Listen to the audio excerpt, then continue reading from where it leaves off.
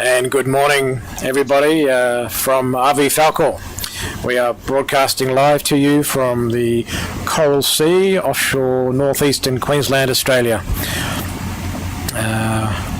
Joining us this morning through YouTube and Facebook. We've just lowered the ROV SuBastian off the back deck of Falkor on dive number 390. This is our continuation of the voyage of discovery through the Great Barrier Reef and Coral-sea Marine Park offshore northeastern Queensland.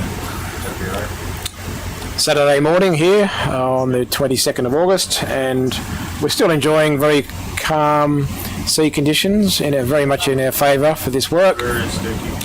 And today we'll be taking you on a dive which is on the western margin of Osprey Reef. Yesterday we dove to the deepest part of the reef system off Osprey. On its western margin we went from 1500 up to 1200 metres. Had a great day, and today we're extending our transect up towards the shallower and Mesophotic depths. So we've started our dive this morning at 812 metres, and we will traverse up a very steep slope.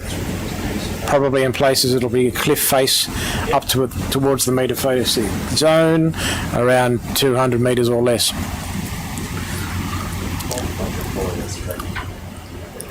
Currently, the SuBastian is taking our second of two short push calls at this depth through the soft sediments which have accumulated around some rocky outcrop that we saw just as we landed, and we'll have an opportunity to have a bit of a closer look at that in a moment.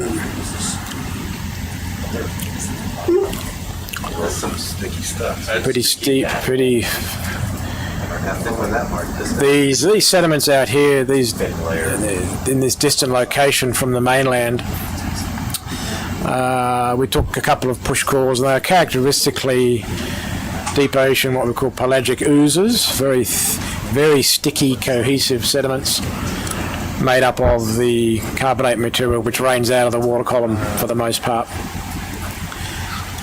Typically light grey in colour. Two, right, Scott? We're taking two, yeah, thanks, Cody. So that's two done. Yep. That was nice and quick. We didn't do a pelagic dive this morning, if you're wondering, for jellyfish with Dhugal. We had that opportunity yesterday where we're essentially in exactly the same location with respect to the pelagics.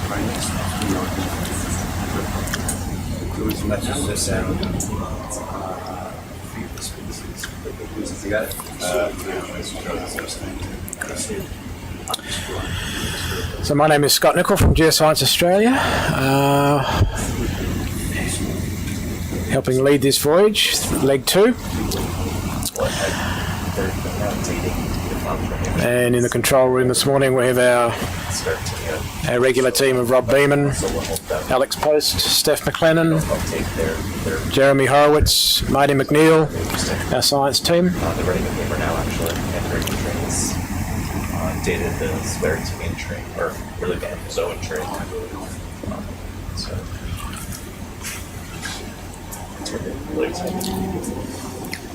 Alright, where are we going next? Okay, let's start up on our transect. We'll head towards the start of our 500 metre transect. What's the last name? Sounds familiar.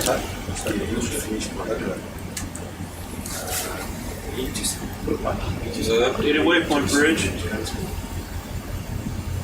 Okay, Cody, thanks.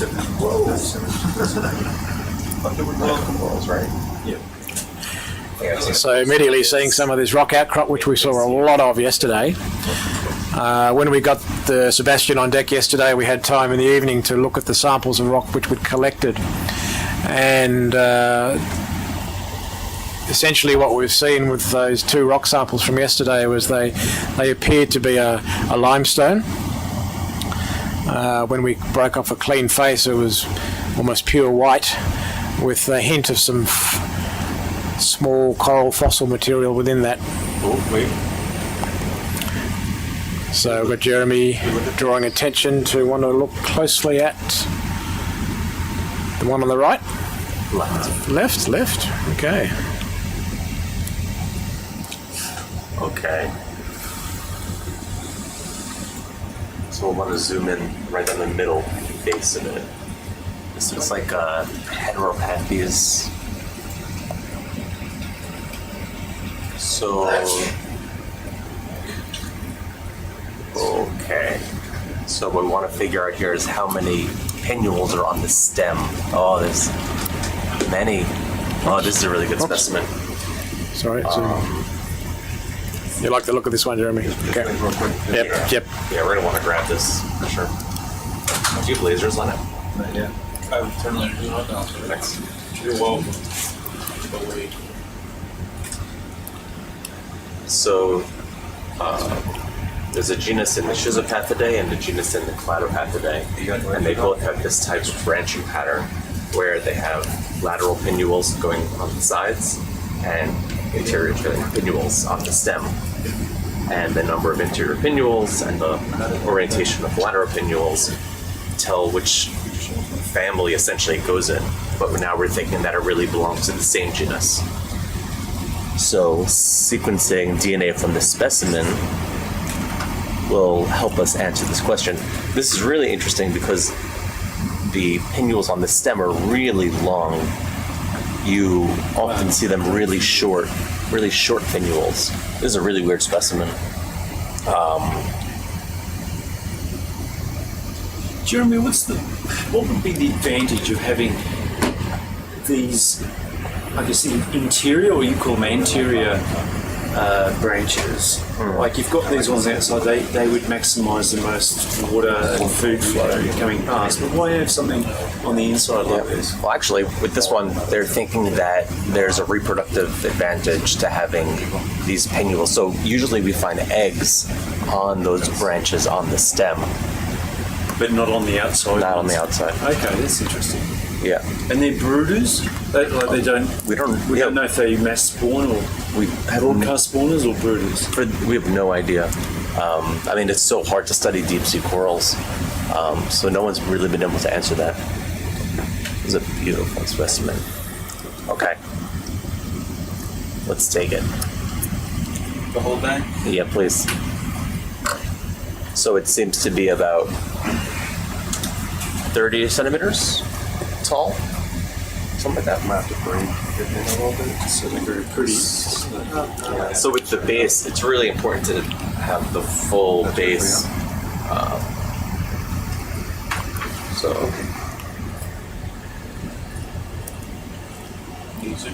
This is an amazing specimen right off the bat. Good start for the day, Jeremy? Yeah, this is amazing. It's weird. The pinnules on the stem shouldn't be that long. They should be all the same size and really short. Where's this going, Jeremy? You can put it in 2. Got a little passenger there, I think, haven't you? Yes. Yes, you got it. Perfect. That little Christmas tree. Yeah, it's a really weird specimen. It doesn't look like any of the described species in either of the 2 genera that this would probably fall within.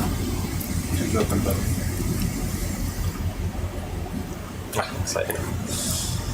What a good start. That is a good start. Yeah, so today we're starting at 800 metres. We're going all the way up into the Mesophotic zone, and we'll go up as high as we can.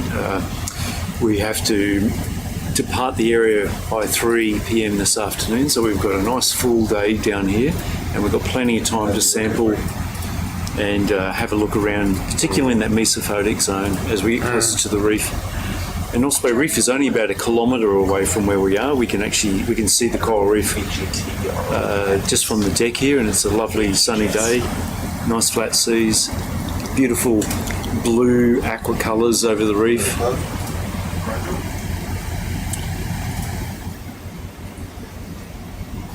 Awesome. What you gonna name that one, bud? Okay, thank you. What you gonna name that one? It's Neil. Cody is a great name. Cody. My middle name's Tyler, so Cody Tyler something. Kodiak? Cody I. Sounds amazing. We got a new marker up here for our German. Look right here. This is where you can sample. Sure. Oh, I like that. I like that. You put that on the screen for everyone to see. Okay, I like that.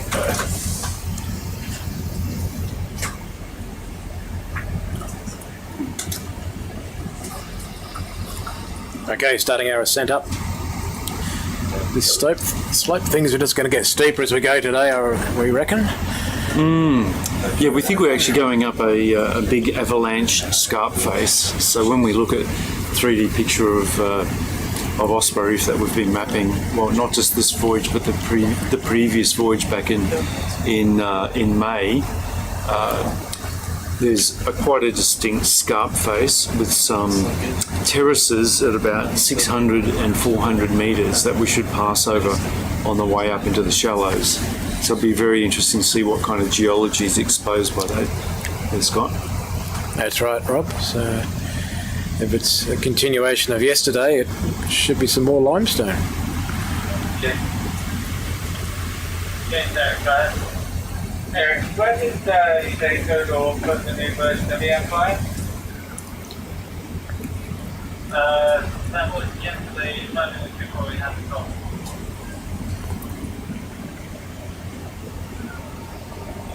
Yeah, no, but he said he put the new software, the latest version somewhere, the installation. Ah, the question was where? So, I'm using Parkland shares. It's certainly very steep. There's plenty of sand here. Not a lot of biotubation, is there, at this point? It's No. pretty undisturbed. There's some, but few mounds, but no, not seeing a lot of tracks. compared to other dives and certainly parts of yesterday, it was pretty barren. We'd expect to see more sand though, because we're really on the edge of the shallow coral reef. And I often say these are big carbonate factories, so calcium carbonate just being created and then eroded off the edges of these shallow coral reefs, and it all just falls down along these big slopes. There was a few sea cucumbers, thinner ones, the larger purple ones.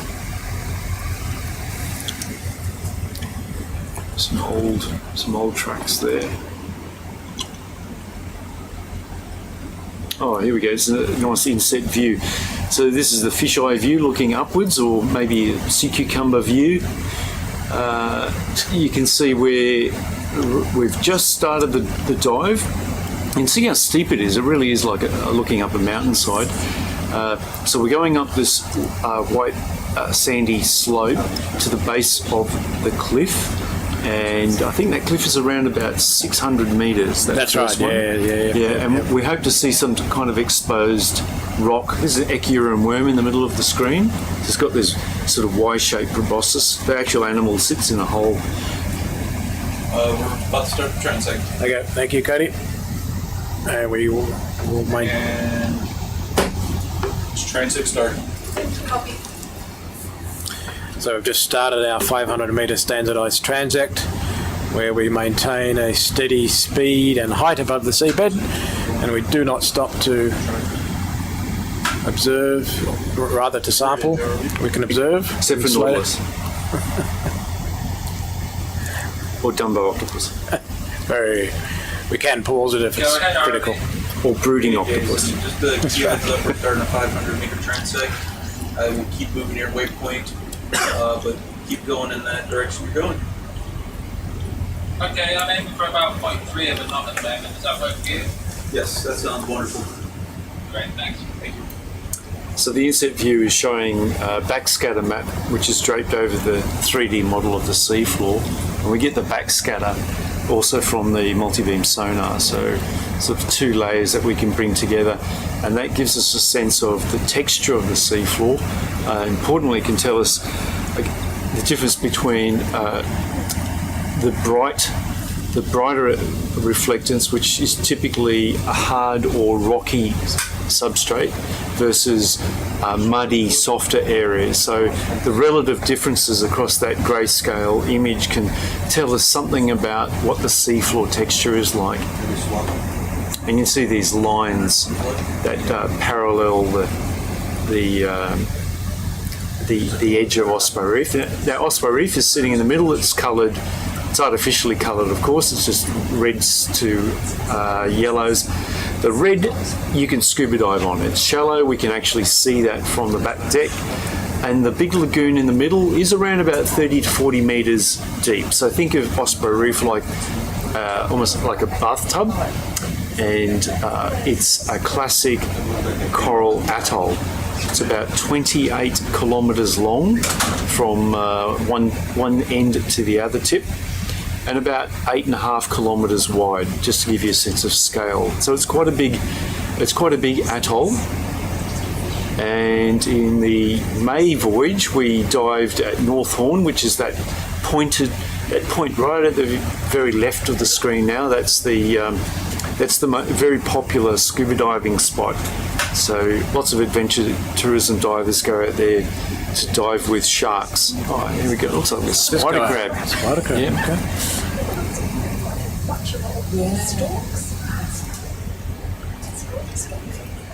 You didn't think that was going to move, did you?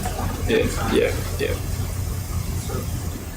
Really good-looking spider crab. Which reminds me, do you remember, was it the Gorgonian we saw yesterday? It had those big 3 or 4 squat lobsters on. Yeah. They were neat. That was pretty spectacular. There's a little micro habitat for those guys sitting on the crest of a cliff.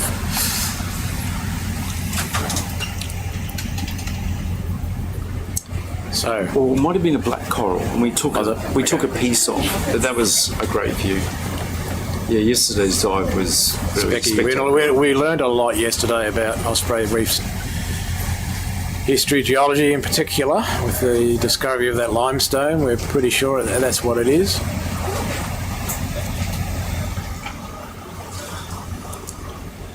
And we found what I would call sub-fossil remains of coral. Those very large, almost small tree-like branched structures, which when we pulled them up, they were solid. They're black, so they're encased in that ferromanganese crust. And so undoubtedly been sitting on the seabed for a long time. Yeah.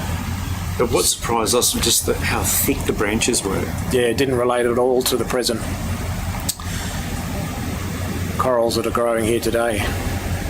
So I could imagine at some time in the past it was just big forests. Yeah. And they would have been metres high. Yeah, indeed. I mean, we saw them all, they just clustered together, building their own little reef system in places.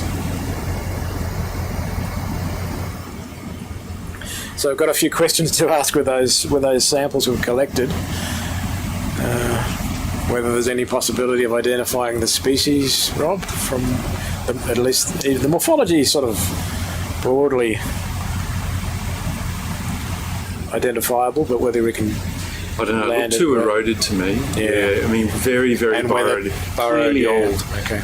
This ferromanganese oxide, it does take a long, long time to coat. And, in the deep ocean, it has to be exposed for thousands, if not tens of thousands years. Yeah, exactly. Yeah, so we could be looking at corals that are now extinct. There's no living extant species of that type of coral left. But just very, very different to any living corals that we saw yesterday. And it wasn't just one specimen; there were vast deposits of these fossil materials sitting right on the seabed. They haven't been buried by sand, mud. So intriguing. Yeah. Dinosaur corals. Dinosaur corals. Thanks. Yes.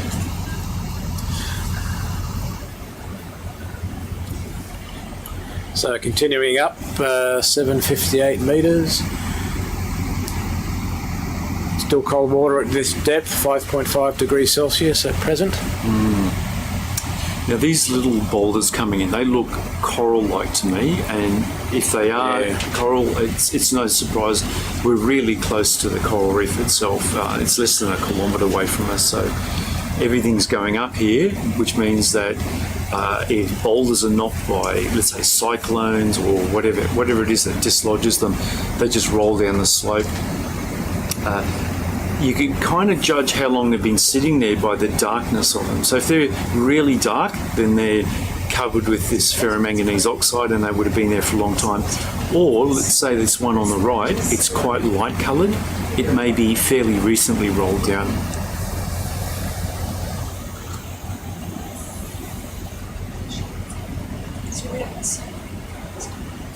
Fairly coarse sediment over here. Oh, nice big urchin coming into view.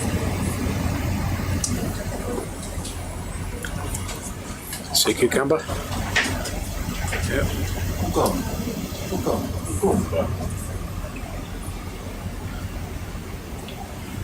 Got J-Rod and Cody in the pilot chairs this morning, kicking off our transect here at Osprey.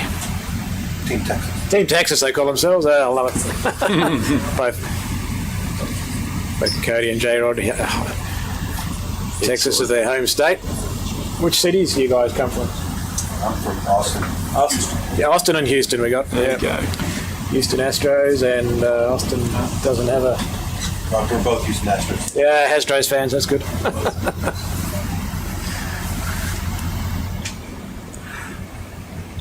Didn't they win the World Series in recent times? Yeah, they did. Probably going to win it again this year. Okay. Up we go. 100 meters. So that's 100 metres past on our 500 metre transect. J-Rod, got a question here. What sort of underwater positioning does the SuBastian use? We use a mixture of USBL, which is, John could probably explain a little bit better, but we use there's a transmitter on the vessel that goes down and talks to a beacon that's connected to SuBastian. And Yeah, I can explain that.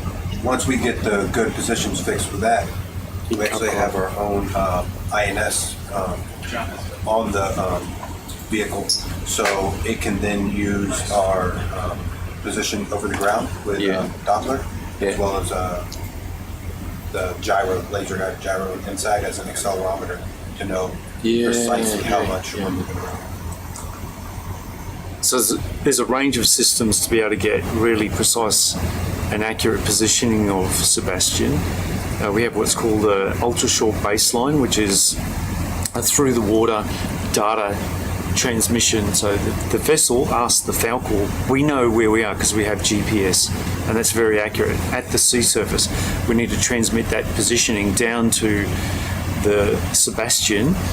Within the SuBastian itself, it has what's an inertial navigation system, so it's got accelerometers. It can detect speed and small changes of movement down on the seafloor. So combined with the GPS positioning from the Falkor transmitted to the SuBastian, and then internally within the SuBastian, we can get a very accurate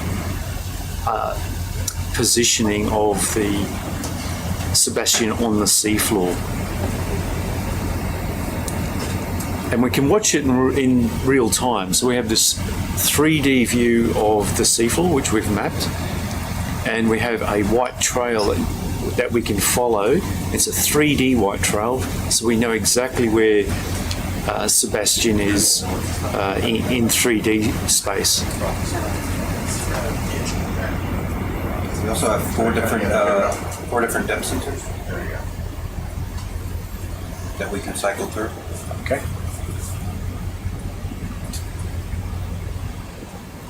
And also the CTD on board SuBastian, we collected a sound velocity profile on our descent to our current location, and then we've loaded that into the USBL, so to do the ray tracing of the sound pulses from the transceiver head. It travels through the same water that the vehicle traveled through. So Yeah, so just to really tighten up that accuracy, what John was saying was we can measure the sound velocity wherever the SuBastian is, and that way we have a very accurate understanding of the speed at which sound travels through the water column. That just tightens up that positioning a little bit better. So like beautiful debris slope here now, right? Yeah. Very poorly sorted scatter of broken coral fragments. Yeah, big range of different sizes. Yep. And it looks like it's fallen over the top of this softer, more uniform And seafloor. as you were saying, it's all that light brown to fawn colour, so it's all very fresh. Yeah, you contrast that against these boulders here, which have a more staining. So straight up, you can say those rocks have probably been there a little bit longer. A little rat tail in amongst them. And even the rocks themselves, see how there's cavities in them? So these look eroded, they've clearly washed down from above. And these depths, which is now 730 metres, this has never been exposed to air, during past sea level low stand. So That's right. that kind of eroded look within the rock boulders means that they must have been sourced from higher up, closer to the present day sea surface.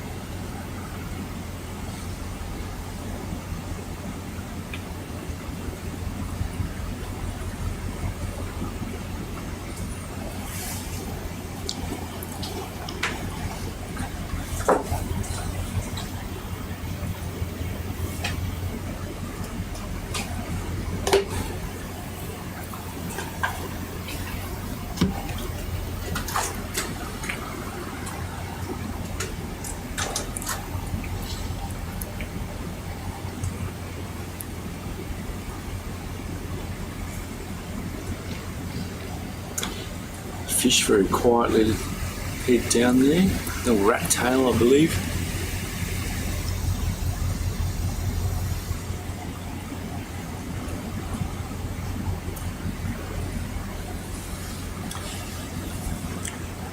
And Julia Summerling's joined us online. Welcome aboard, Julia. Julia's done more scuba diving out here in the Osprey Reef than probably anyone on the planet, so it's very nice to have her join us on this deep dive. We are going directly up the side, the steep flanks of Osprey Reef. We're on the southwestern side of it, but the aim today is to get up into as high up into the shallows as we can get, up into that Mesophotic zone and have a close look that's there. And if you've ever been out to Osprey Reef, I've been down to about 30, nearly 40 metres depth here, and you get these great big Gorgonian fan corals that just drape down from overhangs, and they're quite spectacular. So hopefully we'll see some of that today.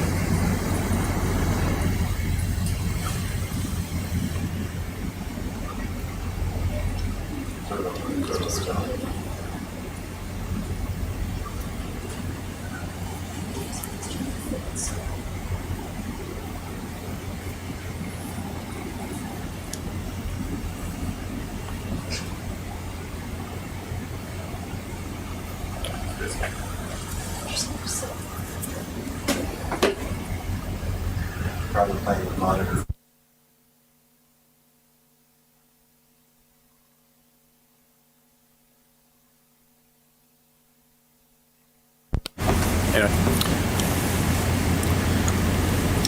So we welcome back all our usual viewers from ashore. Oh, look at this fossil. This is coral. This is coral colony sticking out of the rock.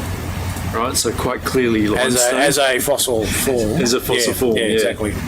Yeah, you can see the radiating polyps coming up. That's great. That's excellent. It really helps out. Yeah. Verify our ID from earlier yesterday, Rob. Eh? Yeah, we had to look quite closely, didn't we, Scott? I mean, it was, when it was cracked open, that rock was very white. It was crystalline. But when we actually turned it over, you could see the imprints of sort of fossil corals in amongst it and some shell material. So clearly limestone. So that rock we were on, so it was very old. It was very manganese oxide coated, but was quite clearly a limestone. Here, this is unequivocal. These boulders, they look eroded. We just saw an embedded fossil colony in the rock itself. So, you know, we're in coral reef country here, even at these depths.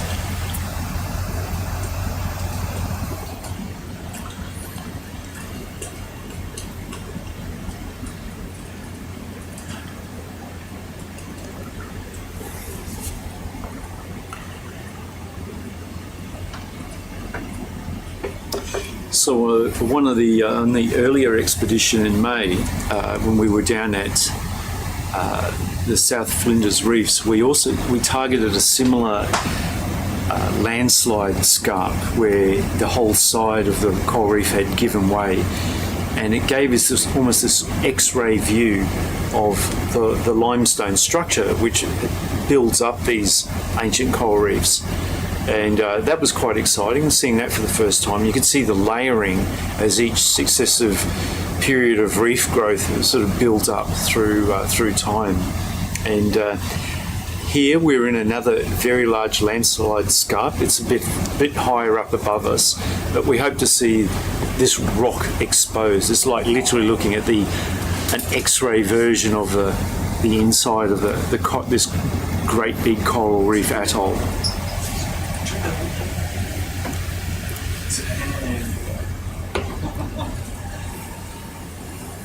Calm down like that.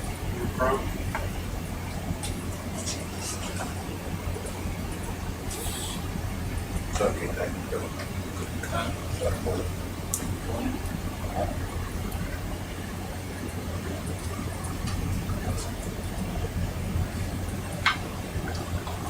Just positioning. Slight pause there as we stabilised again. Are you going down? No, just kind of going flat, but the pressure's back and back. There's the That's the way out there.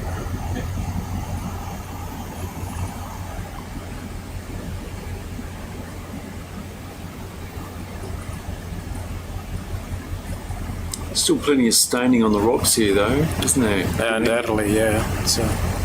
It's this dark colouring, this ferromanganese oxide, and it will probably disappear by the time we get to around 400 metres. So it's a real feature of the deep ocean, and not surprisingly, the deeper you go, the more dense and darker it becomes. So we were on an expedition last year to dredging rocks up from the edges of extinct volcanoes out in the far eastern side of the Coral Sea, and some of those volcanic rocks had up to 10 centimetres thick of this ferromanganese oxide, because all the geologists on board were interested in the volcanic rocks. So we had a rock saw that we would cut these nodules in half to get to the original nucleus, which is where the actual volcanic rock was. I've got one as a door stopper.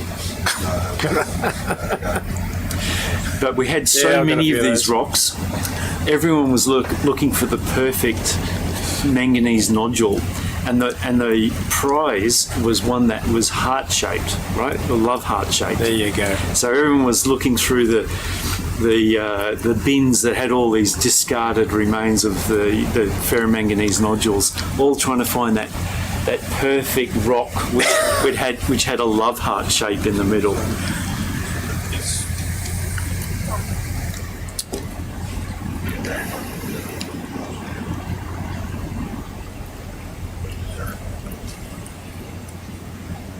Yep, and we are also looking for Nautilus. We are in prime Nautilus country here.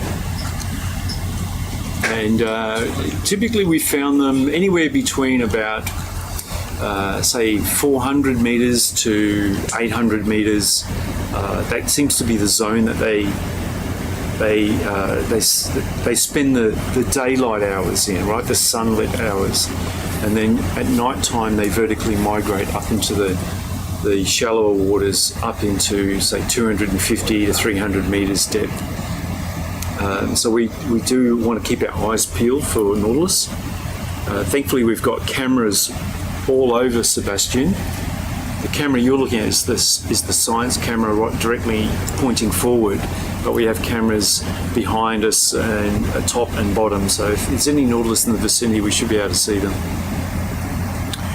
Crossing a distinctly coarser grain patch at the moment, very coarse sand and gravel. Yeah. Which makes sense as we get higher and shallower and closer to the reef edge proper. Yeah, very gravelly looking, isn't it? Yeah, poorly sorted.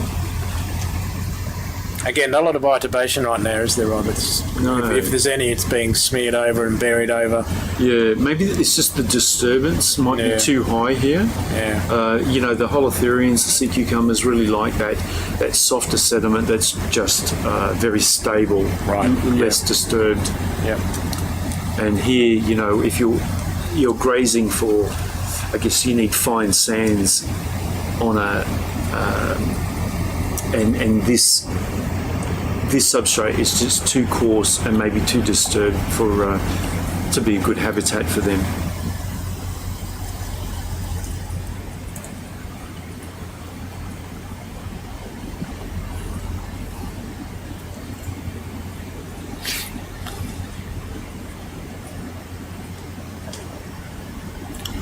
No, we're talking about Nautilus pompilius. This is a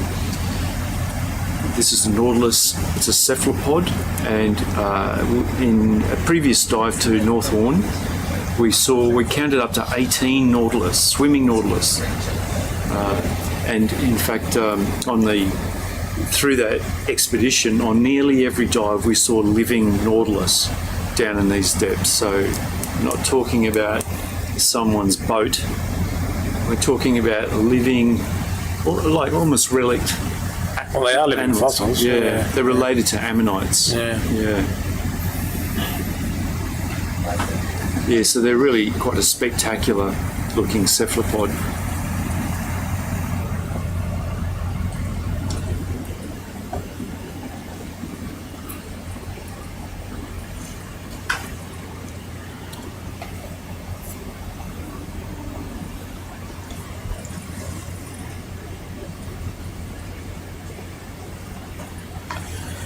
So this is a continuation of our 500 metre transect, where we maintain a steady speed and height above the seabed.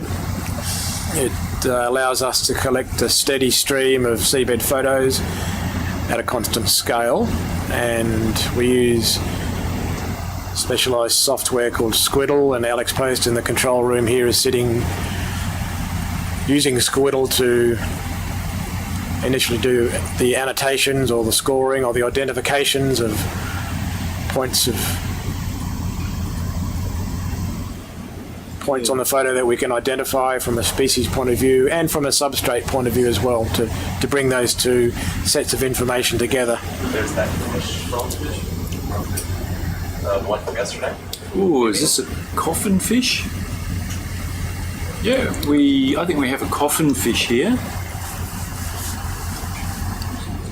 We are on our transect, so we can't really slow down too much, but it has this really unusual shaped pelvic fins, pectoral fins. They look like little hands, and they actually walk on the seafloor.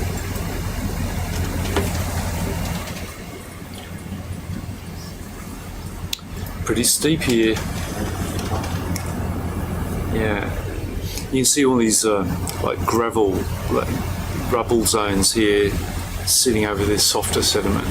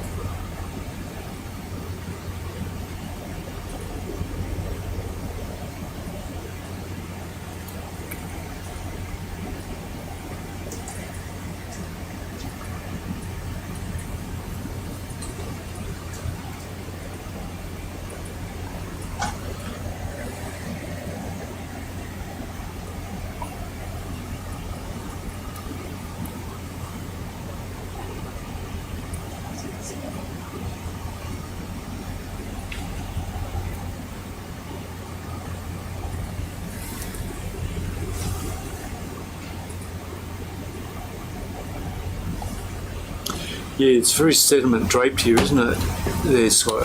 But there's rock just underneath the surface, so Yeah, it's a veneer. We can get soft corals attached to it. It's got to attach to the rock that's just underneath this veneer of sediment.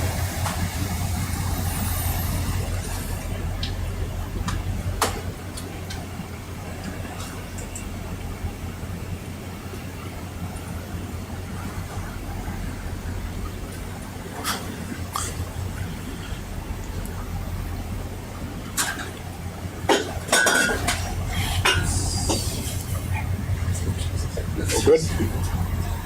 No breakages. ROV Bridge.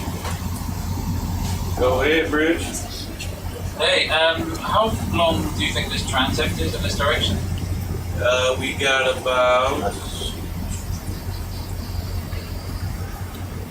150 meters. Oh, okay, that's fine. Just goes into cables, so in 400 meters we'll be on the reef. All right, thank you, Skipper. Okay. We want to avoid that. Yeah, we're almost there. Yeah, no, I'm just starting to see it on our forward sonar, the sheer. Oh, I see too. yeah. Yeah, copy That's not that. good. Okay, cool. The 150 is fine. All right. Keep us up there. Oh, it's getting even steeper. Skipper's just come into the control room. Yeah. Yeah, so we're on a 500 metre transect, and these are systematic transects we do on every one of these dives, where we have to keep a steady height, steady speed for a 500 metre distance, and allows us to annotate the images, the still images that are being captured every 5 seconds. And once the transect is finished, we've got a bit more scope to explore and have a wander around. But right now we're just coming to the end of our, we're coming close to the end of our 500 metre transect. But yes, it's going to be steep all day, and we're just told from the bridge that the reef is quite close. They're not concerned, they just needed to be told that we weren't going to go too much further. Yeah. So look at the scouring here. There's Going up, these yeah, little okay. gullies incised into the rock. There, Scott. Yeah, localised scour. I mean, there's a drape of sand over it, but over on the right-hand side, there's quite an obvious one. Yeah, yeah. And we have seen this before, haven't we? In some of Yeah, these in the canyons, more so, much better developed. But Well, if you think of the leg one, who out here in the coral sea. oh, sorry, yeah, I mean, they came across these quite steep coral walls with these very distinct runnels Right, I'm with you. Yep. carved into the rock.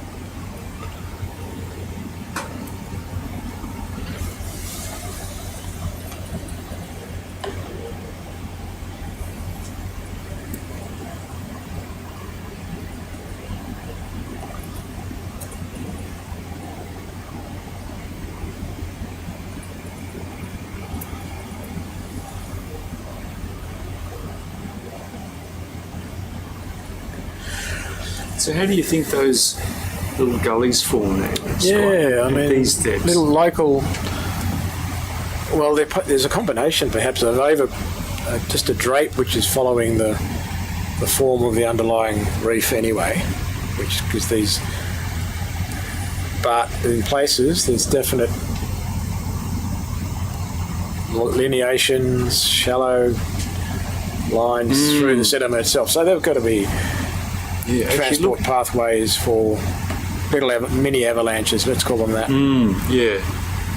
Nothing major, Just But a it could little- almost be, I think of a karst environment, like in cave areas, you have these, striations. What do you call them, Marty? Rill and current, right? Okay, So this is, that's a weathering. yeah, you get that. It has to be exposed to air to form that. And, we are at 640 metres down, but, who's to say in the millions of years ago that this may have been exposed to the air, and then you may have got this subaerial Interesting. weathering, Yeah. erosion to Okay. create those little gullies. And now here we are. It's the frozen. whole thing is subsided. It's now well and truly deep underwater, and they're just preserved. Interesting on, idea. on the seafloor. Yeah. I mean, we have had these big subsidence events out here, and over the millions of years that we know that these coral reefs have formed, there have been 3 big subsidence events. The most recent one was 2 to 3 million years ago, and so it could likely have occurred that these are now were once exposed, Yep. and now with that big subsidence event are just here down in the deeper flanks of the of Osprey Reef.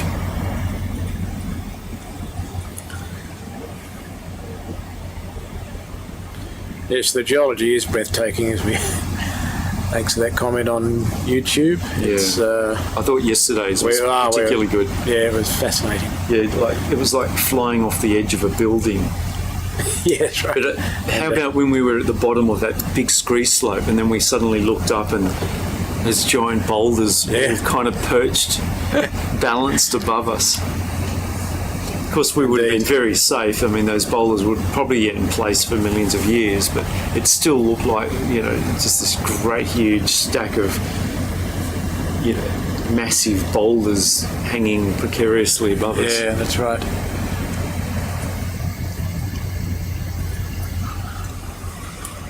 Ooh, here we go. This is interesting. A really exposed rock, and because it's steep on one side, so the sand hasn't actually covered it, and there's quite a lot of life sitting on it. Not at the Jeremy waypoint yet. No. You see that coral down there? Yeah.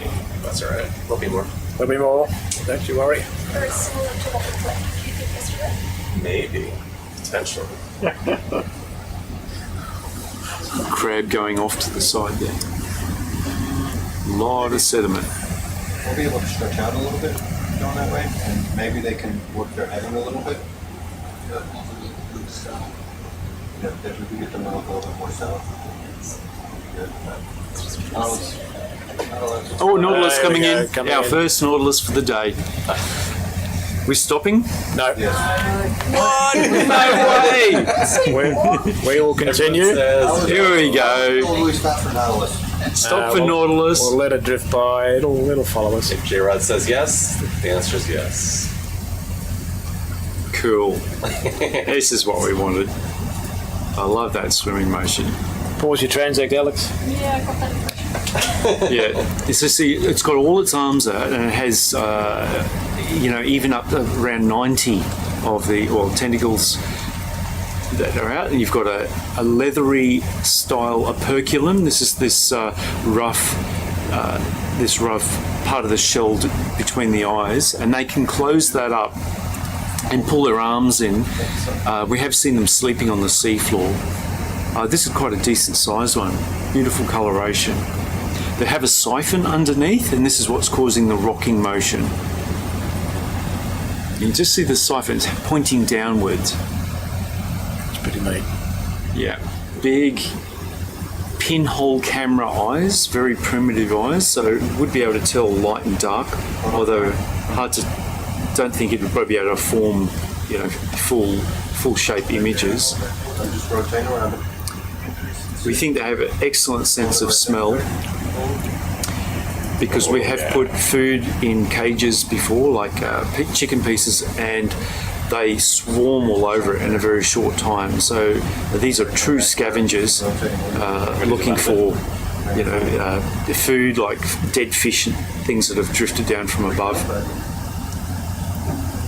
but they are typically found in the zone between around, let's say, 600 to 800 metres depth during the daytime, and at night time they can vertically migrate up higher into the water column, around about 300 metres. So they do this nearly 300 metre, 400 metre vertical migration twice a day.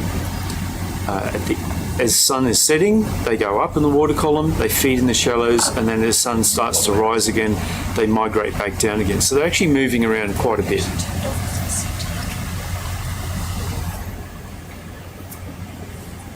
You don't want to go back down? Or? Yeah, back down onto our transect. Having a good look at us. Well, that dive we did at North Horn, we counted 18 of these. 18, yeah, that's impressive. In one dive, yeah. So We'll see pretty, more then. pretty healthy likely. population here. Did you stop and look at each one? No, there were just so many of them. You know, we're just, oh, there's another one. But they are great, just great to look at.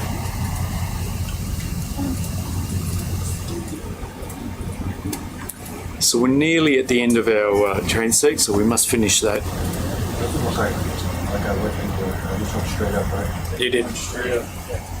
Coming down. So the Nautilus are food for lots of animals, so we know that like sharks and things will actually attack them. We Back have on transect. We have seen damaged Nautilus where part of the shell is actually broken off. So clearly there are other animals out there trying to eat them.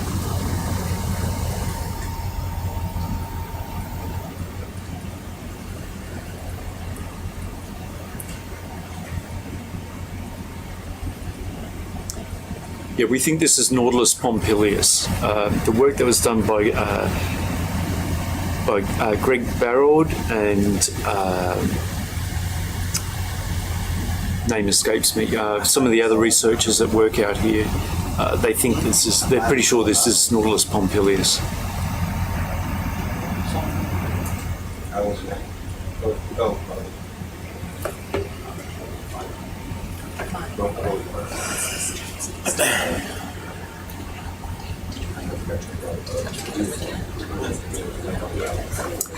Yeah, so it's actually Andy Dunstan is a colleague of ours who did his PhD out here looking at the Nautilus. And we'll see if we can get Dean Miller to join us in a bit. Dean is our communications media person on board, and Dean has actually done quite a lot of work on Nautilus out here at Osprey Reef.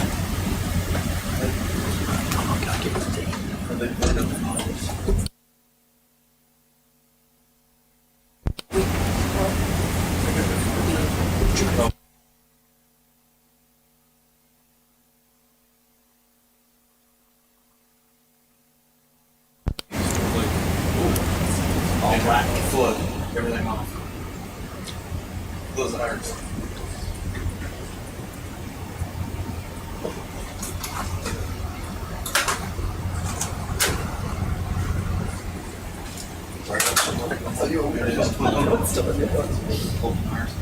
First picture.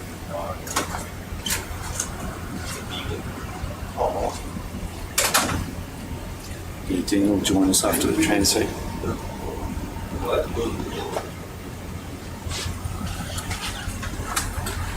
She's got a weird pink Mickey Mouse chair lounge for the living room.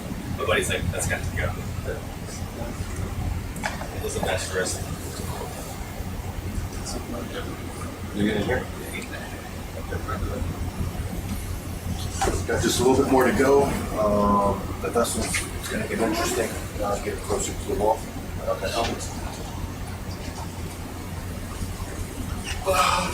So we're still doing transect. 90 meters here. Forward. 90 metres to go, Alex. Yep, it's coming up to that wall pretty soon. Thanks. You're welcome. Change. Okay. So we're 400 meters away from the reef. And at this setting, we should not be able to get where we need to get. So if we want to see if we change to the next one, right? Just through that. That's what Mary says. And then you stretch out. So it's under the home. It's called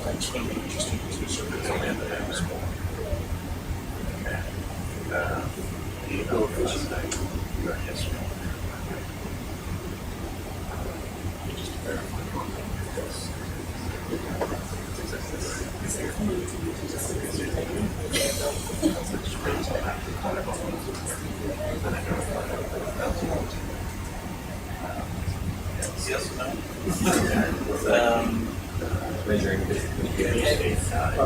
lot of people do it.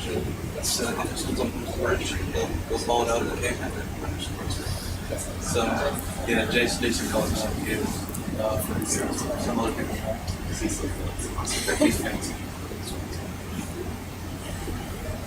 So what we're going to try to do is once we get up there, we're going to see if we can, after this episode, we'll see if we can go take our day. So we can actually turn on that. It's still, we'll see how we go. So continuing up our ascent on the western margins of Osprey Reef here offshore northeast Queensland and Australia in the Coralline Marine Park.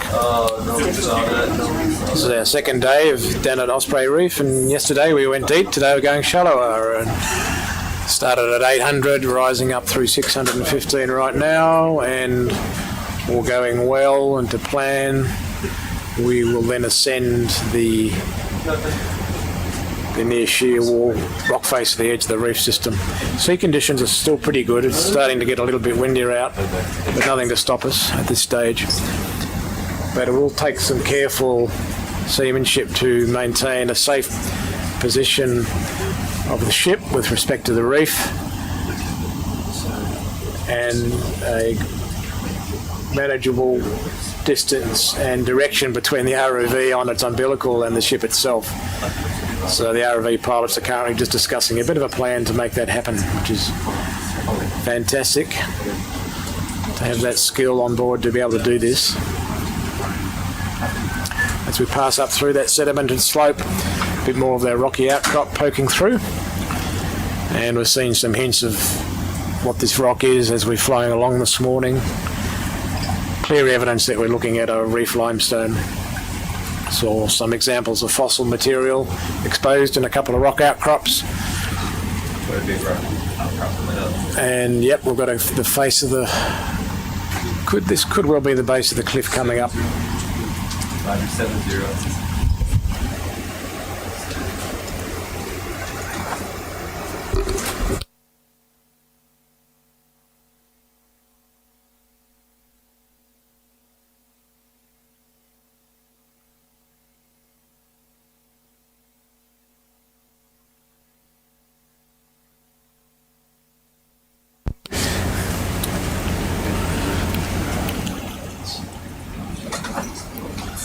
Right. Okay. So this is the base. Yeah, 600. The base of the cliff. I'm thinking, mate.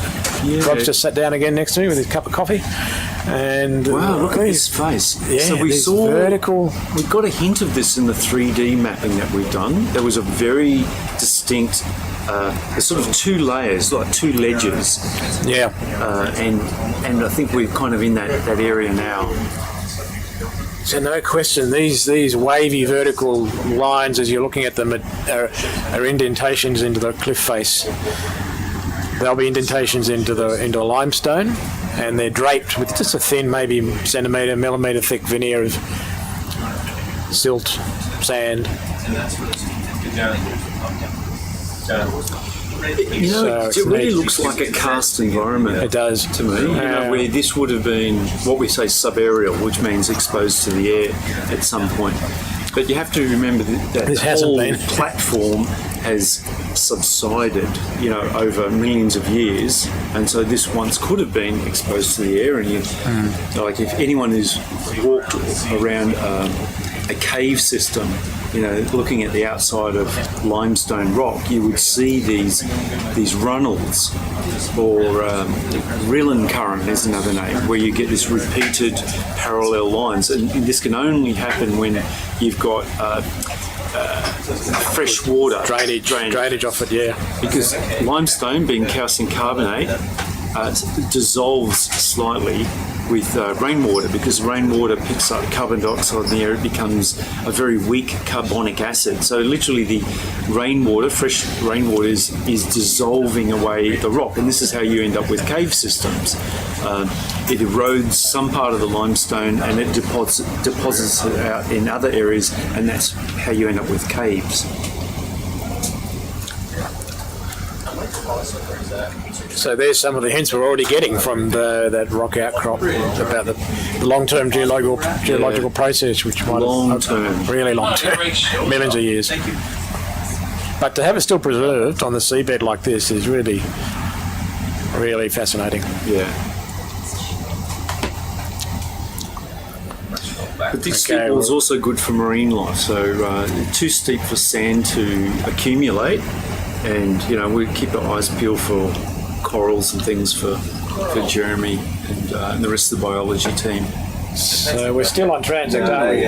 Okay. We're still on 500 metres. Yeah, this looks like a stylasterid to me. These are very delicate, and they often have these like change of colour near the tips of their branches. And we should see more of these as we go further up in the water column. We've seen them as high up as about 100 metres in caves around the edge of Osprey Reef. So it's good to see them here now.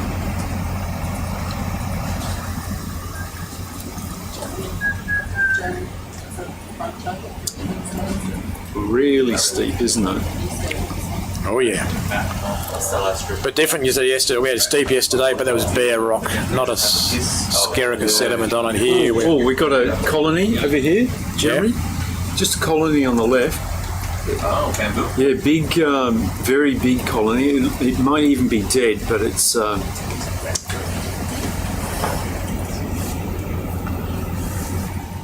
and more colonies coming up on the right.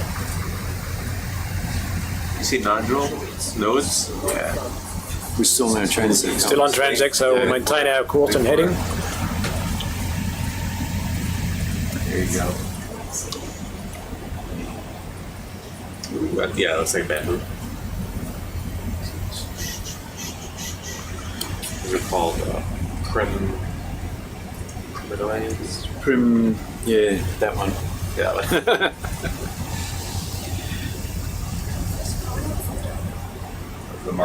Looks like we got a hermit crab. Keep going.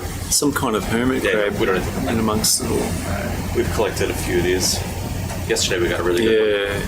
A crinoid. I'm not sure if it's a stalk crinoid or a camatulid crinoid.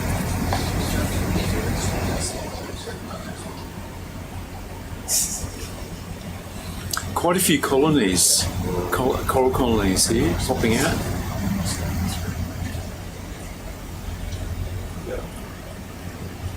Seems to all be octocorals.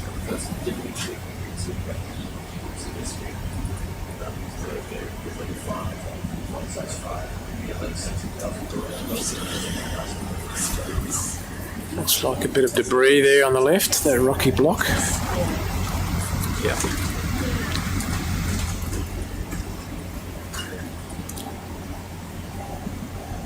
Yeah, you see these little white colonies. These are stylasterids. More debris coming up. Hydrocorals.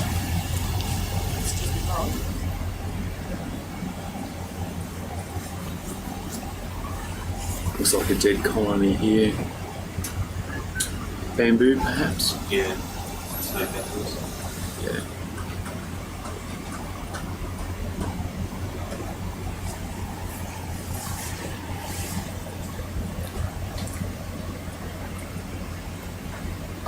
Now this almost web-like structure on the side of the rocks, we think these are made by basketwork eels.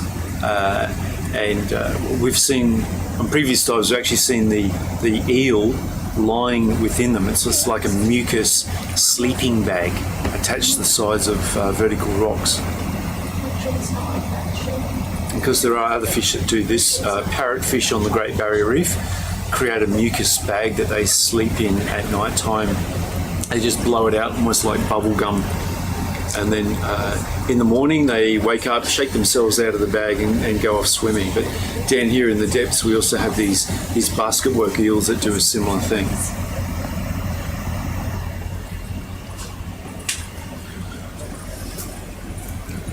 Lots of little cavities and holes here, Scott. That's right. Yeah, it's all very It's limestone looking. yeah, classic. Yeah, lots of Micro. bio-erosion going on. Well, some of them are habitat. Not all the corals are alive. This one here is a dead colony, just sitting there. Don't see any living polyps on it.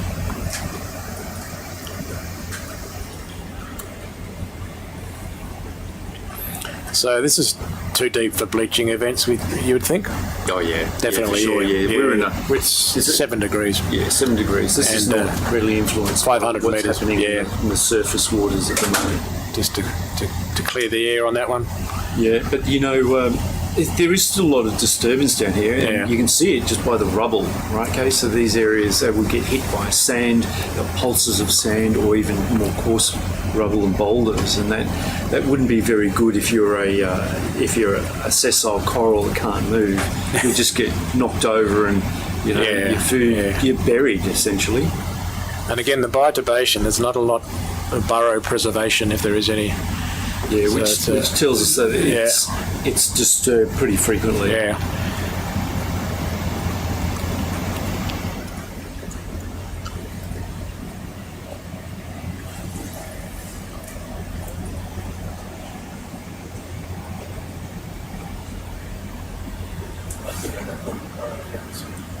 Yeah, it's better than Russ's face. But I can never tell which direction it's facing. Yeah. I always because it was shaped as the shape of it was 9 degrees off.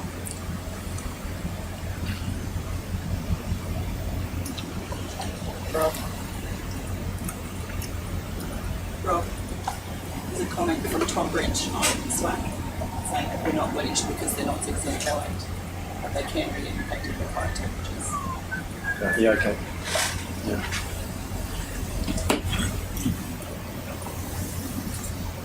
Yeah.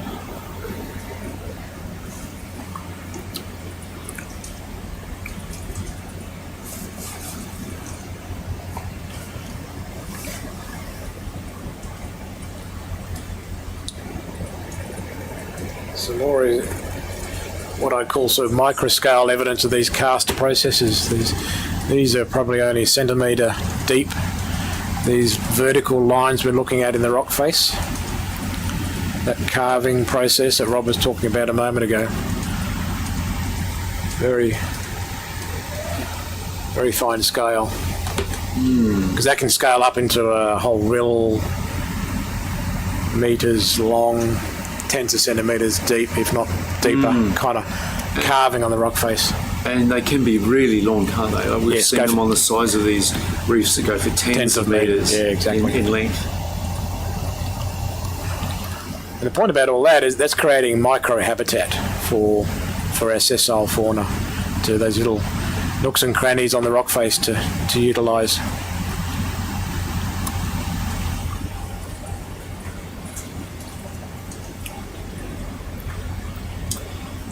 Yeah, we do get big storms out here, so we're in the cyclone belt, and Osprey Reef has been hit numerous times by cyclones over the years.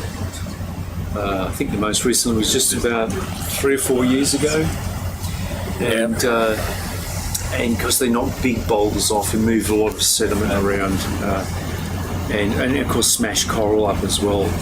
So much of that debris ends up down on the sides, the flanks of these steeper flanks around the edges of these reefs, and we could very well be looking at remains of storm material.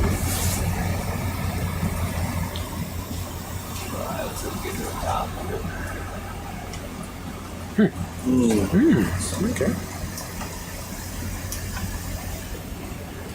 The thermocline still big T. Yep. Interesting.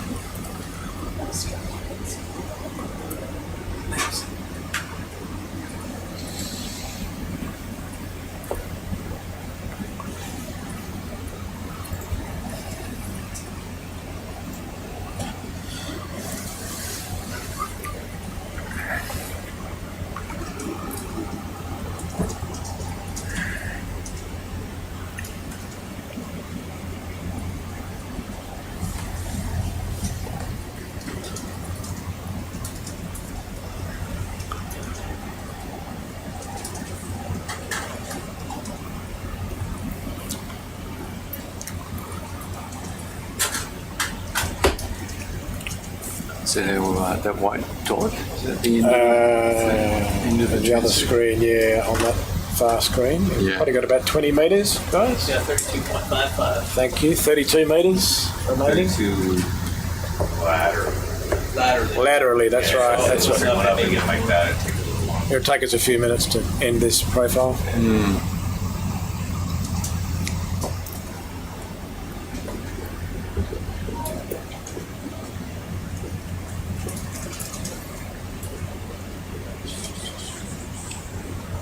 Jeez.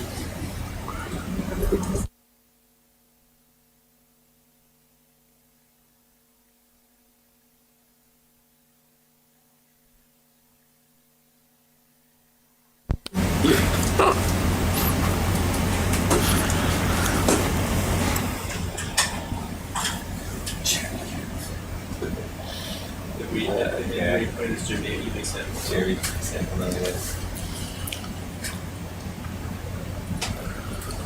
Okay, so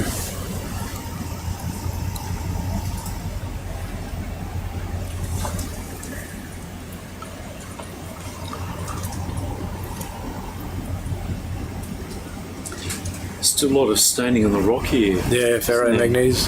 Yeah, I expect that will probably disappear around about 400 metres depth. When we start getting to this thermocline, it's sort of that thermocline's around about that 400, 450 metre mark. Everything below that is this cold water environment. Above it, we're really getting into those surface waters, those warmer surface waters. So at the moment, it's 7.3 degrees C. It's still cold water coral environment, but yeah, above that 450 metre mark, it'll definitely start warming quite quickly. And that's we're heading into the Mesophotic zone.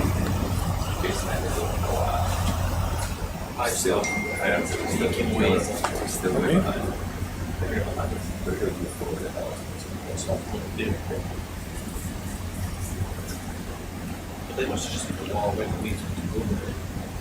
No, I You were in front of it. no, I was like,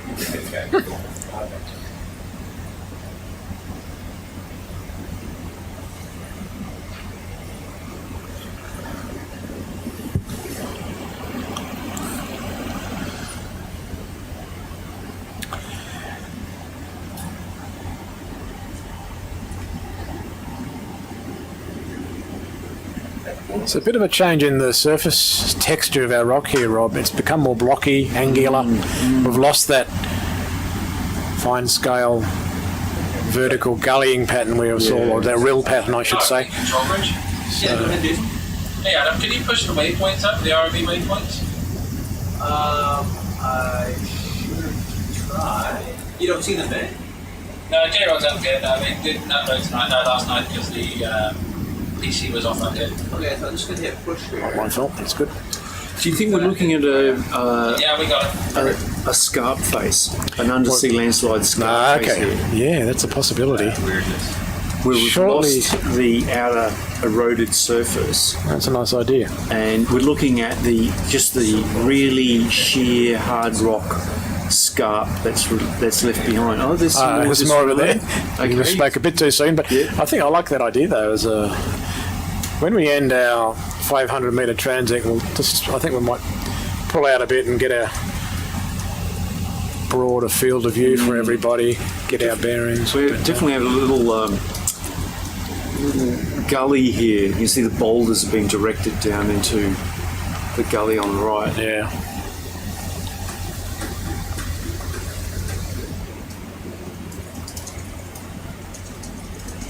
Getting some cup corals coming through, some healthy looking cup corals.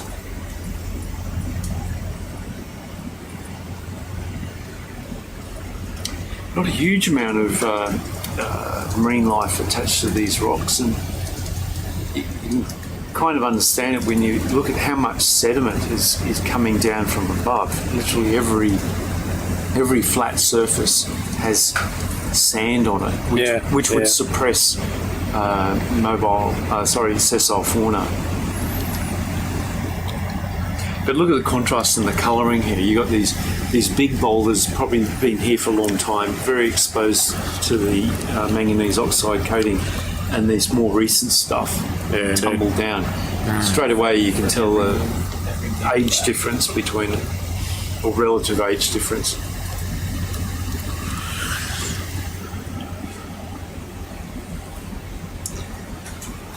And even where the sand is eroded away from underneath that rock, you could. It shows how that manganese oxide just coats anything that's exposed to the water. Yeah, lots of interesting contrast here. Yeah, that's good. Almost there. Almost there, we're told. Yeah. So back into that really kind of massive, blocky look.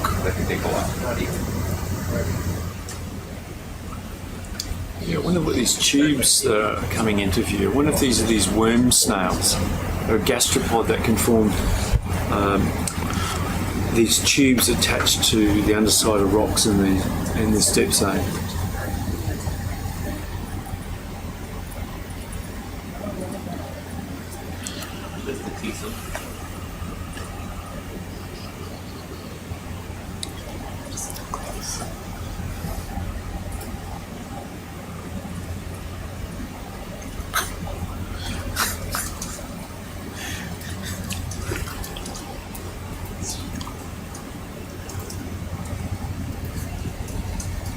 Oh, that's an ecurine worm. You can see the proboscis at the end. So that was a tube-dwelling worm. They have these great long proboscis that are over a metre long in places. You're going to get over this one. We have to go forward. Look at these boulders that just all tumble down and stopped in the same spot. Come into even actually the center. Yeah. But once you get them up closer, he doesn't need to move anymore, which I would say once he gets to about here, we don't need to move. He can then rotate more south here. Yep. That way, all we have to do is just get out of the safety. I wonder if it's not better just to rotate when we get to 7. Back into that In the water. Just get him into that. drilling current. 500, thank you. That's it, Alex, thank you. So I've just ended our 500 metres standardised transect. So we now have an opportunity to continue on, of course, going up and shallower. But we can now take our time to do a bit of exploring around the line that we're on and collect samples and get really zoomed in close to look at the fine scale biology. But do we want a reef rock? Yeah. We have enough information from all the Be good to get one. Yeah. Only if it's loose. I don't think it's. Yeah, we're not going to This looks hard. Yeah. If we find a loose something, we'll pick it up, I think. Loose. Because we've come up a long way, so it'd be good to at least yeah, cheers. Yeah. So to swing around. Very steady. He said he'll keep going. So we want to loose this rock. Do you want to try to find something that might actually be part of the Yeah, if we can manage that. interact stuff and that's like one that fell? Alright. If we can manage that, Chris, we won't go drilling or levering, I don't think. Kind of get a sense of some layering there. It looks very folded if it is.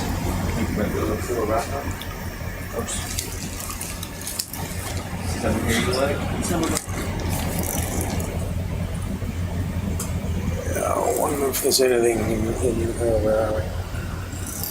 In this, whether that's a loose pile or not. Hard to tell from this distance.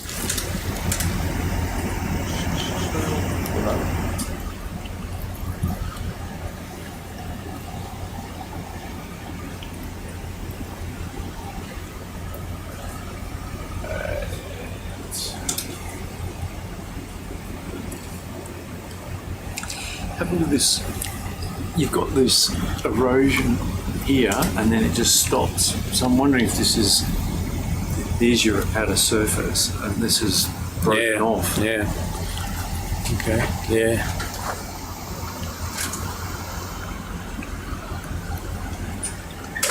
see a good one? I don't know. I was going to set up and we can try to hit some stuff and see if anything looks loose, and if not, just carry on. Try not to create a landslide. That would be a bad thing. That would be a bad thing. Just Okay, This there's is like something right here. here to my left. It looks like there's a little nubby there. Well, look at my sick camera. Pardon me? Yeah, down on that science camp, just a touch, we'll just cover. Sure, man. I look right here. That's great, thanks. There you go. Some of those might be breakable. Yeah. Something in Just gently, gently touch here.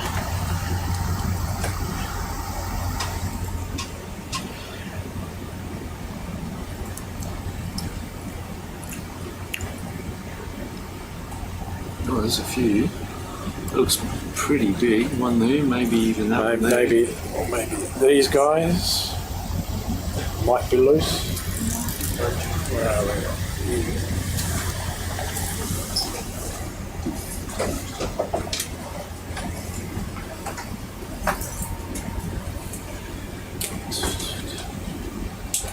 Can we get a cut coral over here? Not at the moment. We'll get Jeremy in. Oh, sorry. I was going to cut short. Hold on. Let's poke around. What about So that? Rob, Not if we can snap something a out. couple of targets Yeah, that not he's sure how big it going is, but to yeah. from depth is stylostric and fluvalin, which is a couple of. Okay. I have no idea what that is, so it's not fluvalin, but All right. let's just keep our eyes peeled for when stylostric comes back in again. Yeah, rightio. Let's go. Yeah. Okay. So with that one on the right, is that one we could go for? Is it? Okay. We try to He wants to live in it, right? Rather than further. I don't know. Before Yes, something does it. he wants living, but it's for the skeletons. Yep. And to I be think able to it's- replace the Alright, water that's all I got. Yeah. Okay. I think he's trying to get carbon reservoir Yeah. numbers. Okay. You're doing great. Here, you got it. Dust came off, but I don't know if any of it is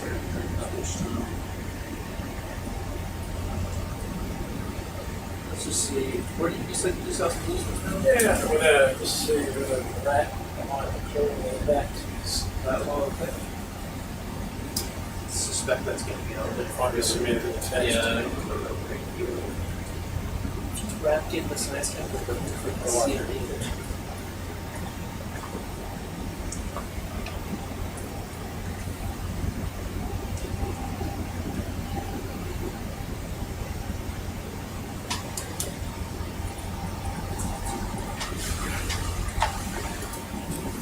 Yeah, it's not really.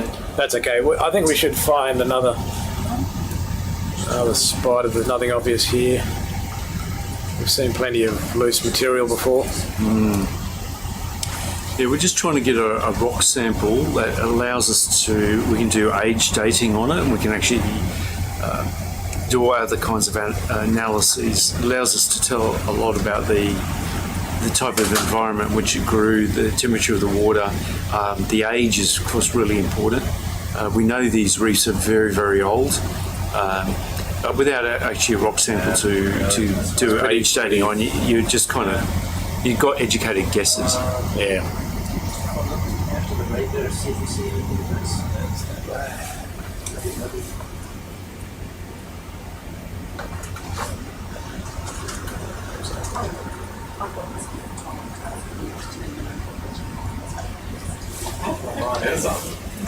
Not a lot. No, it's pretty. I've been talking to you. Oh, okay. Like the last hour. Yeah. Maybe. Okay. Yeah. Do a shot and then no. Everything's all pretty locked in. I think it is. Does look pretty cemented.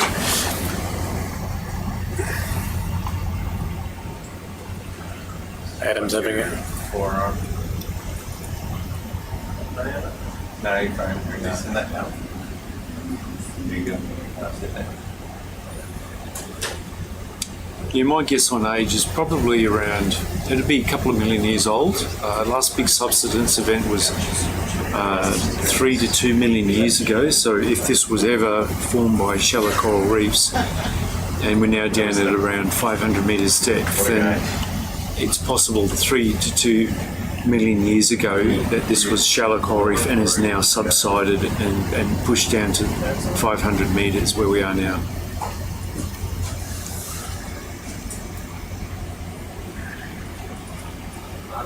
No, okay. Let's continue flying around up. So we're looking for corals and also a loose rock, but not just any loose rock. If you pick anything, it could just be a bit of shallow coral that's rolled down from above. So yeah, we need to be careful about what we choose.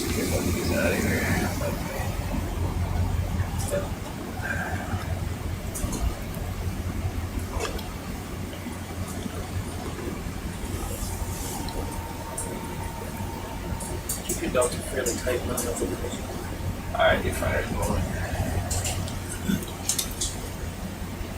Bridge happy? So, what we got here? Straight up. On rock collection. Oh, Nautilus. There we Right go. in front. There we go. We stopped for Nautilus. We stopped for Nautilus at this point. And lovely. Yeah, coming in. And we do find them in this zone during the daytime. They hang out here. And so they're made up with these, their shell is a spiral shell, and they have these beautiful internal spiral chambers. And they can change the density of the water inside them, make them positively buoyant. They drift up into the water column, and then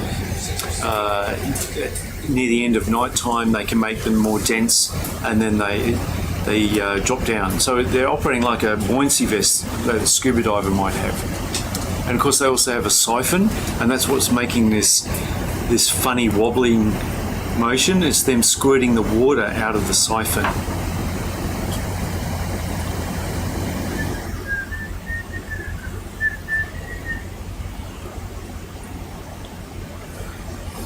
Having a good look at us.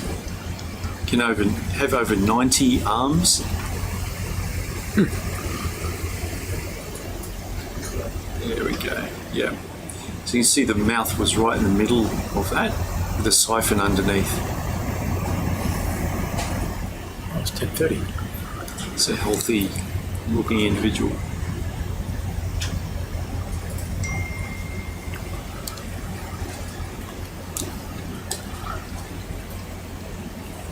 Whoop. There we go. That's a good view. See it's pumping. Yeah. So the mouth is directly above the siphon, and I've seen them with, we've put dead fish down on the seafloor, and those arms just completely cover the fish. Okay. You know, they're absolute scavengers, and with a great sense of smell. Behind us as well. There's another one, okay. Yep, there's one behind us. Yeah, right. Yeah, we got another one in our rear view camera coming in. So this is our third Nautilus today. It's sitting out in the water column. Is it coming towards us, Chris? It's just chilling right behind us. Yeah, it's just sitting there behind us. We'll count it. So we've got cameras all over SuBastian, so we can see what's all around us. Open water. We're just going to try and rotate SuBastian to look out.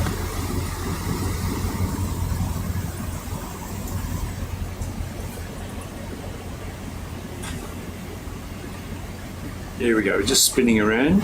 You should see it sitting out the water column. Oh, big colony on the left. Jeremy? There we go. This is the other one.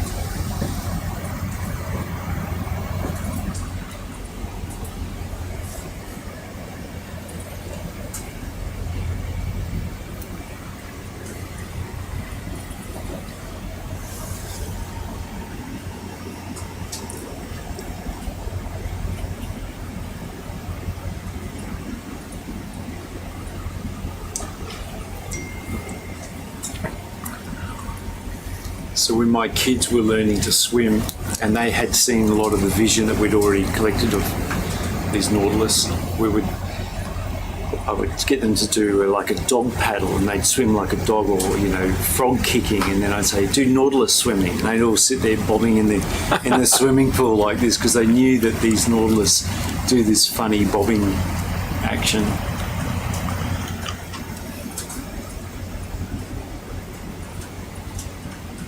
Nice. Okay, let's get back on track. Just as we pivoted to the left here, Chris, there was a big colony on the rock face. If you go right, it'll come into view again. Let's just see what that is.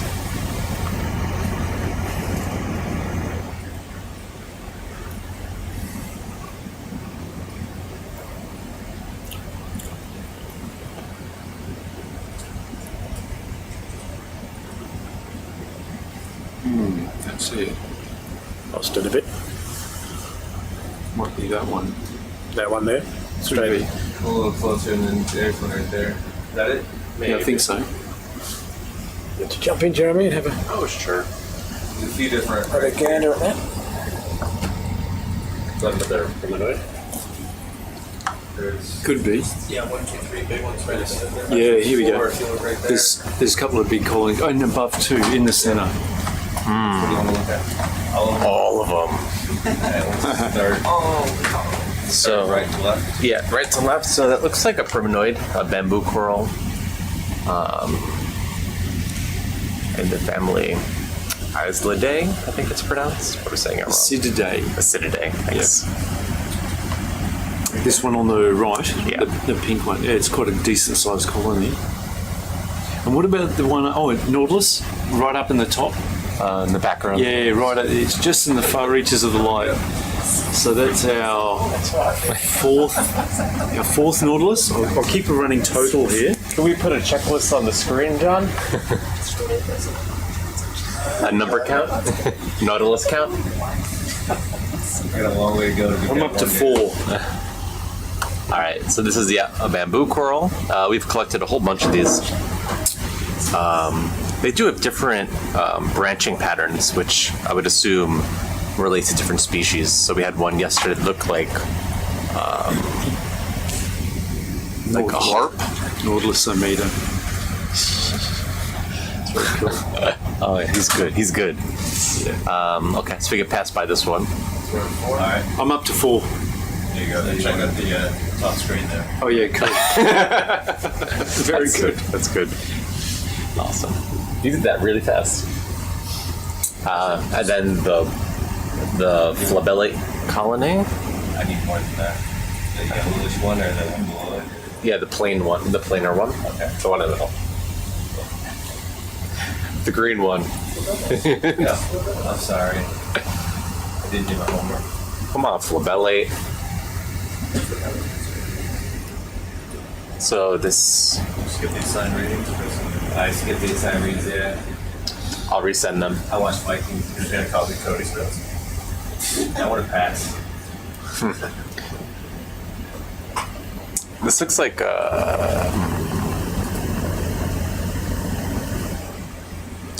we settle down in front of it? Yeah, I can sit down. It's curious.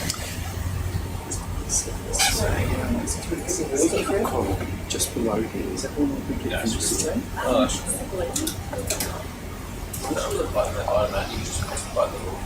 Jeremy, we have to get some living cup corals for Yusuke Yokoyama. There's one down here on the right. Yeah, we could scoop If this that is up. one we're going to sample for, Sure. we might grab that one too. Yeah. Yep. I'm curious what this is. It's clearly an octocoral.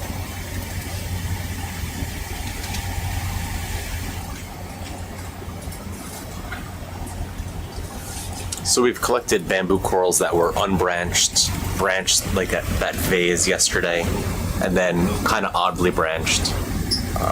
So we're getting a good collection of the different species in that genus. Yeah. Or two. Keep saying we're going to use it. We won't use it until the day we take it off. We're like, hey, please, let's use it today. We'll take a snap, I'll put it in there. This is Stylastrid. I think these little white ones in the background, very delicate looking. You see, just on the left-hand side. Yeah. They're Stylastrids. Yeah, the color, right? Yeah. As well. We might get Stylastrid from here. That sounds great. Yeah. But yeah,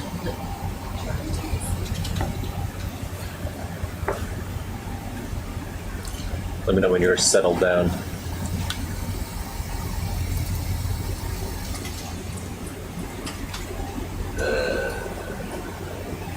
We're bouncing. No, we're good. We're good. All right. Just thinking about it.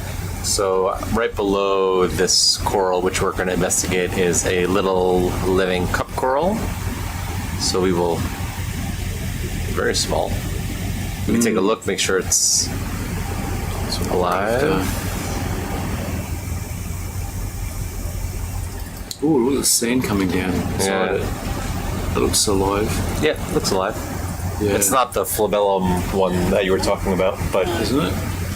I think it has very fleshy polyps and it has kind of a U-shaped almost. Oh, From yeah. what I've seen, I don't know. I mean, I don't know the. What do you think? maybe wait until We'll come across that it. one, but we'll go for the Stylastrid. Yeah. Okay.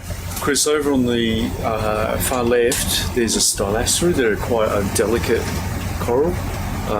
If we could, you're going to have to mobilise, but can we just go down there? Okay. It's about 5 metres or so.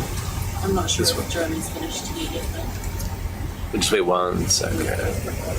What do we?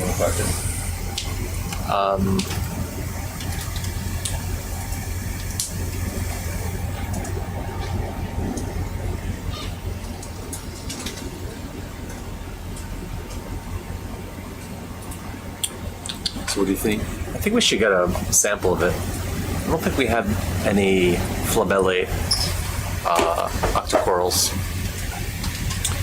We don't need the whole thing. We could just grab kind of a half. Sprig of it, Source? Sorry. Just a little sprig of it? Yeah.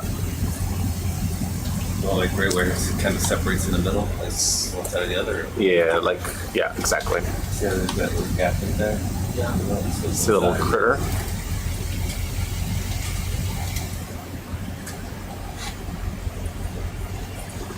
Nice little squat lobster over on the little orange dots. I'll zoom out for you to see what you're doing.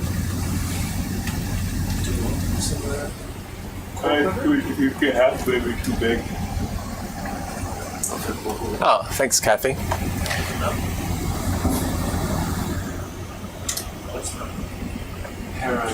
Paleo-sea. Anyway, we're going to keep these for it.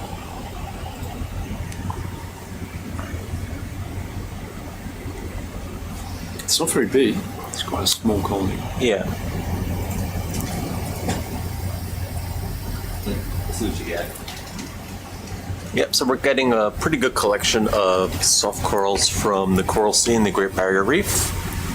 So, you know, because you think it's like make a nice checklist of species of these different groups that live in this area, and it'll help expand ranges, known ranges, geographic and bathymetric, of the various species that we've been collecting.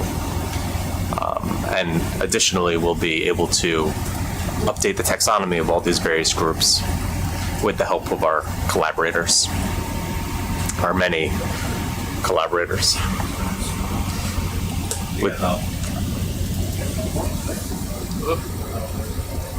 Feel free to take the whole thing. This is gonna go in 3, 4. We're trying to break it off, and it's delicate. we can fit it in 2 with the tools in that, or we can keep it 3, 4. But if you're going to take tools, Yeah, they got 3 or 4. Be a little, 3, 4. little less. Yeah, I actually regret putting the black coral into on the off chance that, but well, We can just take it out super gently and make sure it's not going to pour anything. yeah, that's okay. Yeah, throw it to 3, 4, please. Jeremy, did someone give you a name for that one? Yeah. We'll come back in a moment. So, Rob, which one were you wanting to look at? Just right Yeah. then, soft coral. Okay, see this little white one? There's a few here. If that's not good, there's another one just a little bit further up. Yeah. Not exactly the chest. It'd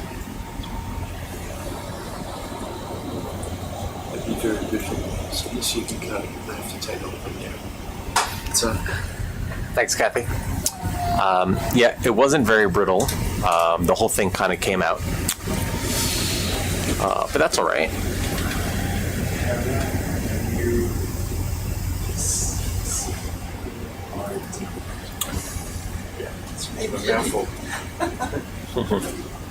So we now have this fan soft coral and the very cool black coral heteropathes. And if you'll remember, when we collected a black coral on a Nautilus shell, that was from the same genus, but certainly a different species. And there aren't that many species in the genus, so the specimens collected on this expedition are going to really help improve the taxonomy of that genus and the genera that we've been collecting. Very exciting. Proteinaceous skeleton. So Kathy is saying that since it's hard, it's not so brittle. It has a proteinaceous skeleton. Right. Okay, so point it out. Okay, just trying to get my view.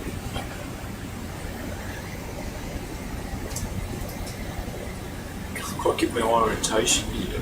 I can see it over here. It's just on the edge of that rock. Is it a white? A little white one, yeah. Yeah. Oh, there it is. There. Just see it there. The little white one on the top of it? Just there. No, it's a little branch. You know, it's the size of my hand. There's a few more up there. Okay. The white branch one. Yeah, that's it. All right. It's also full belly, branching.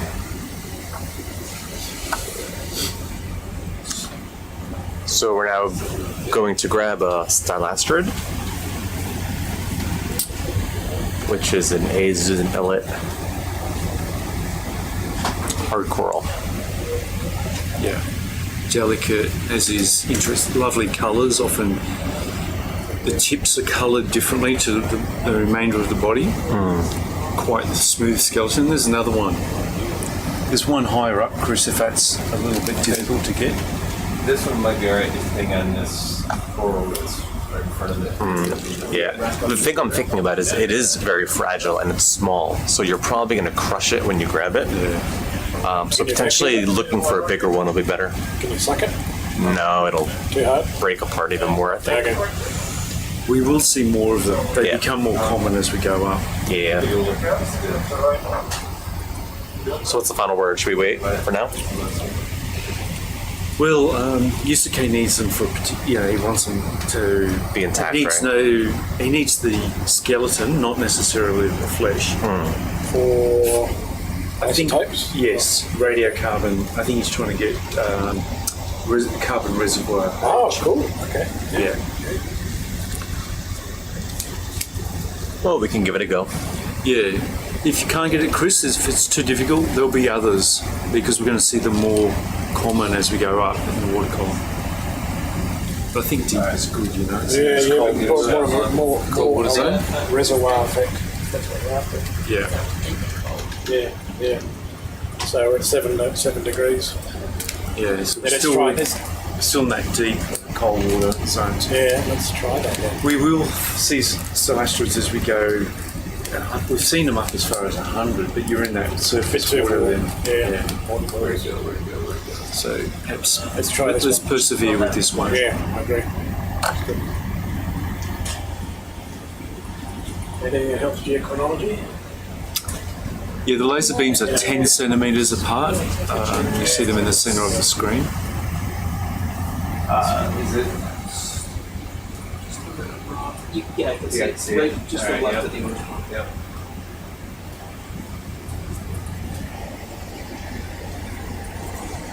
I think it's small.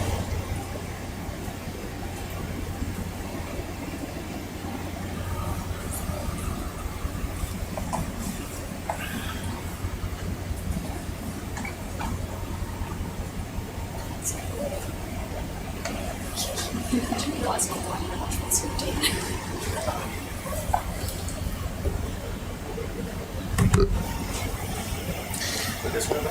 So we're just trying to get this very small, delicate white colony in front of us. This is a stylastrid hydrocoral. You can see how delicate it is.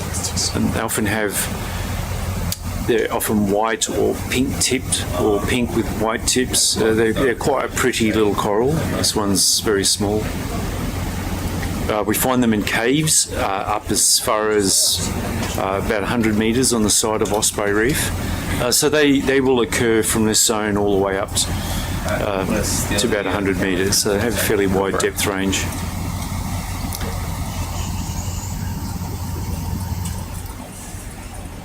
Right, so these are hydrozoans, these stalastrids. Yeah. Not anthozoans. Yeah, hydrozoans, yeah. Very fine, very small polyps. Yeah.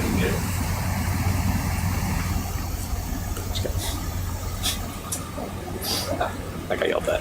Fair enough.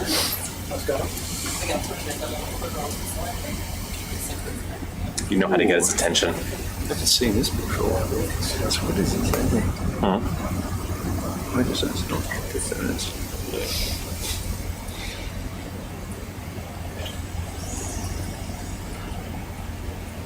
What was that you were? He's going to put it in the coral filter. Oh, right. It's so small, delicate. Yeah. There by itself. Yeah. Well, yeah, it's going to be challenging for you to grab it without crushing it. I interpret that as you don't think I have the skills. You said it, not me. I think we have it. You guys will do fine. So the reason we're taking this one is it's deep. We know the depth it's taken from, which is about 510 metres. But our colleague Yusuke Yokoyama in Japan he's an expert in age dating fossil corals, and when you're using something like accelerator mass spectrometers to look at the ratio of carbon 13 to carbon 14, there's this thing in there called the carbon reservoir age.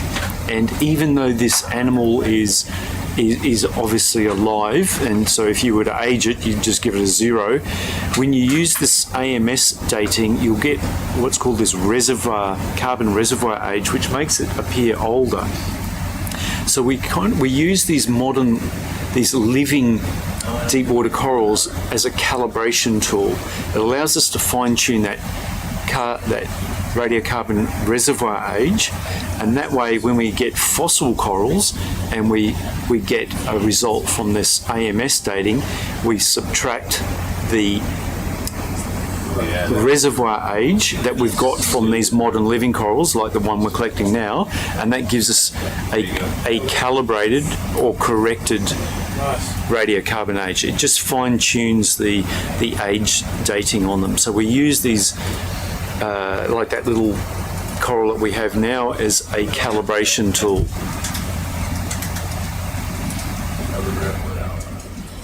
Wow, that's steep.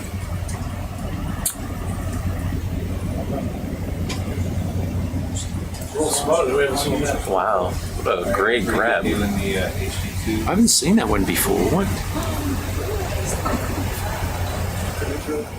Like the It's meant for an individual coral colony. yeah, right. Small. Pretty good. Pretty good. Thank you very much, Adam. Adam and Chris, our ROV pilots.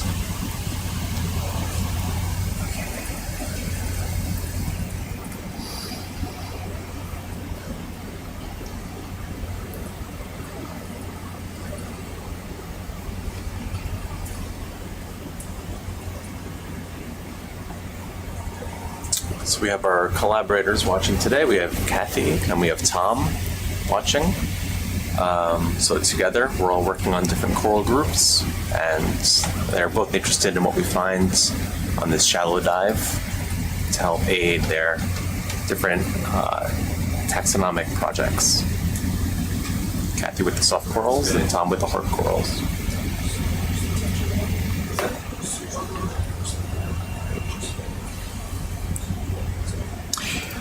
I don't remember using that little Pretty good. holder before. It's great.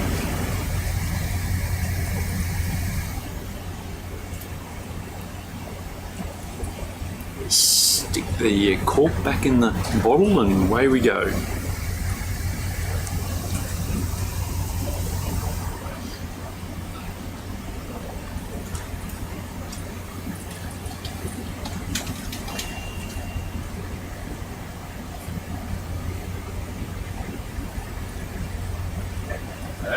Awesome.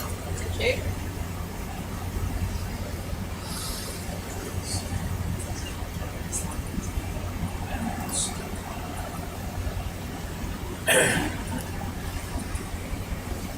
Right. I think we've gotten what we wanted to out of this location. Yeah, thanks very much.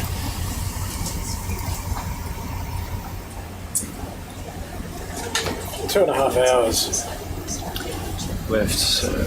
and a bit. Not much time. So Yeah. 11. 2.5 and a bit. Yeah, 2.5. So we've got to get into the Mesophotic. So let's Yeah. track up. Yep. Do you want to take over? I'm happy to have a break actually. You have a break too. I'm fine. Jeremy can I can handle it. handle it. An eye out for our Nautilus. Sure. I'll make sure to. Up to 4, we got to crack 10 by the end of the dive. I think we can do it. Well, we counted 18 I at mean, North Horn. you always want to beat a record, right? Yeah.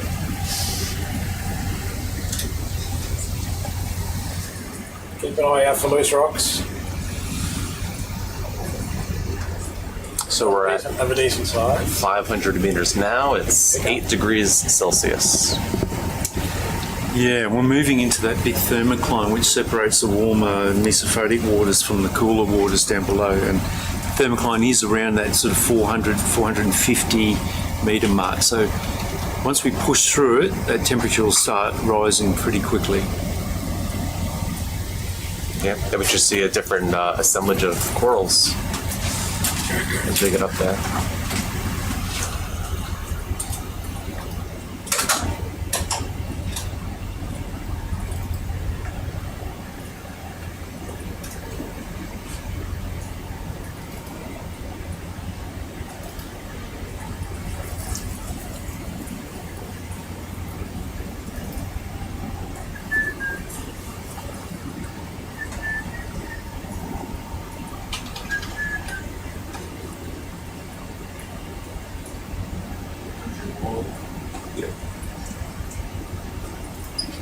Nice and tiny.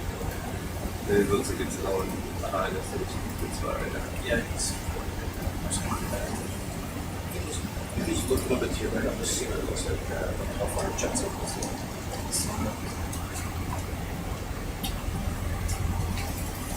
We will name this real fast.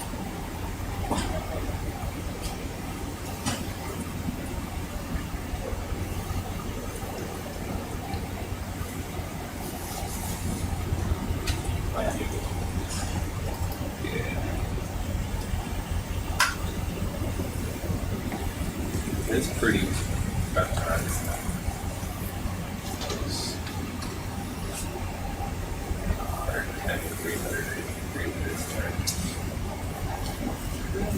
so could possibly come east, southeast a little bit on starboard.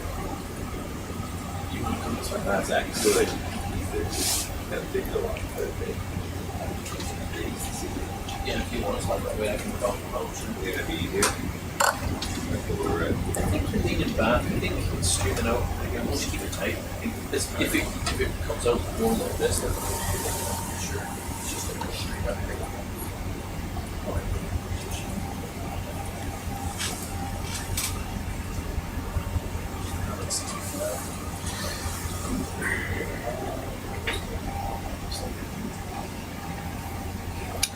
What's the top depth? I thought it was 8-0. 0. Let's say 100. So we're at 500 now. So we should 153. So we should go up like 200 meters in the next hour. If we stay like this, we stay asleep. Right. We average 15 meters a minute. Yeah. Okay. 15. It's pretty fast. No. Until we find something. Something? Nah, nothing. It's remarkable. Come down and steady your hand is. Okay. So you're going through something. Another bamboo.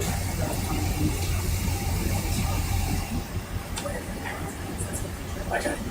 It looks like yep, another bamboo coral, unbranched. Okay. So you program okay.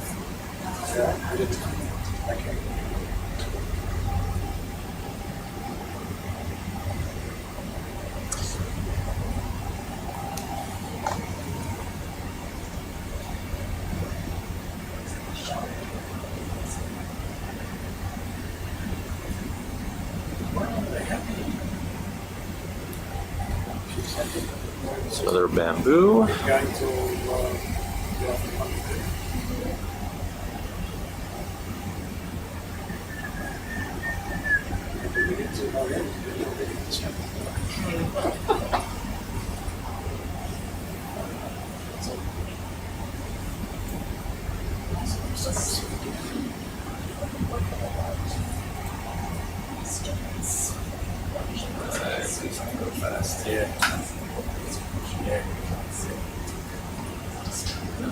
Are we in a cave here? No, I'm just going to see if there's any kind of rock that looks breakable over here.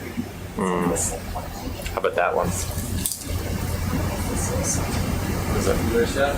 I mean, is it right if it's already a broken rock? Is it loose? Oh, it's pretty loose. It's pretty loose. And get the rock. Say Scott. Scott? sorry. Yep. Is this rock suitable? Or is it too loose? It seems like it might have broken off. It's like let's have a look at that. Or, you know, any of these. Yeah. Fingers there. Yeah, these fingers look good actually. Which finger do you want? That's fossil coral, exactly. So See what all this.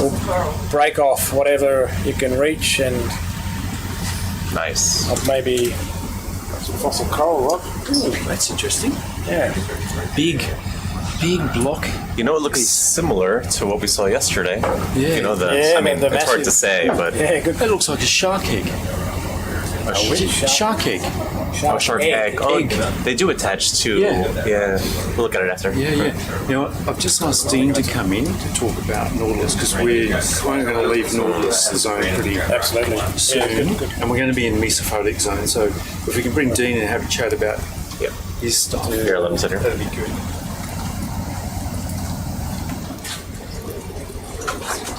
That's interesting. So this is like a big. Oh, there's another piece here.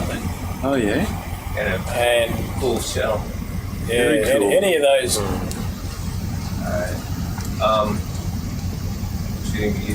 Come back up to the upper one because you can either sit on the cord. Yeah, there you go. Good position if you just slide in. It's good.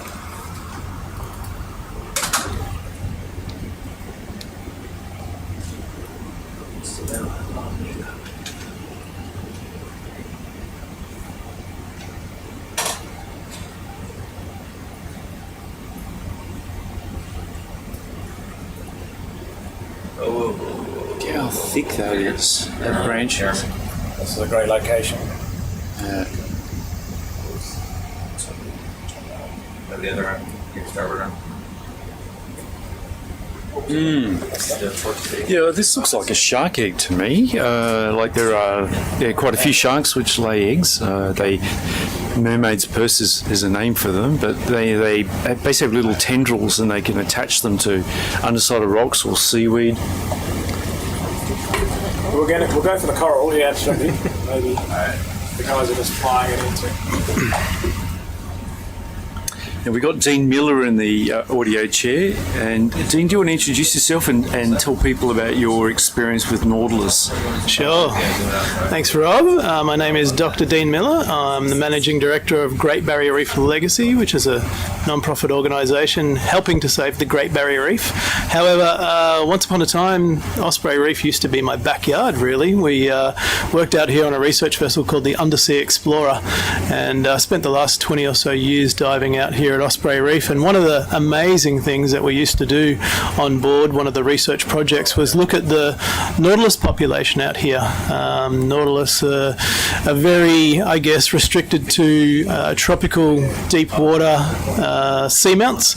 And in other parts of the world, they're actually collected and the animals removed for their shell and they're sold as curio. So, you know, sometimes you'll go into a shop, a tourism trinket shop, and you can buy these shells for about $20, which is pretty incredible when you think that this is one of the oldest living fossils on the planet. So these guys are about between 400 and 500 million years old. Once upon a time, they were the key ocean predator, one of the first organisms to come off the bottom, have gas-filled chambers in their shell, and quite a hard shell, and really hunt from above. This was before the evolution of fish, of course, and really, if you look at the fossil record, the emergence and the boom of the trilobites coincides with the Nautilus boom as well. And back then, these guys were, you know, several tons heavy, about the size of a VW car, so quite a formidable weapon with a huge parrot-like beak that were able to basically crunch up their prey items. As evolution went on, these guys were kind of outcompeted by a lot of the really heavy set fish that were evolving, and in the end they got restricted to these sort of deep seamounts in the dark, and basically this is where they now remain. So the population out here at Osprey Reef is Nautilus pompilius is the species name, and it's one of the smaller Nautilus species that are in existence. And what we were really trying to do was look at the population ecology of the Nautilus, which is not an easy thing to do when they live so deep. And we had a couple of interesting ways of getting hold of the Nautilus. We used to use these barrel traps that we'd set in the evening with a 350 metre long rope and put chicken in that barrel trap and basically drop it off the side of Osprey Reef, pretty much where we are now, which is incredible because we had no idea what the habitat looked like when we were dropping these traps down. So to be able to see where the Nautilus live is a real treat for me. So we dropped these traps down. They'd swing from a horizontal 350 metres out from the reef edge and basically just drop onto the deep water reef side, I guess, which is kind of what we're seeing now. And to be honest, in the 15 or so years that I trapped these Nautilus, we never missed. We'd set 2 traps, and you could guarantee that at least in one of the traps you'd have a minimum of 1 Nautilus, and anywhere up to maybe 20 or 30 over the 2 traps. So chicken was the ultimate bait for these guys. We tried a bit of everything, pilchards and steaks and whatever was left over in the galley, but chicken was the ultimate. It basically came up with results every single time. So what we did was we brought them on board. We'd bring them up from that 350 metre depth, which is what we thought they were doing their vertical migration to overnight. I know we've been seeing them a lot deeper here, which is really interesting. It's daytime here in Australia, but we were trapping at night, so we figured they were moving up the wall, and the 350 metre mark seemed to be the real key spot for getting these guys. Once on board, we'd bring them up, put them in chilled water, and leave them on board for the day. I'd then do some measurements. We'd tag them with a Dremel drill and put a number on them. And what we were really trying to do was work out what the population looked like in this part of the world. Not many people know about Nautilus populations, how slow they grow, whether they're stable, whether they move around a lot. So it was really a kind of, capture, recapture study to see what that population looked like. So over the 15 or so years that we worked out here, we caught over 2,000 of these animals. As I said, brought them to the surface, tagged them, measured them, and released them. And what we're trying to do is recapture them. And so what we found at the end of that study was that these animals are really, really slow growing. You're talking up to sort of 20 or so years, probably more, for Nautilus pompilius, which is kind of incredible when you consider that they're a cephalopod.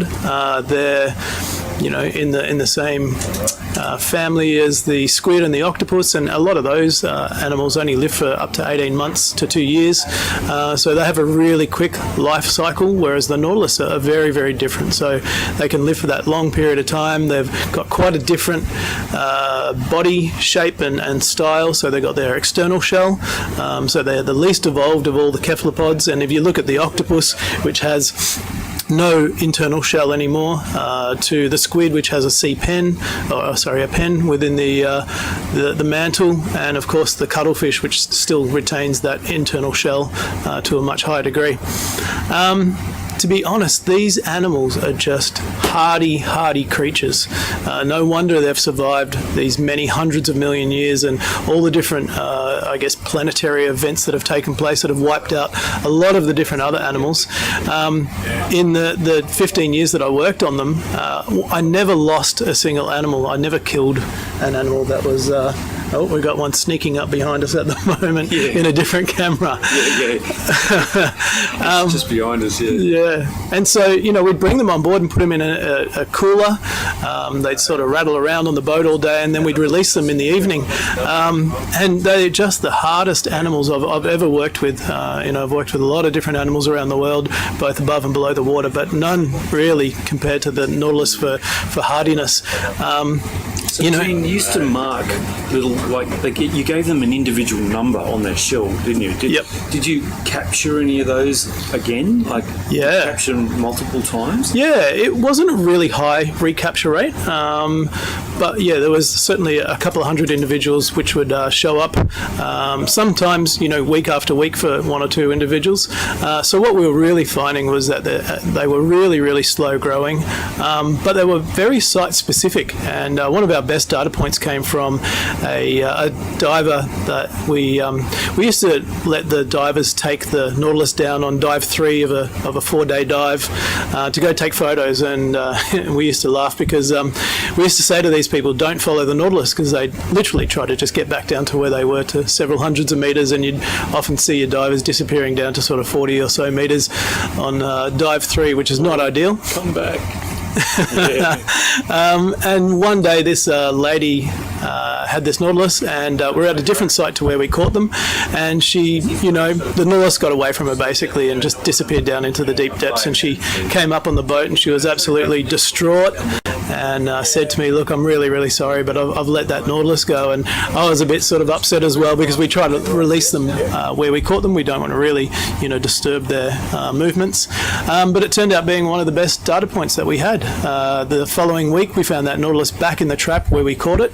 And so in the space of a week, that Nautilus had moved probably about 2 miles along the reef edge, back down to 350 meters in the exact spot that we set the traps every single week. So, that told us that these little guys, really love their home territory. It was really an interesting study. One of the things that we strive to do was try to find a small one, a little baby one. We even changed the mesh size on the barrel traps to try to maximize our ability to try to catch one of those. But we just never solved that problem. And Rob, have you seen any little ones on these dives?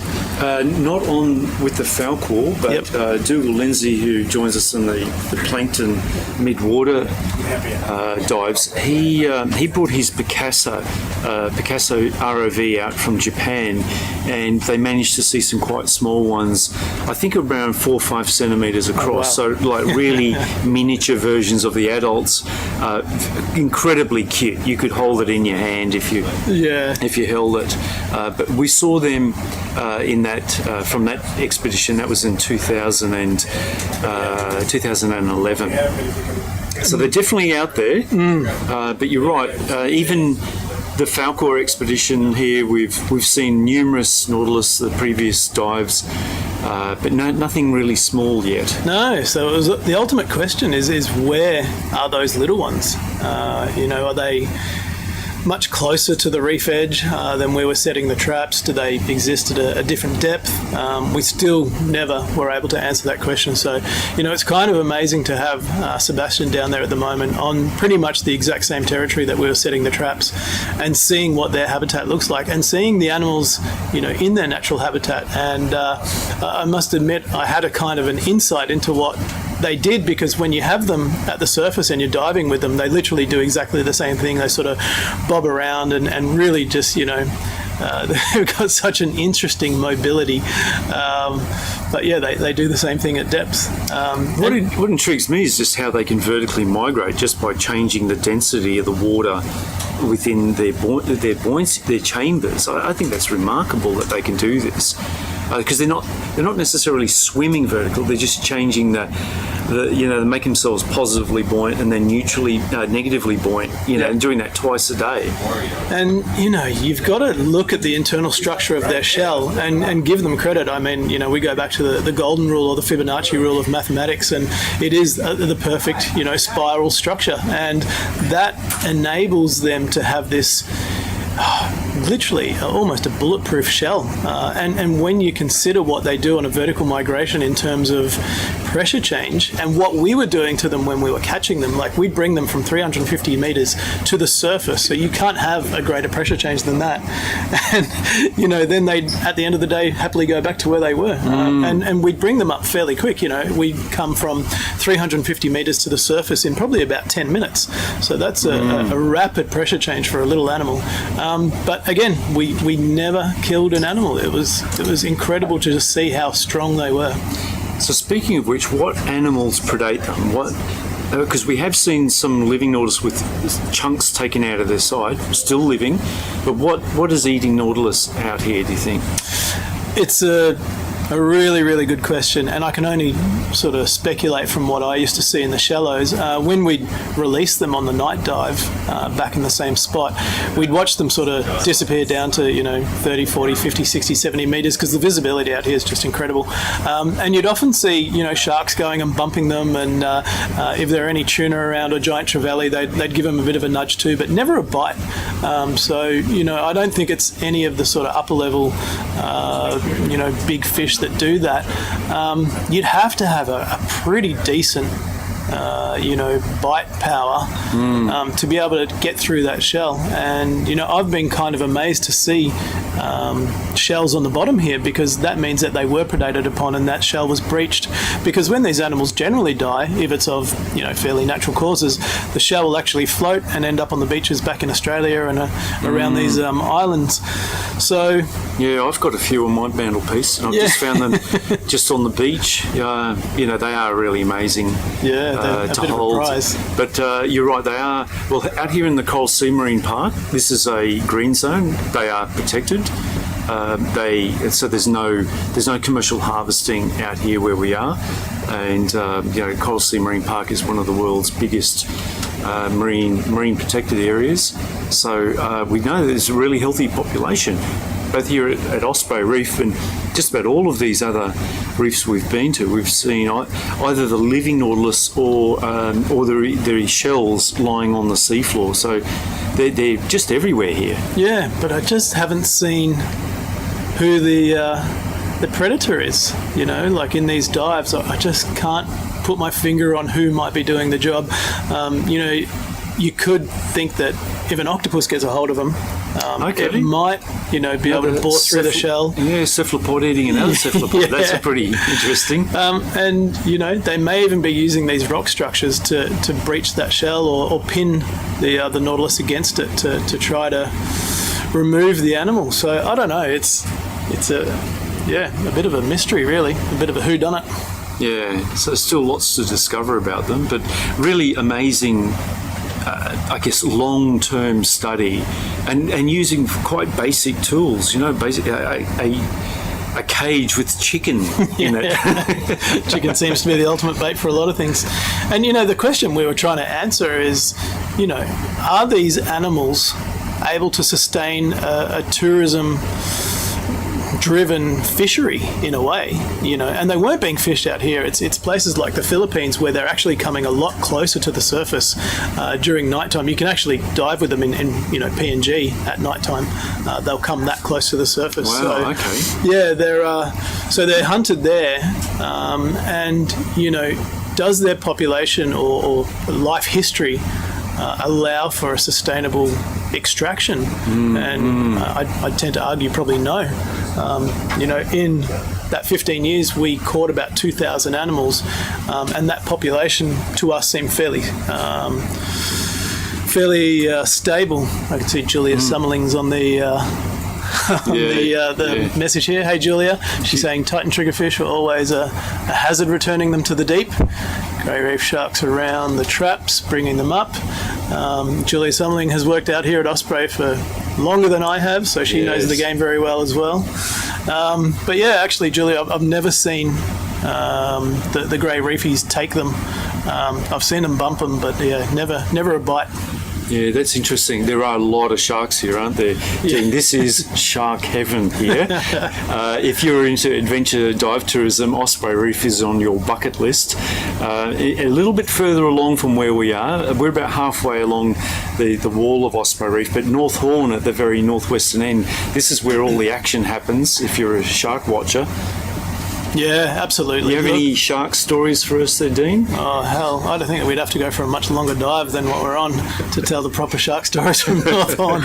I call it shark wallpaper. When you look out into the blue and you just see nothing but this crazy mass of grey reefs and silver tips and the white tips, and then you got the odd groper coming in trying to steal food. Yeah, it's pretty mad, isn't it? Yeah, absolutely. It's got to be one of the best shark dives on the planet.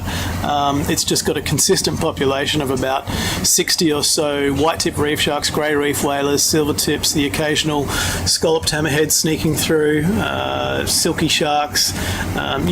You never know what you're going to see. Yeah, there has been the odd tiger that's been satellite tagged, and it swings by here on these very, very long migrations over thousands of kilometres. But you're right, there is a resident population here, and so they are, I guess, sensitive to fishing, and hence Osprey Reef was. We worked really hard to make Osprey Reef a no-take, a no-fishery zone, and we have the benefit of it today, where we have lots of adventure tourism dive tourism vessels coming out, and they can experience these sharks. Whereas, in a week of shark fishing here, those resident populations could be wiped out.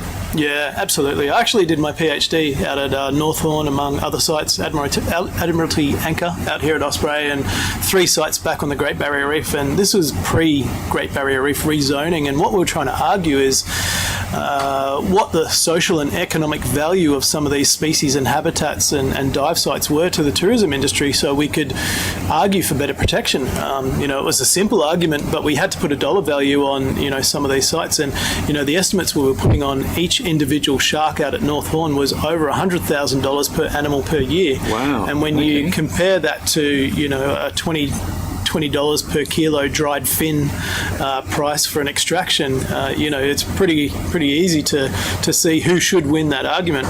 It's not always the case, but if a fishing boat was to come out here and target the shark population, there's a Nautilus shell sitting right there. Oh yeah, it's a dead one. Yeah. If a shark boat was to come out and target that population, you could probably, nail it in 24 hours. I mean, the sharks are, sharks being sharks, there's another Nautilus shell in the background there. Sharks being sharks will take baits very readily, and especially the whaler species are, ready biters. So it wouldn't take much at all to get rid of that population. And the thing about these isolated seamounts out here in the Coral Sea is that they're just not connected to other seamounts. And so once you lose your population of sharks or coral or whatever it is that you're looking at, recolonization from other areas is extremely limited, if not impossible. And so that's why we were arguing for such heavy protection. I mean, we're looking at these seamounts and understanding that, they're extremely unique environments in Australia, if not the world. They're extremely pristine and well protected, and we need to make sure that continues well into the future to make sure that they remain. And there's heaps of Nautilus shells here. Yeah, look, and on the right, so we've just seen two in the last within the last minute, and there's two more in front of us. Do you see these coiled Nautilus shells on the seafloor? Because as they get older, they kind of bleach a bit, but you've still got the patterning on it. Yeah, and you can four. see. So do we have we've got a live, I'm counting 5 live Nautilus so far, and we're up to four shells. That's pretty good. Yeah, and you can see the top of that shell just then was broken apart. So whatever had gotten that Nautilus out had managed to pop the top of that shell. So as I said, those shells are extremely hard.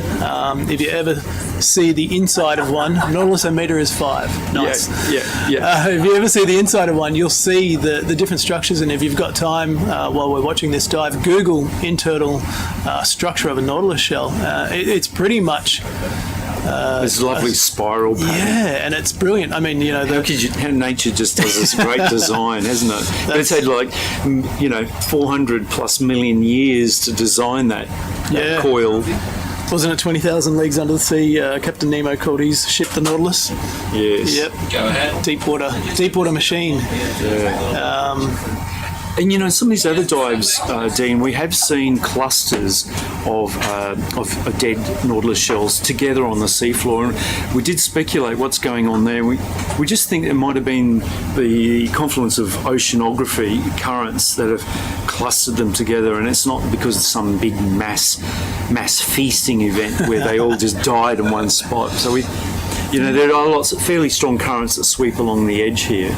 Yep. And the other really interesting question is, what are they eating? I mean, they've got this little, parrot-like beak in among these 90 or so tentacles, which are a very different structure to, squid and octopus. They're quite striated, but they've still got that suction ability. And just looking around, what takes their fancy around here? I'm guessing it's crustaceans and... think of the dead fish. There's a fair bit of organic material coming down from above, and I always think of them as just great scavengers. When you see pictures we've put dead fish on the seafloor, and it didn't take long for them to come in, so they must have an excellent sense of smell, and they're just finding anything that drops down from above, and they're the first thing onto it. Even chicken, yeah. Yeah, an amazing animal. I mean,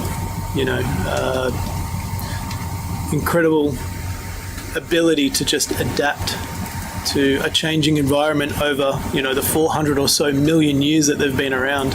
As I said, they started off really, really big, and they've been, pushed down into the dark depths, which means that their body sizes had to shrink in accordance with probably food availability. And, they've done it. They're still here. It's a fairly big rubble zone. So we're just pushing through this thermocline now. We're up to around 10 degrees Celsius, and we'll be in the Mesophotic zone pretty shortly, and hope to see more corals popping into view. And we'll be here for the remainder of the dive. We've got halometer coming through, Marty. Halometer on the seafloor. I'll step aside and pass back over to you, Rob. Thanks, everyone. Enjoy the rest of the dive. Yeah, thanks very much. That was Dr. Dean Miller. He's our media communications member on board. He's been helping us get out all the YouTube clips and doing all of the Zoom talks that we have, all the outreach that's happening while during this expedition. So it's great to have Dean on board. Really experienced diver, and someone who's spent a lot of his life out here in the Coral-Sea Marine Park. So it's good to hear his experience with the Nautilus. Jeremy? Oh, actually, can we go back just a few seconds? Just behind us, All right, we can look at the Nautilus, but we also want to look at this. Oh, there's a live one. We're now at 6. Ooh, ripped coral. Yeah, after we're done with the Nautilus, we can sit down right here. All right. And it's flying along. Okay, we're gonna get a good shot of this Nautilus. Is it a Nautilusometer or a Nautilusometer? 6. We're at 6 now. Nautilus. I think a Nautilusometer. Yeah, Nautilusometer. It flows a little better. Nautiometer. And this is a big echeuron worm just behind. Look how long that is. You know, that'd be a couple of meters long. That big proboscis. So that belongs to a worm. It's huge. This is a worm. So, yeah. This Nautilus is really trucking along here. Doesn't look very big either. No, it's tiny. Tiny little Nautilus. How long? Okay. Maybe 3 centimeters? Oh, yeah, that's 10 centimeters. So maybe that's on the floor. 5 centimeters. He's in front of us. He's in between the lasers, so it's smaller. That is really moving. Yeah, it's okay. We might be photographed. Yeah, it's moving too quick. Look how fast it's moving down. What's this? A tree branch? Looks like it. It's huge. Oh, hang on. Could that be fishing line? That just seems too long to be a worm. I wonder if it's fishing line. We can take a look. Yeah. As we head back towards wherever. Okay, we'll do this little branch here and then the line behind it. Yeah. Maybe this isn't an echeuron worm. I don't know. Well, we'll certainly find out. It's a tree. Anything growing on it? Maybe not that long. Oh, there's coral growing on this tree branch on the top one here. This will be. Does look like lime, Rob. Is this? Are you talking about like vegetation tree, or like as in? Yeah, right. This is a tree, like, right? Long way away from. Yeah, it is. It is. But not impossible. Not impossible. We have the South Equatorial Current. So it brings coconuts and all sorts of things into these waters. Yeah. Getting lots of halimeda in the background, these little white flakes. They can only grow in really, really shallow waters. Yeah, this is an echeuron worm. Look, do you see the end of it? The proboscis, it splits. That's meters and meters and meters. we could, usually it's just, I don't know, maybe 2 meters at the most. Yeah. And we do have a zoomed out picture, so we can. So if we touch it, that should retract. And the main animal is sitting under that rock over there. That'd be rude. For science. We could do it. Chris, does anyone know how fast it can retract? Can you just go and touch this long string? This is. We think this is the proboscis of a echeuron worm. If you Is could, it easy? Do you want to like take a snip of it? no, just to bump it, and it should retract if it's what we think it is. That Yeah, permit doesn't cover those. yeah, It covers boops, not collects. yeah. It's a yeah. it's a boop. Yeah. Okay. So I think this is a proboscis of an echeuron worm, and it's pretty long. You got your eye on your coral? Not anymore. We'll find it again. What's that? The one before the Nautilus business. Okay. You get control of the situation. Impossible. The situation controls itself. It's out of control. It's very 2 ugly hours. here, isn't it? We've got 2 hours. You're keeping an eye on them. Yeah, 2 hours and Counting. Well, we're passing through that thermocline now, so everything above us is mesophotic, really. yeah.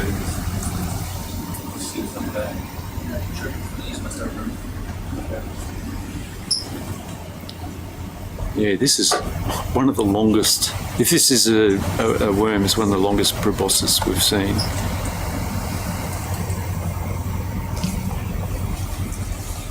Where do you want to move from? The right or Anywhere, the it left? doesn't matter. Just anywhere. It should be able to. If it's living, it'll detect it and it'll withdraw it. There we go. All right. Let's see what happens. We should keep zooming out though so we can see it. All right. Yeah, just a little touch. Thanks. Yeah, keep an eye on the left-hand side. If it's living, there we go. All right, see how it's retracting it? Excellent. So, just follow it to the right. If you could just move the claw out of the way. Thank you. The actual worm is underneath that rock. Right? So this is how it feeds. So it lays that out on the seafloor, stretches it out, and the organic particles land on it, and then it retracts it into its mouth, which is, the main body is down in that hole. Thanks very much, guys. Perfect. That was awesome. Yeah. That was neat. Echeuron worm. It was so long, I thought it might just be a bit of old fishing line, but no, it's definitely a worm. I want to come down to touch to get All right. Okay. Well, let's just look at it from here. As long as we can see it, yeah. We're going to get you in here shortly. We're getting into that zone. Yeah. Oh, shark egg. Shark egg. Yeah, this is quite an old one. So the living shark would have chewed its way out, the baby shark. And do you know that song? The baby shark song. Do you call it an egg sac or? Somebody requested you singing in the background there. Yeah. So the baby shark chews its way out, but the mother has little tendrils, and they attach them to seaweed or anything that's stuck on the seafloor, and then they of course abandon it. But the baby shark will chew its way out, and it looks just like a mini version of the adult. And the sorts of sharks that can do that. Help me here. Epaulet sharks. Yes. Epaulet sharks do this. They're typically a shallow water reef shark, often found crawling around in the shallows of shallow reefs, and they do this. They put these little mermaid purses in there. Down south in the cooler water, Port Jackson sharks do this. And there's quite a few benthic dwelling sharks that lay eggs like this. Traces of dogfish, well, they're a type of shark, but common name dogfish. Dogfish. Starry smooth hounds and things like that. Are we sampling here? We're just going to that original spot. We're heading up. Okay, good.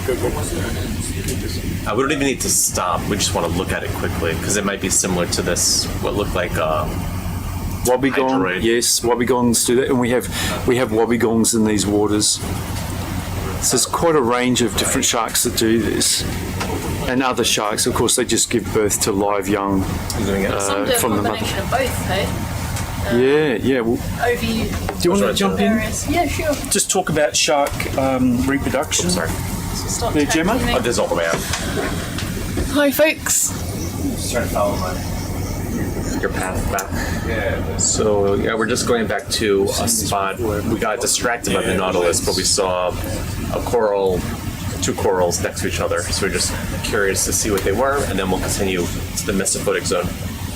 Up, yeah. Where there might be some fish. I am hoping for fish, yep. Maybe some sharks. I'm seeing shark eggs, so People are still asking Rob to Yeah. sing the Baby Shark song, so that might be the only way we request. see a shark. I think we would lose it. follow them a path that they can. That's all right. Oh, there is a There was a whip coral next to a there's a branching fish. fan coral. Something just out of picture. It's okay. There will be more corals. I've seen a handful of sort of blennies and sand perch type things sitting in all of this nice, quite coarse sediment, really well camouflaged. Just waiting for a little snack to swim by. So what are we at now? 390 meters. 415. Oh, 415. Oh, that's the dive number. We've been at 390 for a long While, time. yeah. Funny old thing.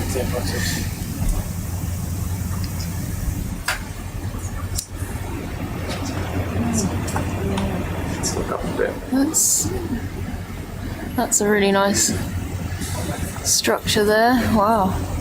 Oh, I think I see another one of these worms, Rob. Just stretching out there. Echidna and worms. Yeah. So now you got your eye in. Yeah. They look like a bit of fishing line. They really do. I think the giveaway is if you look at the end, they split. They've got this kind of Y or T shape at the end. That other one was really, really long. Now we know we touched it. It'll retract. Coil.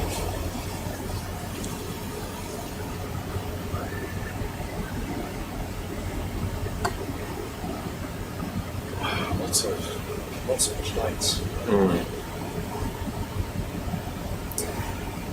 Wow, this is a really nice sort of massive, potentially a Parietes bommy. Parietes? Yeah. Parietes bommy? Looks like It's it, yeah. slid down. And It's amazing it stayed that way up, yeah.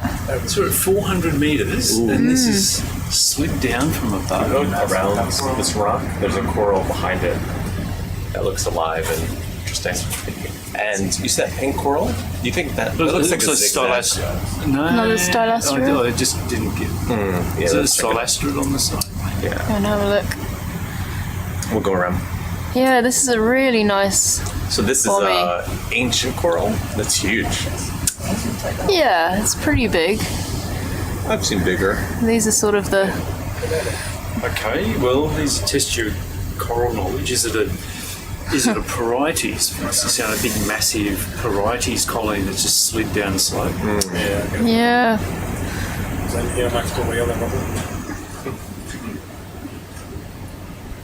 So we're just trying to swing around this fossil coral here. I could probably look at it. The other way, It's a very steep slope for it to have stayed upright on. That's quite amazing. Yeah. Maybe if we give it a boop, it'll go back down. Maybe. Go further. You almost... There's a little ledge underneath it. Probably some things hiding under there. I'm sure.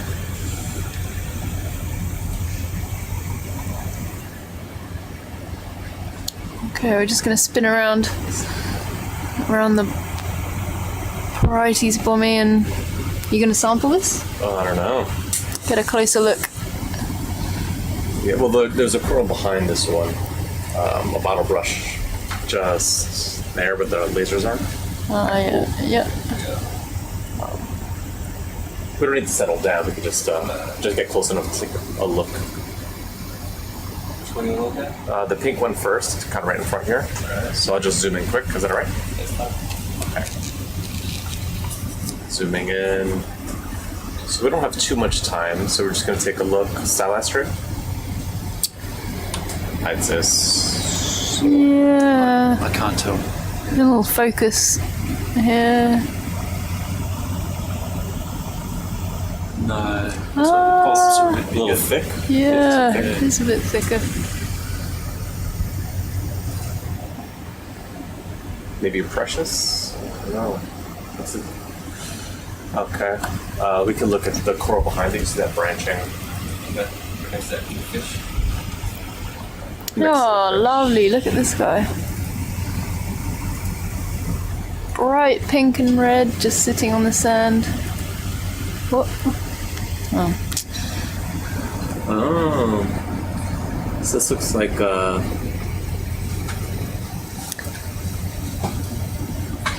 so it's a black coral. There's not. Oh. There's a tube. There's a worm run on it. Okay, we've collected a few of these, so we won't grab another. And it's so we can continue upward. Happy to go. Yeah. Thanks for that. I'd like to see that fish again. Didn't want to be around it. As soon as it goes back number, so I have no problem with it, but I just Give them a little fish. So what did you change? Out of consideration for you, I'm a nice person. All right, we're going to continue through the threshold to the Mesophotic zone. So just about to bust through 400 meters. Indeed. Just too close to the camera. Yep, coral guy's got the camera. That's right. Yes, he But does.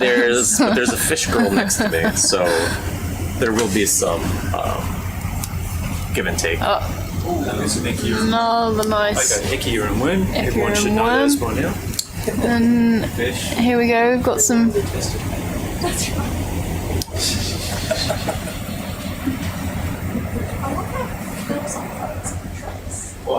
Wow, look at do we got this. here? It almost looks like some kind of fish. Yeah, lizard fish, or it's quite similar to chimeras, but that color is really, really nice. It's got that flat, big head, but very flat. Ambush predator. Yeah, There, Gemma. definitely. He'll lie there in wait, patiently waiting for something to drift by, swim by, and then quickly. The front of it looks a bit translucent. It does. It almost. The head is almost. The head is. The whole thing is almost translucent. Those markings are really nice. You can imagine really matching the kind of speckles of all this sediment. Very fine, just pectoral fins, just letting it scuttle across the sand.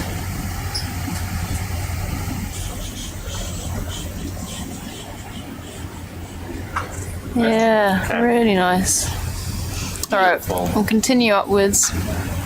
So this is cool, about 400 meters we're starting to see that real transition from the deep sea to sort of the zones where light has a much greater influence. I say much greater. Yeah, we're at 11 degrees C already. Oh, look how eroded this is. This. Oh, it's Wow, big worm. another worm. big echeuron worm. Oh yeah, that's a long one. Wow, wait. So these guys clearly do quite well down here. That's funny because I never noticed it before until you did that one with you. I pointed them out and then I would see them everywhere. Yeah, they are direct. Yeah. I don't know what their body looks like, but it's always in a rock. But, you know, that Y shape. There's another one on the left here. Oh yeah. Oh yeah. Really long. Yeah, another really long one. One thing we have noticed, they do tend to like these rubbly zones. Yep. So, you know, highly disturbed areas. Yep. Because, you know, let's say a big tumble of rocks and sand comes down, they can retract that pretty quick. We've already seen it. And, you know, then once things settle down, they can put their proboscis back out on the seafloor. Yeah.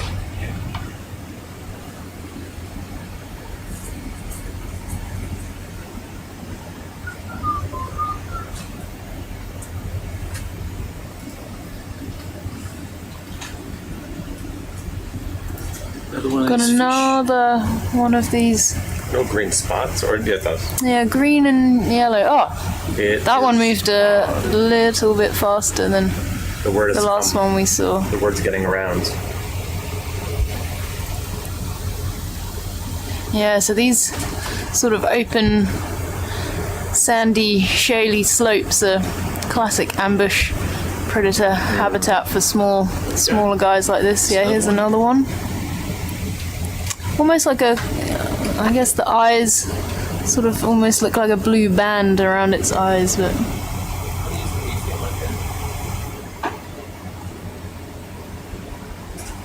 There's a good shot. really lovely shot.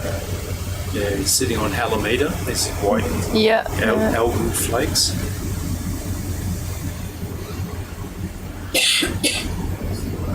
Oh, there's a. You see the eyes? Yeah.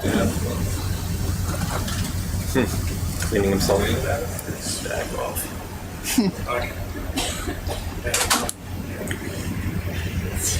392 meters. Is this another Now the worm? worm. Yeah, That's echier and worm. quite thick. The animal's on the right, and the end of it is on the left. I see There it's it goes, coming withdrawing in. now. Just zoom in on that, We Jeremy. didn't even touch that one, and it's wow. As Dougal would say, ramen noodles. Ramen noodles. It is nearly lunchtime.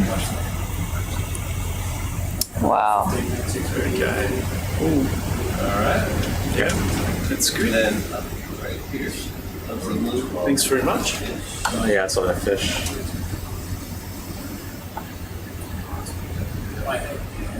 Another worm. That's right. There are opportunities. Yeah, lots of these worms.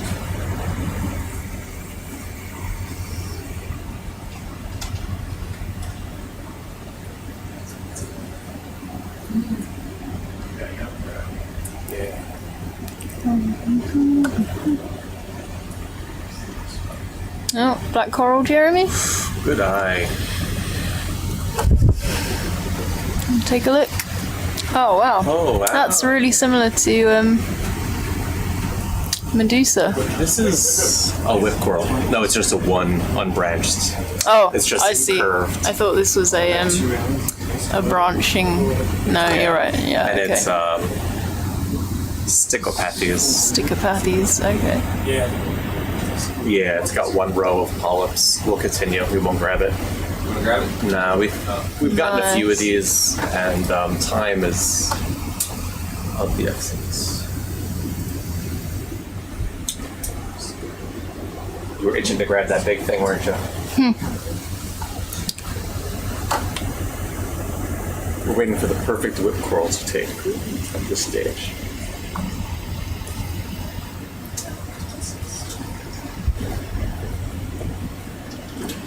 Shadow. There's a fish right there. Kind of some kind of First of our anthea. Anthias. Yeah, I think so.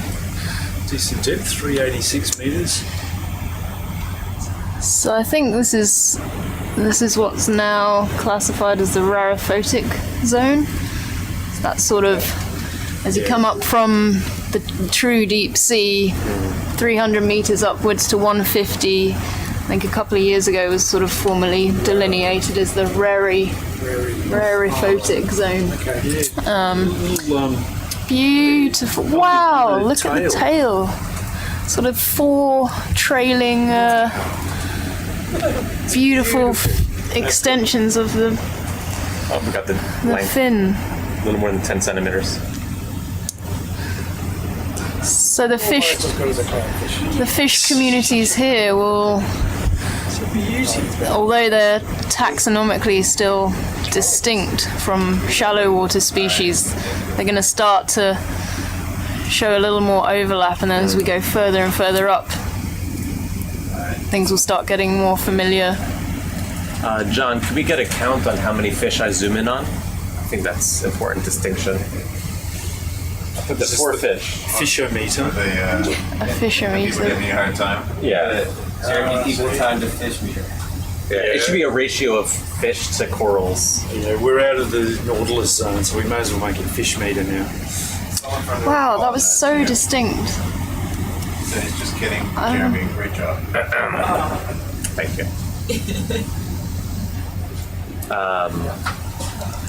Yeah, that's a piece of nothing, I think. Ah, cool. We've got Nuni online again. Really good with suggestions for fish ID. Oh, we've got some rocks. Oh, we're hitting a really nice that's formation here. Wow, look at this. Wow. Yeah. Yeah, it's like, it looks like, cave casts.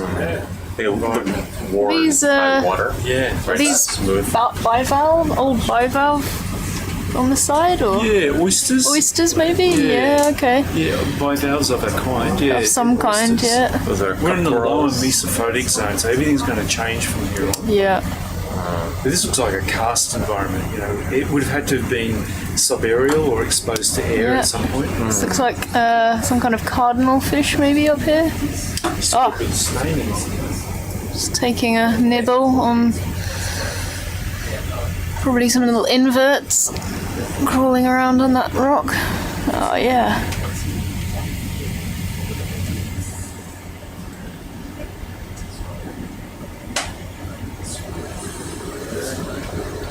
Move up this rock. Yeah, sure.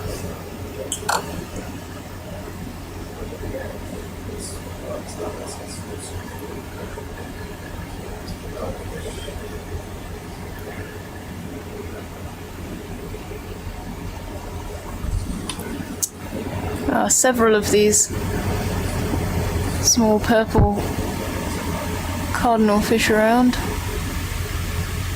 Okay, lots of these really obvious, like oysters. Yeah. Or they may even be brachiopods. Okay. We found brachiopods yeah. out here. This is a living one. Here we go. Can we get a close, or might be a solitary coral? I think it's a. I don't think it's a. Camera back to the light. Yeah. What? Shall I look down? Yeah. Then back to the light next to it. Yep. Yeah. So brachiopods have been found in an Osprey Reef before, so we just need to have a look at one that's a bit more intact. There's a nice living example here with a small little starfish next to it. We'll maybe get a look at that. Okay. Wow. That's a small starfish. That's a very, very small starfish. It's funny, this one looks sort of, concave, and that one looks almost like just an anemone. Yeah. It's really interesting. Yeah. This one here, the one on the left, Yeah. the top left, that looks more like a brachiopod. When you see fossil brachiopods, pull them open. Sort of footprint of where it was living. I'll zoom in for the people at home. Yeah. So we're not really sure. If these are brachiopods, they're again one of these relict living animals in the deeper oceans. And once upon a time, before the Permian extinction, so well over 400 million years ago, brachiopods were the dominant, one of the most dominant invertebrate fauna on reefs. And so there are whole landscapes, cast cave landscapes made of brachiopod shells, and today very few of them exist as living animals. They mostly died out the Permian extinction, and they were replaced by bivalves, of which we have many different species. But I was involved with an expedition in 2009 led by Gert Vorheit from Germany, and they were looking for these relict animals, and bivalves were one of their target animals, and they did find them out here. So that's, I'm not sure if this is what we're looking at, but they look a bit like bivalves. And they would be cemented to the undersides of these rock surfaces. How was lunch? How many cokes have you had today? I did have 2 servings of Osprey. 2 servings of what? Raised Osprey. That's fine. Protein's good for you. You need your calcium. Protein and calcium. Oh, There we go. something passing Got some black underneath. coral. Yeah. So the whip corals have changed from bamboo to black. Oh wait, maybe this is another Bamboo. bamboo. I spoke too soon. Got It's gonna come into view. another in a fish second. over here. All right, my ratio of black Fish to coral. to is fish good. is. This looks like another type of cardinal fish. Again, sort of nibbling things off the surface of this nice rock outcrop. Pretty distinctive sort of stripes on its face. Oh! Wow. So what family is this, Gemma? So I thought cardinal fish are Apagonidae, but potentially not. It's quite chunky. Yeah, it's a bit thick, isn't it, for Yeah. a cardinal fish? It's almost got like a real kind of grouper mouth, but the fins are slightly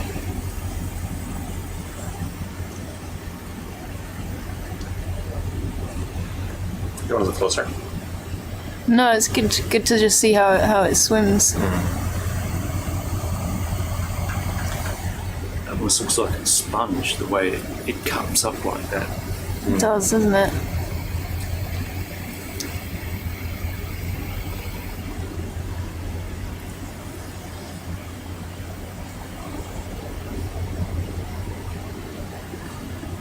Kai here.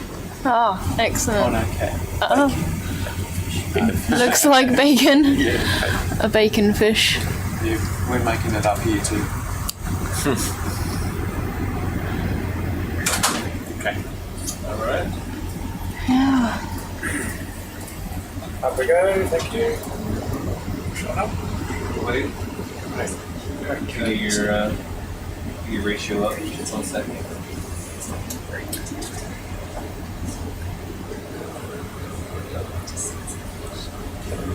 Okay, we're really... Okay, this is definitely a cardinal fish. Of some kind.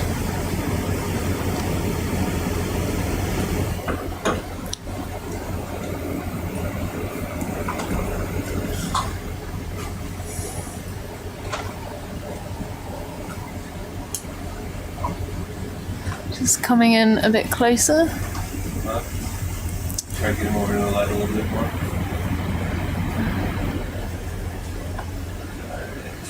So these guys clearly really like all of these sort of nooks and crannies, holes to hide in, shelter in. Okay. Really nice. All right, let's get up. All right, we're gonna go Oh, these are little more sponges just shallow. off to the left here. Hexagonal sponges.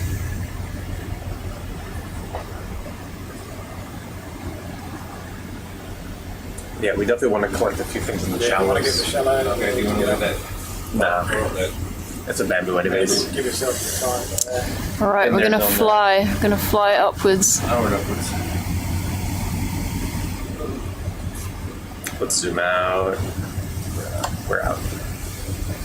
Hopefully it gets a better perspective. Yep, so the targets on this, in the shallows are a few hard corals and a few branching black corals. It's rare that we sample in the shallows, so we have to take advantage. There's another one of those sort of lizard fish, a couple of them around. Again. Is this a bit of coral debris? Yeah, it looks Something dead. like that. This is a really incredible sort of structure we're going up now. Very casting. Yeah, it's quite smooth. Yeah. Yeah. Just The looks like a surface cave environment, doesn't it? Yeah. Yeah, and you'll find little corals growing inside the cave and then sticking outwards afterwards. Yeah. Yeah. So the ROV's got Software. sensors all over it, so temperature, salinity, pressure, sound velocity, and also oxygen. So we have full record down and up wherever SuBastian is.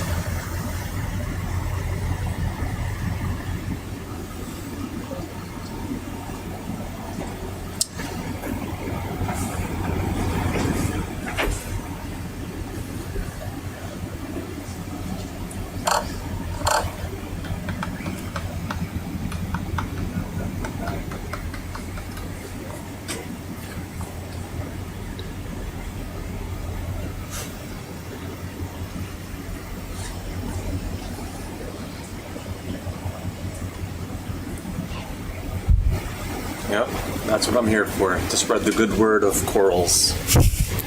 Try to convert one fish person. Jeremy's fish mission person at in a time. life. Yeah, I got Gemma partially converted, I think. I Converting like you to a geologist, mate. like all things. Yeah, watch out. Works both ways. Yeah. Eesh. Lots of like dead bivalve. Yeah, what a Bivalves or brachiopods. This is where they've attached and the living animal, the other half of it's fallen off. It's nearing 350 meters now.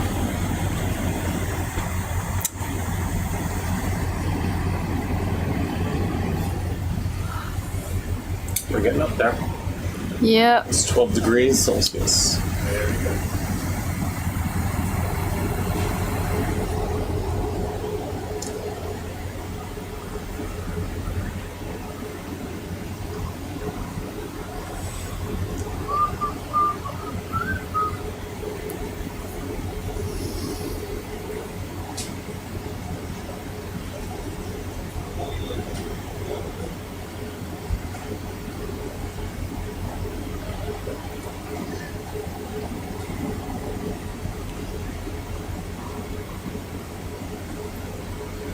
It's almost like a snowy scene, isn't it? Everything covered in this dusty, light dusting of marine snow, sediment.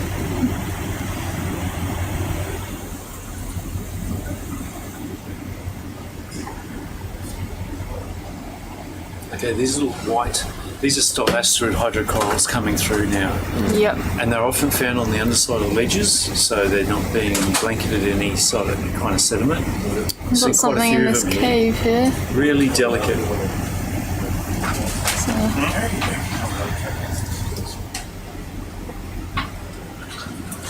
Just coming up. Down. all right. 343. Wow. So Look at all these little underside of ledges. ledges is going to be. Classic limestone. Yeah, that's a view. That is classic. Weathering. Yeah.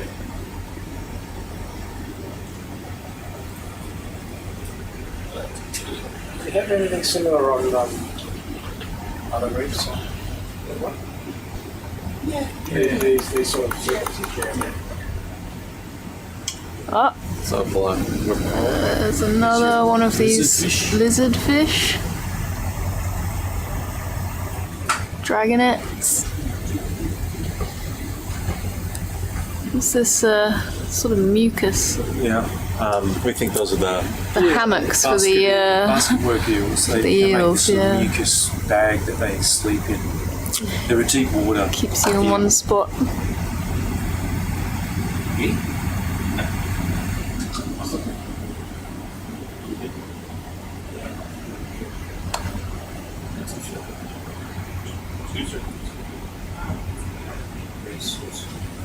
Can we zoom, like go back a bit to see more of the... Oh, okay.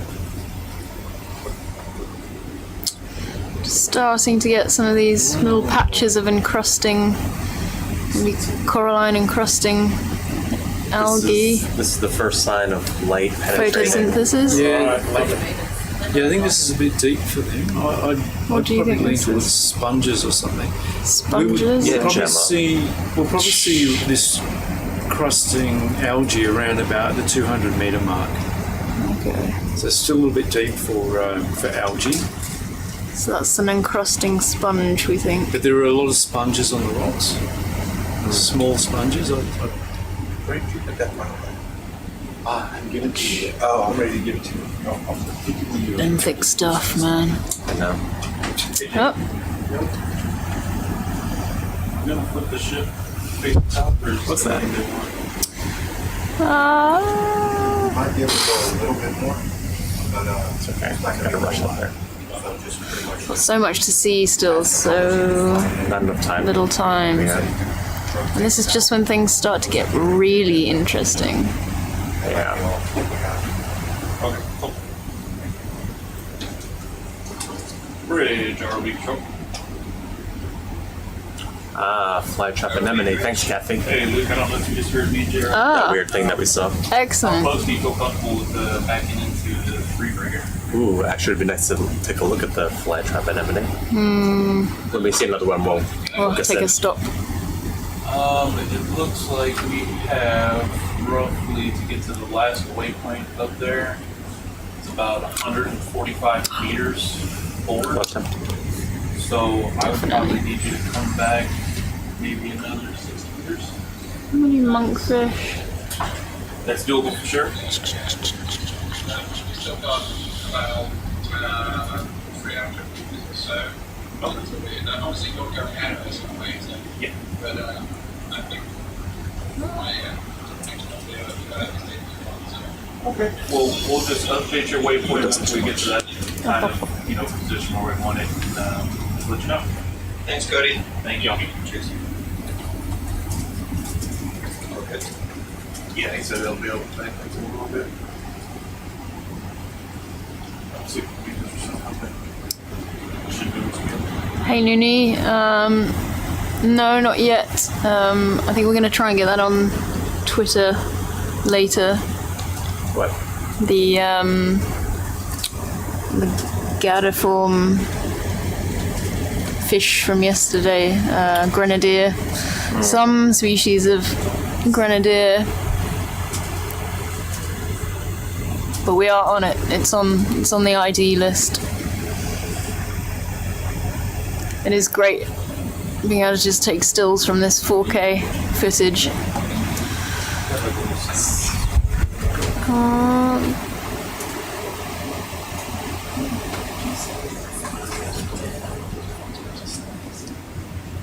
Stalactites.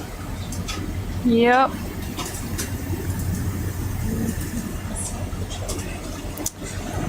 I feel like we're about to come over the summit any minute, but It's rising. yeah. Soft coral.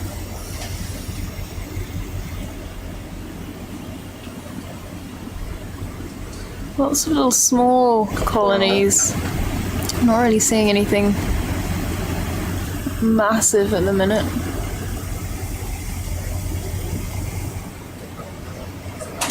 But I think that'll start to rapidly change as we quickly drop these meters.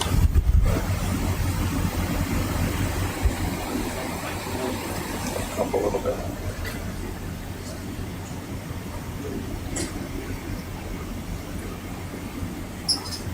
Okay, Luke, you have a new position.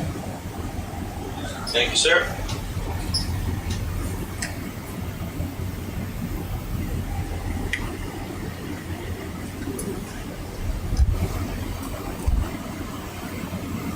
Harvey Bridge.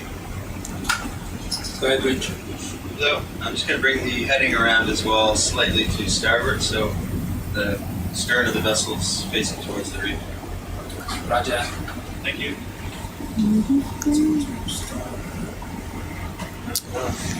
Just about to break 300 meters. Slow it down.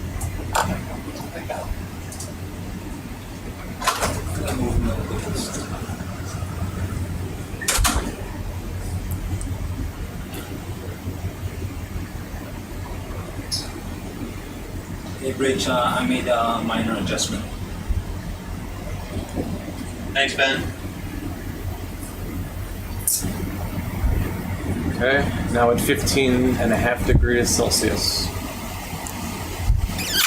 Getting warmer. That's like halfway towards swimming temperature, I'd say. Nearly there. Still quite unconsolidated, like just, well, you obviously have this massive rock slab, but nothing much really binding any of this stuff together. Wow, that's a really nice little cave. Yeah, it's really nice. I'd live in there. I'd join you in that cave. Yeah. Can each have a hole to look out of. A little garden out the front. That's the black corals in the area. I would plant some more of those flytrap anemones. Oh, yeah. That was cool. Actually, I was looking for Venus flytraps in Townsville, but they don't sell them. Really? Like at Bunnings, you can't get them. Huh. But since we're going from Brisbane back up, You're gonna I'm gonna look for a Venus flytrap. You're gonna go to Bunnings in Brisbane, okay. Yeah. I mean, they're really cool. And Christina kills flies, and I don't like that. I'd rather the flies get eaten by a plant than killed by her hands. Oh, another Anthea here, I think. Yep. Of course, you're gonna go higher. Yep, obviously. It's a nice little hole as well. Also nice.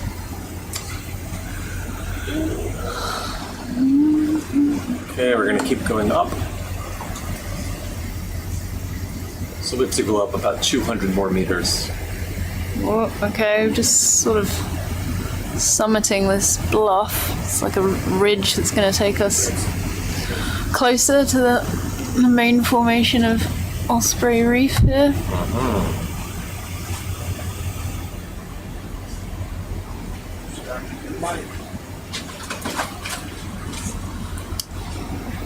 Flying up.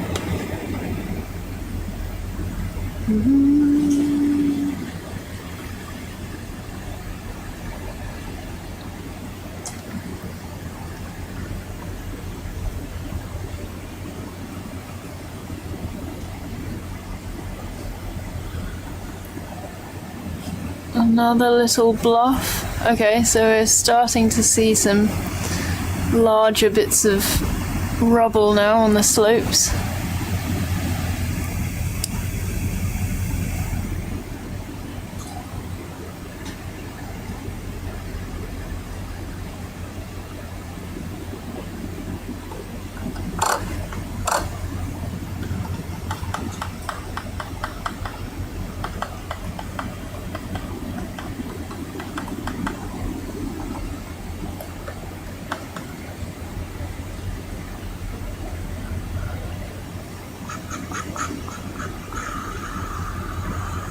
You want to sit top? Yeah, unless there's something spectacular along the way. Yeah, because it's rare to sample in the shallows. You know, we won't get many more chances to do it. So, Right, we are heading upwards with purpose now to get some sampling time up in the Mesophotic. Again, on the lookout for some of our target hard coral species, so our photosynthesizing scleractinian corals. Really interested to see, you know, if we can find any colonies deeper than they are usually recorded.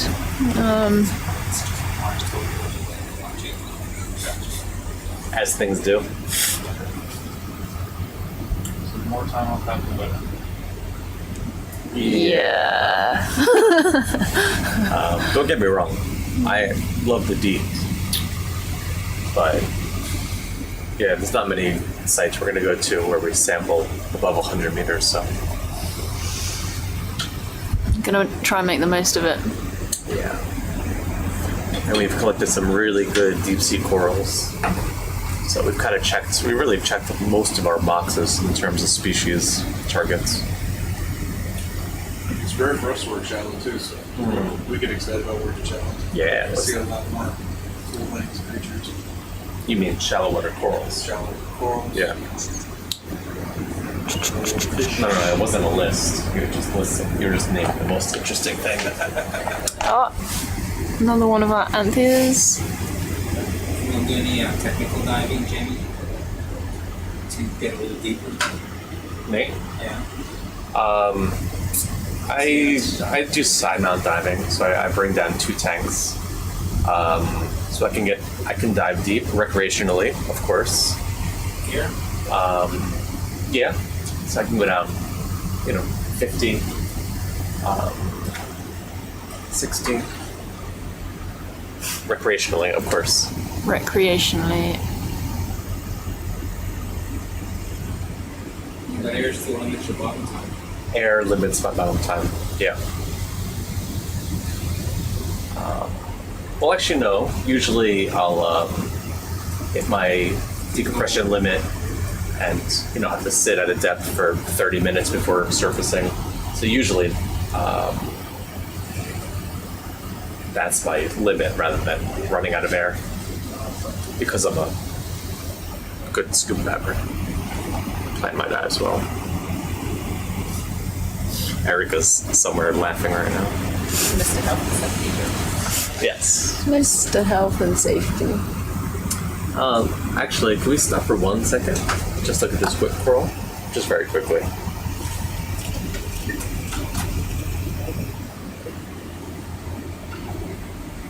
Does that look like I have polyps around the whole colony or one row? One row, I think. We shall move on. So we're still looking for Sauropathes, which is a genus of black coral in the Antipathidae.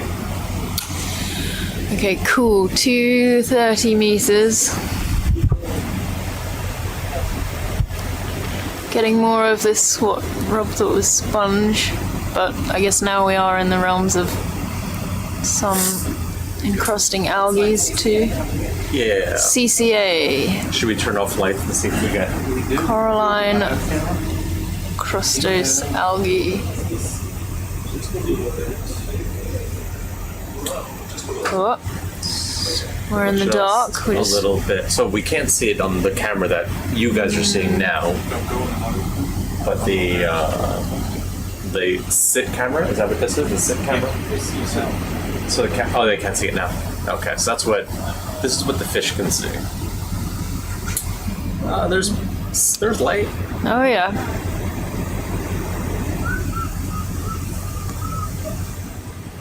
And there's a lot of light.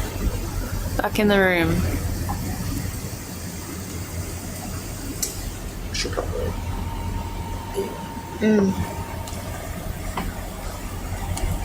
Where's everyone else? Ooh. Keep going. Stichopathes. So we've collected a lot of this with black coral that has one row of polyps. Desperately searching for some more Sauropathes. I wouldn't say desperately. It was of interest. So what we're curious with the whip corals is the evolutionary history of the unbranched morphology. So based on the current phylogenetic trees that have been produced with single locus markers and with the UCEs, is that this unbranched morphology has evolved multiple times over evolutionary history. So originally we thought that the oldest black corals were very simple, no branches, and then they've evolved to these complex branching structures. But then when you look at the molecular relationships between different species, these whip coral species are not monophyletic. They don't form one monophyletic group. So what that tells us is that this unbranched morphology has evolved separately over multiple times. So the next question is, why does that occur? And this helps us understand the overall evolutionary history of the order.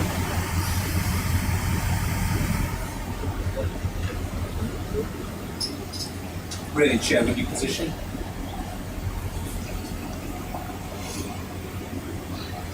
It's interesting how these corals are all facing the same way and the same line.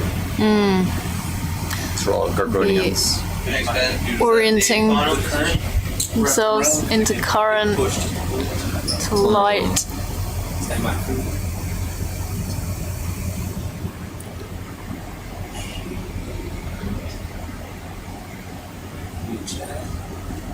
Yeah, maybe just a little bit more. Yeah.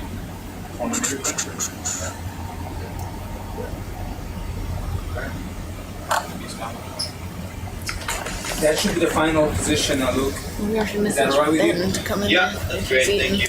Did he eat already? Don't know.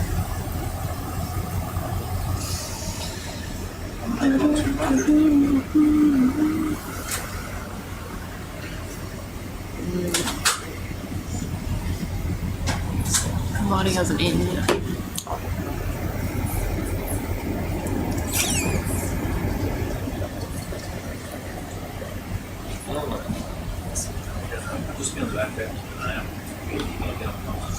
What do you got?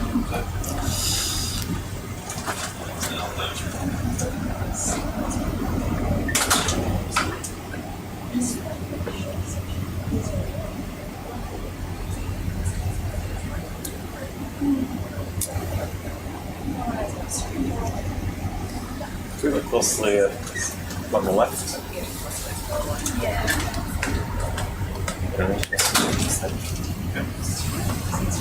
I'm going to see if Ben, yeah. Okay. I know he did. I'll send him in. Sure. This might be, if it's a black coral, maybe a Paranthropathes. It would have branches in whorls, spirals around the main branches.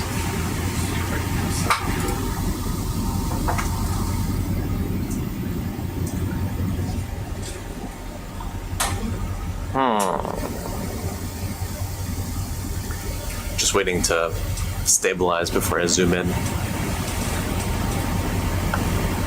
Yep. Okay.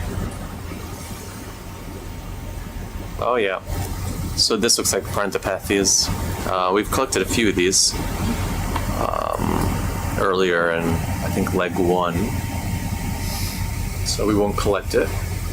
And we've run out of oversized bags to put away these large black corals, so we're trying to limit. No, it's okay, thanks.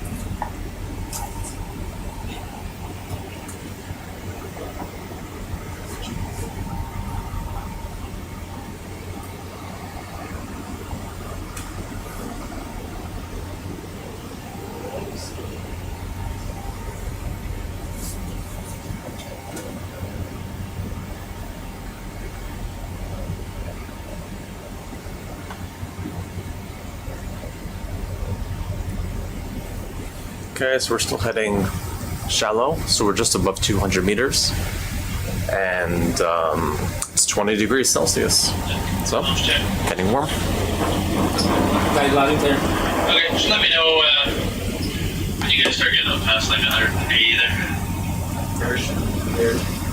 Very soon. Okay. So now we're seeing more of this bottle brush colony type. And so on previous dives, we've seen a lot of them. Sometimes we saw the entire floor covered with these bottle brush black corals. Yeah, they're really common now. The taxonomy of the group is not well understood. Certainly species in these different genera that have this bottle brush morphology, those taxonomic boundaries, what morphological features can be used to separate them, are not well understood. So we collected a whole bunch of them, and immediately after this trip, what I'll do is extract DNA from all the different specimens that we've collected, and I'll sequence the DNA and use the morphological evidence compared to the molecular relationships between these species to amend descriptions and to redefine, what species are related to which other species.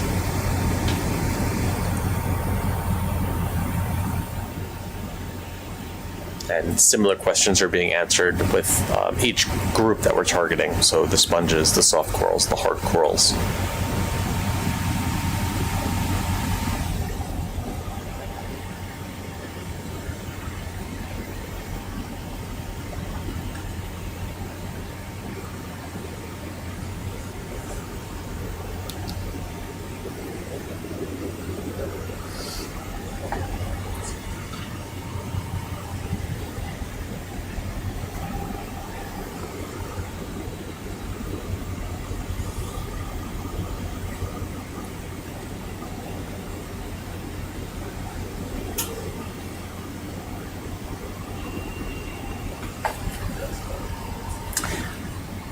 Yeah, sorry, we're trying to get up towards the shallows.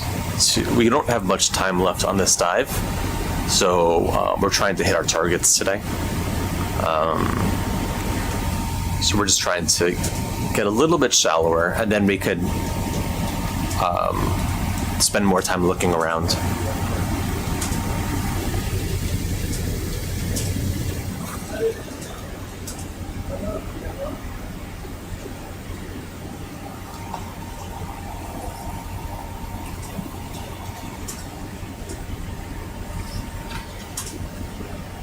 When we get to 150, 130, we collect the rocks. That would be ideal, yeah. Yep.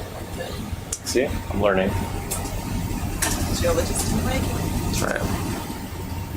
150, 130? Yeah. So we'll collect a rock sample at around 150 and 130 meters because it represents what the habitat was like when the sea level was down 150 meters to what it is now. Yeah, control. Yeah, gotcha. Yeah, then we're 167. Okay, yeah, you got 223 out on the wire there. So there's a soft coral in front of us. A very soft coral. Yeah, still leading straight up and down a bit. Roger that.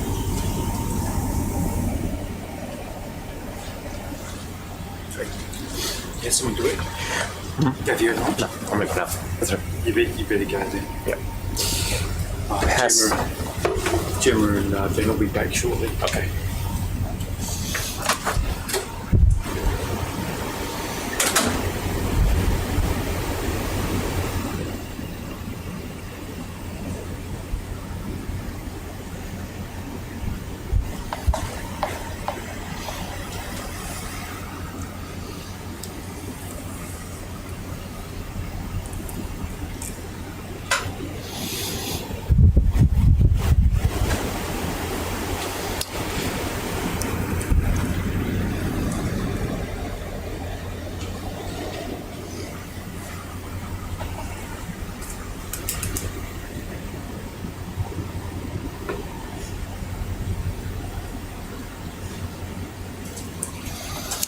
Howdy everyone, Rob Beeman back in the audio seat, just keeping it warm, waiting for Gemma and Ben, our fish and coral experts, have some lunch on board here. Just had a very nice lunch here on the Falkor.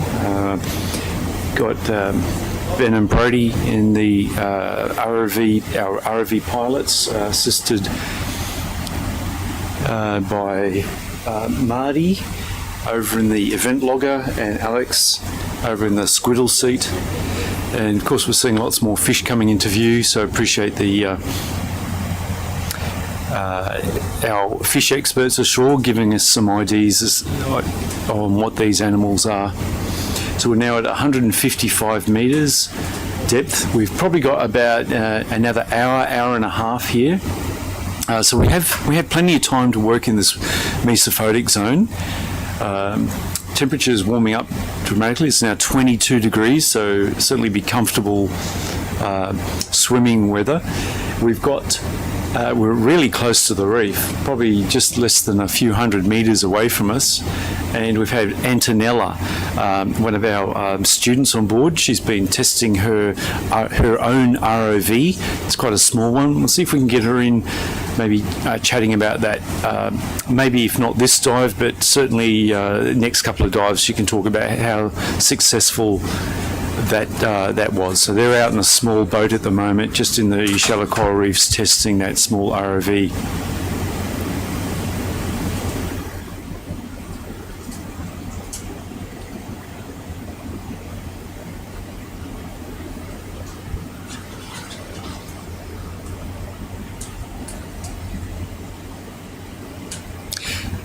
So as a marine geologist, I'm really interested in all these nooks and crannies. And Marty, that's at 150 right there. You want us to collect the rock?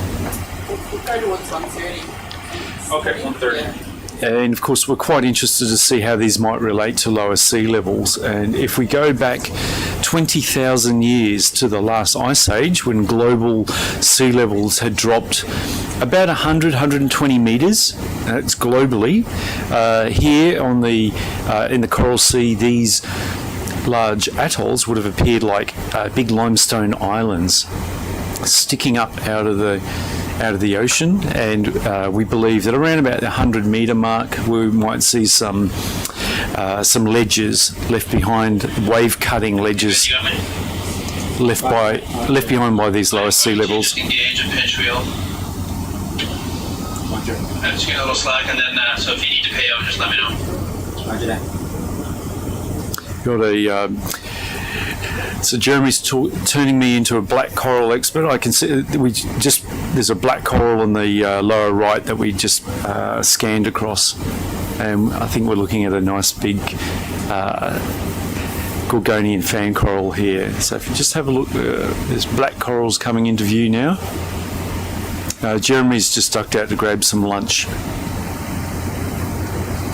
And if he wants it, he'll be watching, because we have TVs all over the ship. You can be in your own cabin and be watching the ROV feed. So if he wants it, I'm sure we'll get a tap on the shoulder very quickly.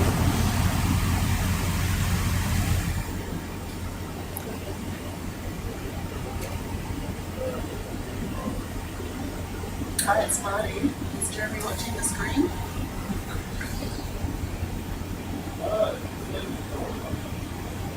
Hey, is this of interest to you? No? Okay, no worries, just checking. Okay. All good? Yep, thank you. Yep. We've got a sample of this animal already.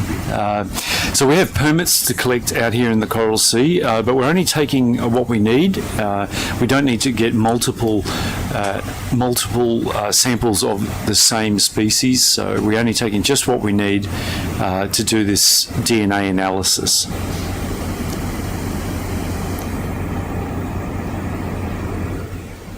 Yeah, some big Gorgonian fans here, and this is a real feature of Osprey Reef. I've scuba dived out here, and some people watching on YouTube and have also been scuba diving out here. But if you go if you swim down from above and have a look under some of these big overhangs in shallow waters from where we are, you can see these Gorgonians hanging down like great colourful curtains. It's very pretty.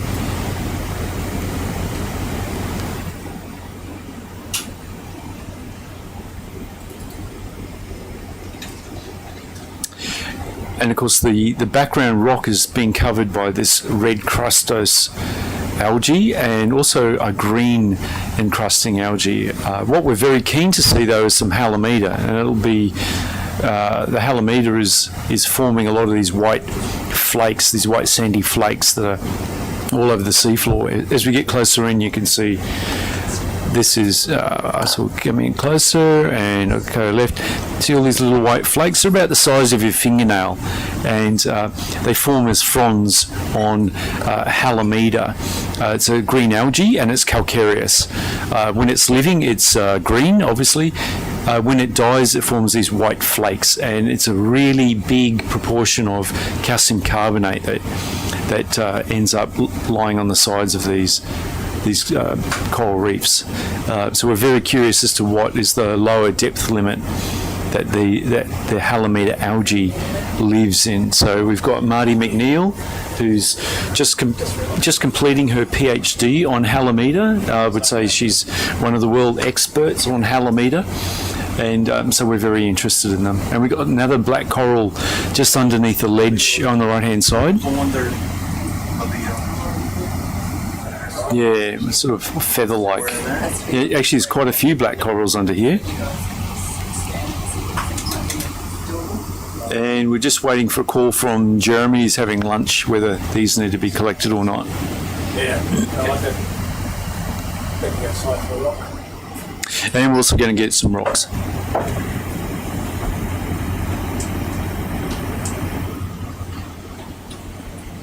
My subconscious told me to come in here and shoot out of the desert range completely. It's a bit very irresponsible. Go to the back.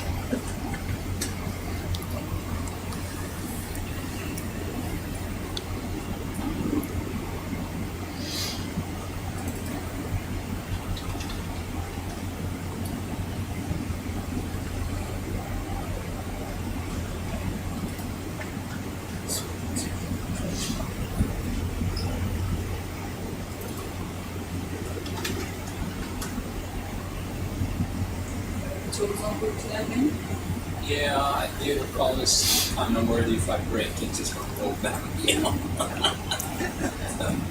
So we're just positioning SuBastian so it's stable, and then we're going to see if we can break off a bit of rock outcrop. So we're going to just do a bit of geology.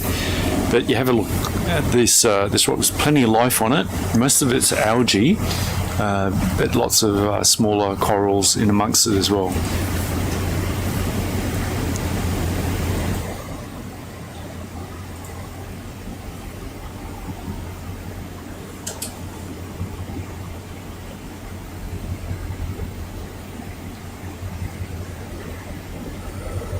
Oh, I'm sorry, maybe I'm wrong. Let's see about the points.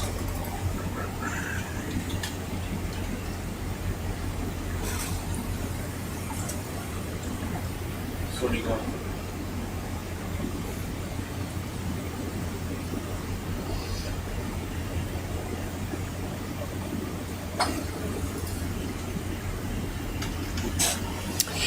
Is this Leptoceras?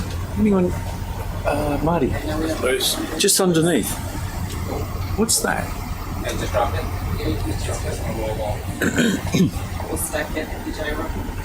Yeah, it's collapsed. We don't want that. Marty. Looks like a Leptoceras. Just having a look at this. Up. Oh, sorry. Sing on the rock. Yeah. We're just collecting a rocket sample while I was trying to take over the control of the camera. Doesn't always work.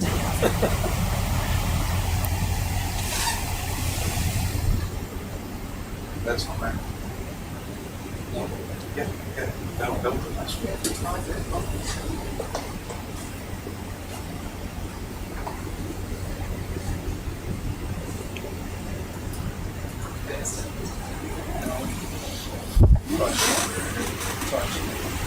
Anyone get that one? Go to that one right there.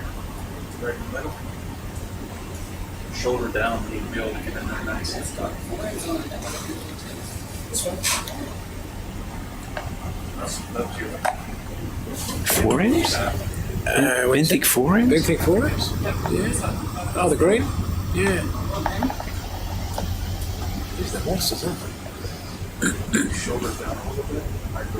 It's very crumbly stuff.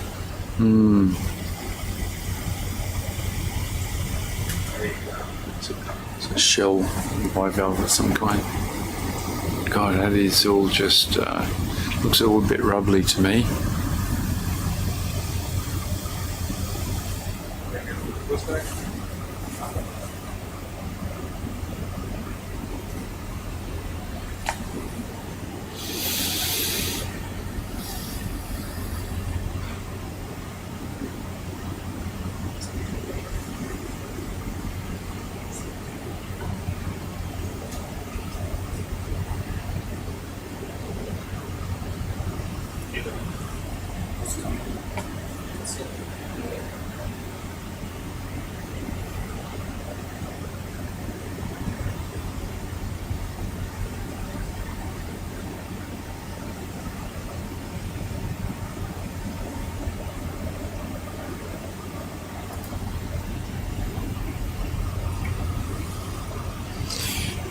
Just trying to do some twisting here to get this rock out of the wall. It's a bit tougher than we expected.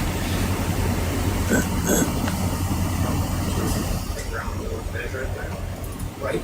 It's your left. Right. Yeah, I'm sure that's it.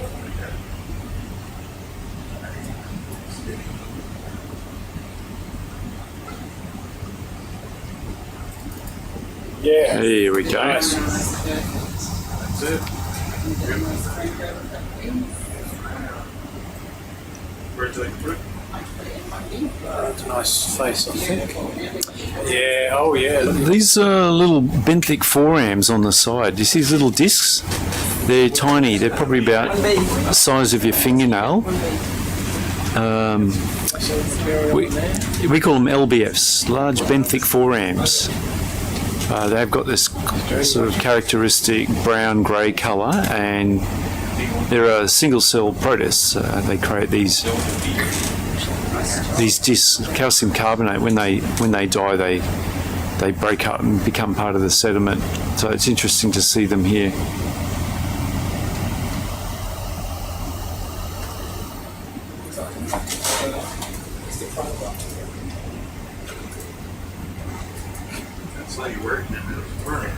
That's what we're after. See that white broken surface? That's important because if you're going to look at the lithology or the internal structure of the coral skeleton, you need something fresh, not this grungy, bio-eroded outer surface. So we're always trying to break a piece off, and that way we're guaranteed of getting a nice fresh face from which to work on. And we can do all sorts of things with it. We can do age dating and do isotope analysis. You can look at the composition, what kind of species of coral made it. Yeah, I think that's... Okay, we think this might be a coral. This could be a Leptocerus coral. Or it may be a sponge. We haven't got our coral experts in the room with us, but they'll be able to tell pretty quick whether it is or not. Yeah, thanks, gents. I don't think we'll collect it. It was just having a look. We're in about the zone that we'd expect them. So we're in 130 metres, and we found Leptocerus coral. It's just a specialist deep water coral in these depths before. So we just need to keep an eye on it. But here's the thing, we're on a really, really steep wall, and the gradients are so sharp, you lose your light pretty quickly as you go down the wall, and so, zooxanthellate corals tend to struggle on these really steep walls because they're vertical and they've got to attach to something. In contrast, other coral reefs that we visited in the Coral Sea Marine Park, which have these gentle gradients, a gently sloping upper surface, and we have lots and lots of this Leptocerus coral growing on because it's just a lot more surface area to point up towards the light.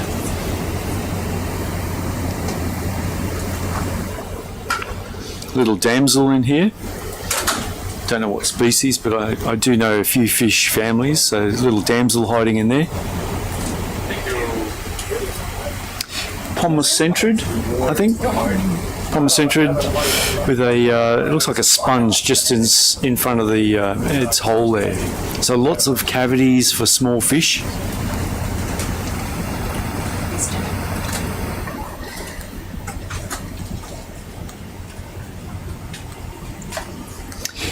Yeah, the altimeter it struggles a little bit because it is so steep here. The altimeter is pointing down a little sonar just to give us a sense of how far off the seafloor we are. But because it's so vertical, the altimeter just goes a little bit crazy. But anyway, we're at 121 metres. We're approaching that last ice age sea level low stand, so we're looking for anything that might indicate that, like a wave-cut terrace. And temperature is 24 degrees C. That'd be very comfortable swimming out there at the moment. Nice for a dip. Oh, there we go, big coral coming into view. Yeah, so we got lots of cameras around us. We've got a situation cam that's looking up. Ooh, this is nice. Okay, what do we got here? Gemma, I'm no Jeremy, but is this a black coral? I think this might be a black coral. That's really beautiful. We've seen one with this sort of branching pattern. Yeah, it's got this beautiful orange. His ears were burning. And, yep, I'm giving up my seat to Jeremy. Really nice and filamentous, long branches. What do you think, Jeremy? Just getting a Looks like it's broken off maybe in... Wow.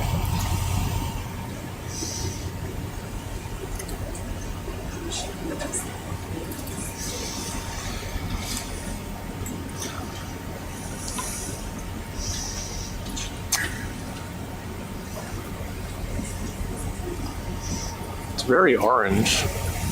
It is.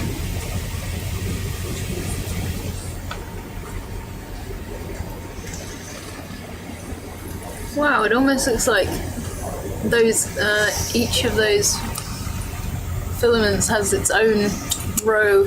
You're right, they do. So those pinnules have spiraling rows. So 2 rows of, so on either side they're spiraling. Yep. Okay. So that would be Parentopathes.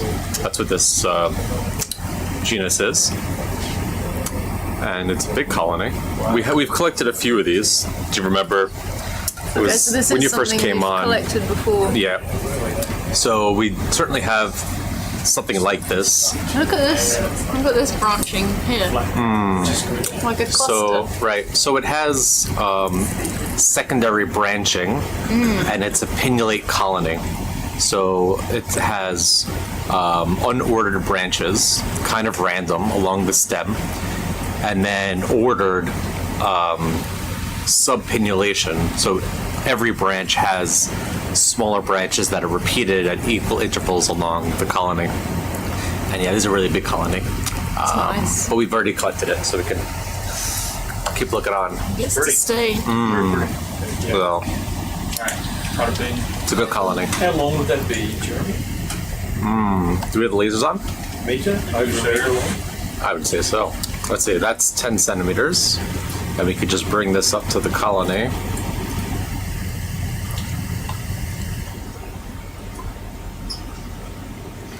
I mean, wait, hold on. Let's look at the. Let's bring it down to I here. can help you out. I can turn off all the lights.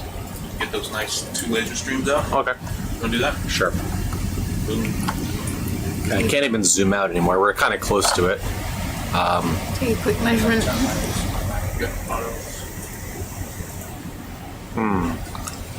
So it's huge, right? It is really big. Yeah. At So least a this meter. stem. So if we follow this stem, right?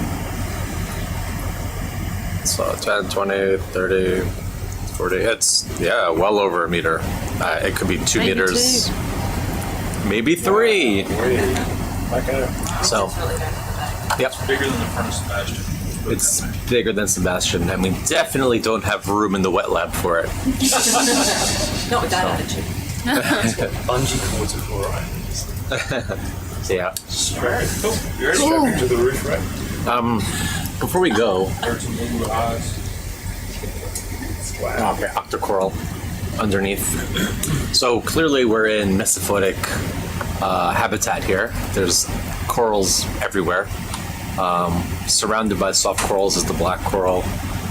So yeah, we could slowly move up, and I'll say ooh and ah a lot. Going to target 110 on the Yeah, let's go to 110. meter. Sure. The site for potential rock sample. Okay, we could do both. Yeah. Oh, there's our first sort of sight of a damsel fish over there. Some kind of chromis. Together with another anthea, I think. Yeah. So really starting to see some of the shallower reef fish species now that sort of cross over this zone between the deep and the shallow communities.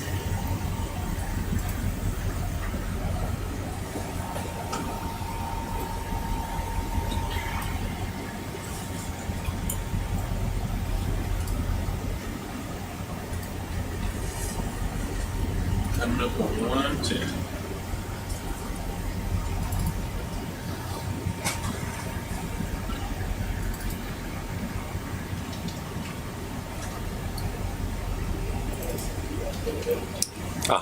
Thank you, Kathy, for spelling it out.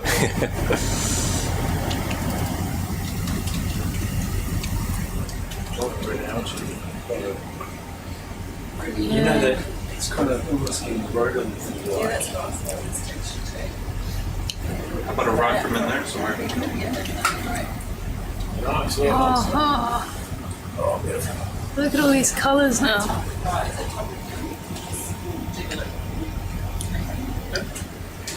So what's the red? Is it coral? Looks like it's layered. Oh, there's Is it coral? The hard coral in the back. Yeah, just there. Leptoceras. Leptoceras, thanks. Yeah. But what about these? Is this just algae? I'm sorry. Let's take a close look. I'll stop, Ben. I'll stop. Very red, hey? He's got entry and gauge. Do you want me to head out, Ben? We're good. No, we're good. Okay, yeah, if you want me to head out, just let me know. I'll disengage and show there. Is it okay to zoom in? He's going to come out with the arm. We're going to test for a rock. real Okay. quick. Yeah. There's a lot of corals right here in this area. So maybe it's a good location to grab a bit of a more cryptic coral that might get overlooked. Give it a little tap. See if it's in place.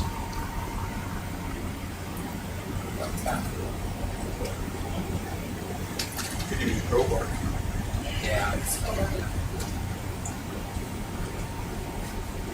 Test what's on it. It's good. Drop the sweater. Yeah. Crowbar. Yeah. Crowbar, yeah. Want to try to one in the back? That was That pointy bit in the back? Yeah. Yeah, that When you make the back. I don't know if I can reach it.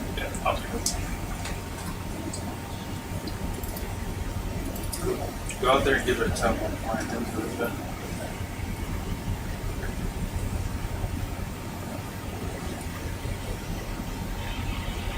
Control deck, just so you know, floats on the surface. Wow. It's really looking like a forest now, hey? Yeah, really Lots of- healthy. So once we get this rock, there's a few things that we can collect here.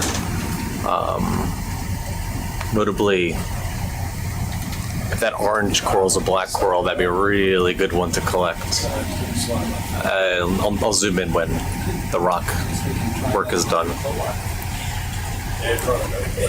What do you reckon this red kind of lamina stuff is? I don't know, If something it went plating. for the colour, I would say Montipora, but it doesn't seem.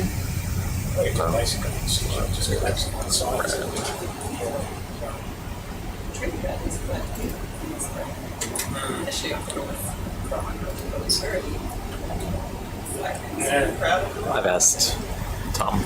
Excellent. See what he says.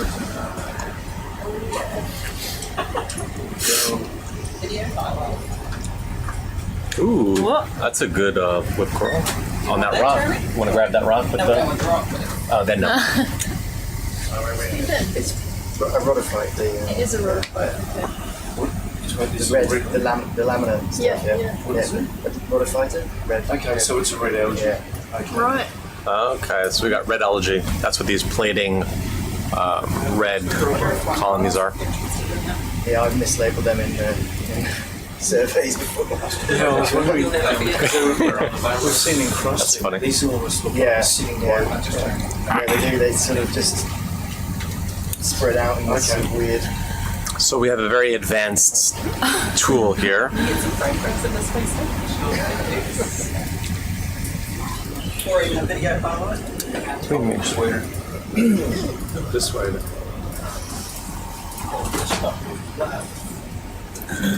Don't let me forget to look at that and then the long branching one. I should point out those benthic forearms on that rock sample. I thought it was. I was wondering what those were because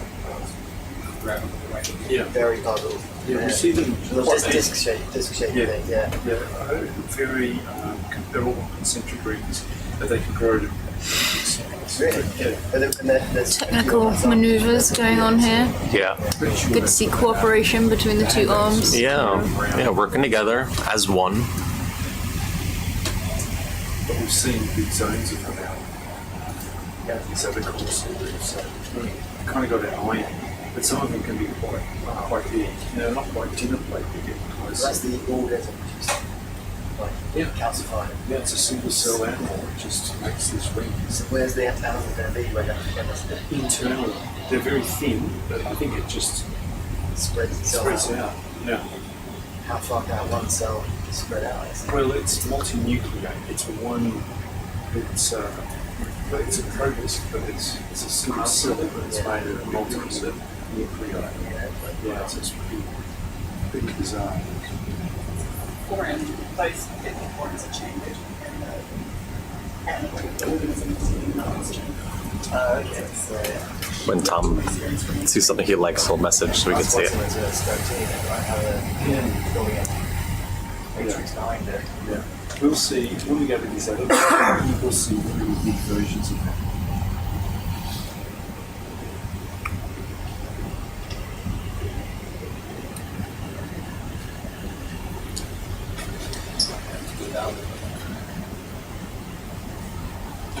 Go and grab it there. I think you have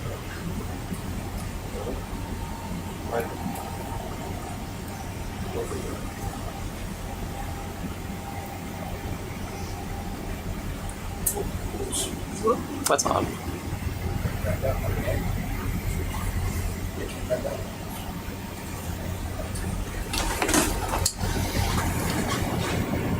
Ben, what are these all umbrella-like?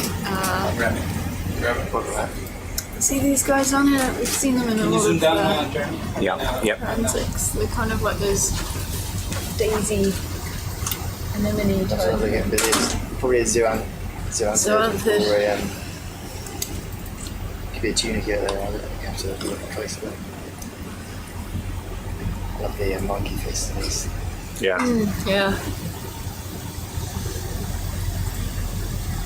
if I try to understand it, get it above this bar.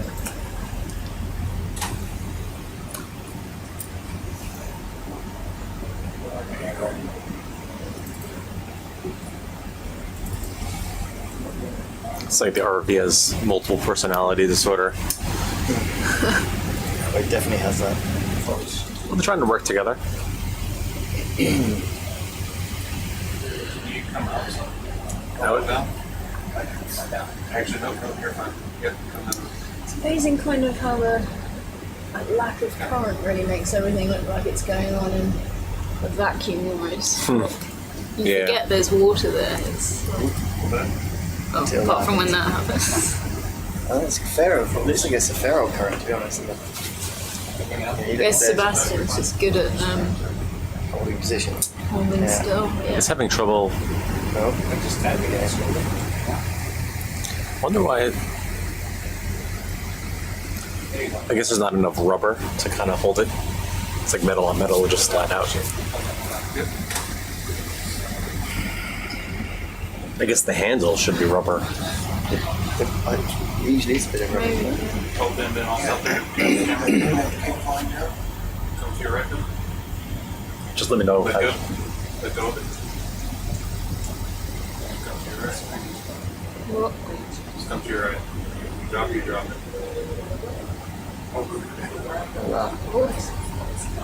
Call it to the camera phone. The camera floats down to the screen. So it down to the left. Ah, that looks like a good grip, really. Really plugged in. $500,000 worth of arms working together. Some expensive arms. So the black round thing came. If you can't see it, jam it down.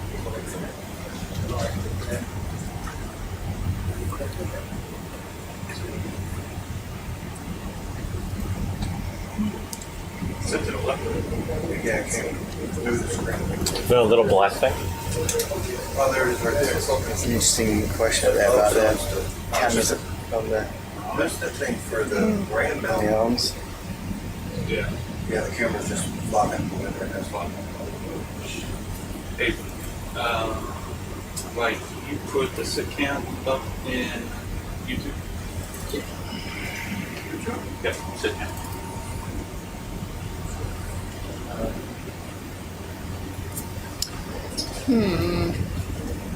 It's like we lost a piece of something. Some kind of bushing.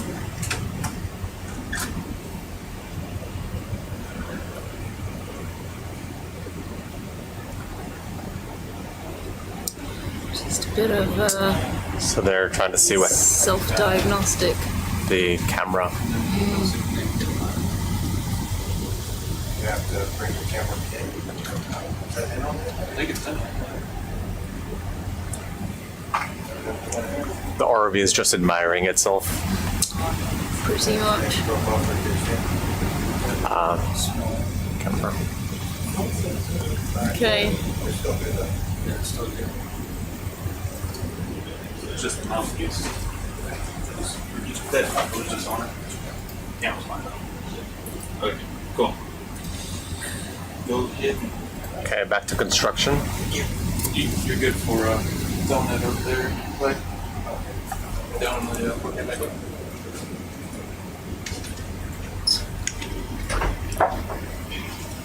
Okay, we're going to work. Gonna grab a rock.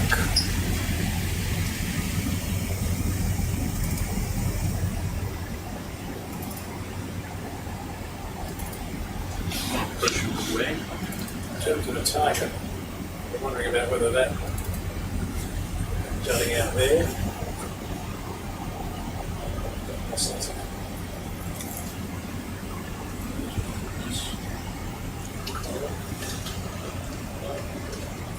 There's nothing too disturbing to that picture.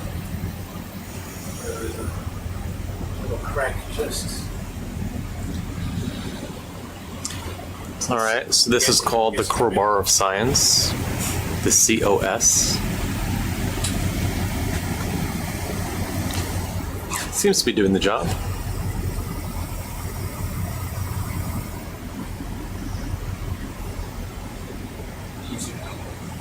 Zoom out. Gotcha.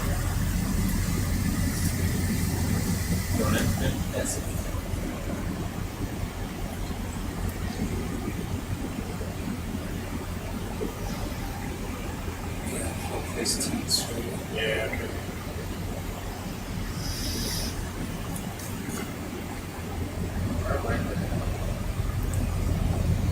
I'll go page now. Let's hear what right there.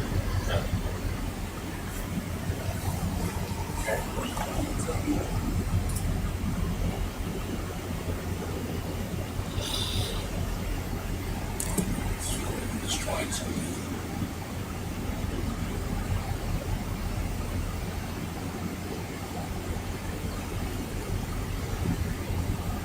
Go. COS. No.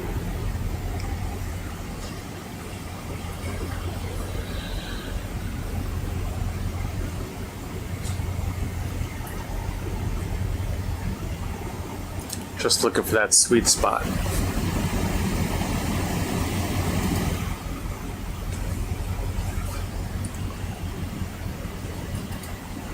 Tough rock to crack.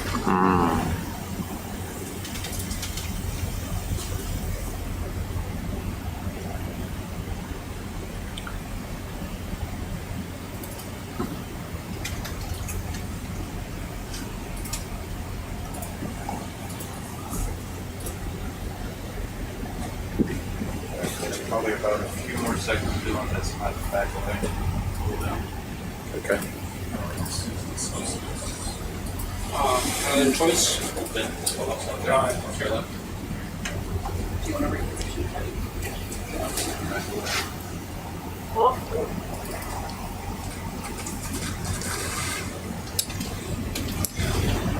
Just repositioning. So we're gonna let the ROV cool down a little bit. So to stay down, it needs to use thrusters because it's neutrally buoyant. So the longer it stays down and is actively pushing, the hotter the machine will get. Yeah, and it's especially tricky working up here in the tropics where we've got surface waters of nearly 30 degrees Celsius, so Yeah. Bad for ROVs, bad for corals. great for diving. Great for diving. Great. Absolutely. If you need to wear a wetsuit to dive, it's too cold.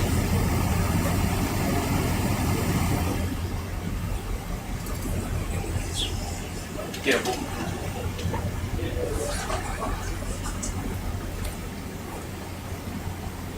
I'll leave that thing go anyway. It's very, very chewed up. Got no wall.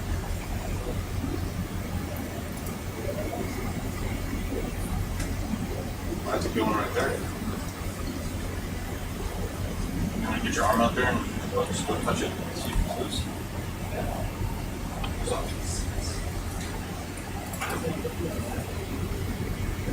That's good.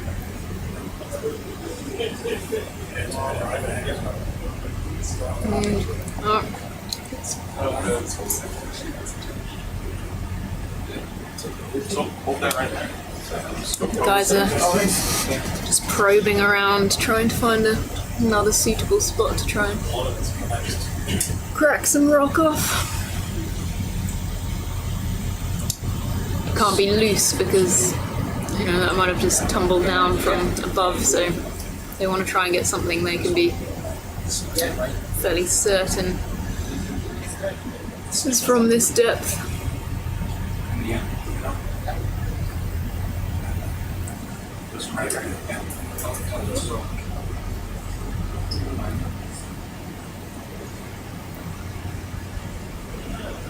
Oh, sorry. How's that rock? Want to put that in 3-4? It's a casualty of science there.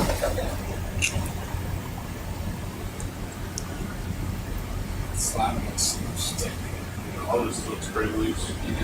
Yeah, it is. This one? Yeah, try that. There's a hole in this.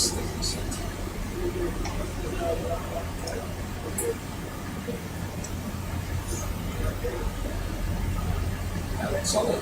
Yeah. Park. Yeah. Foggy park. Lift it up.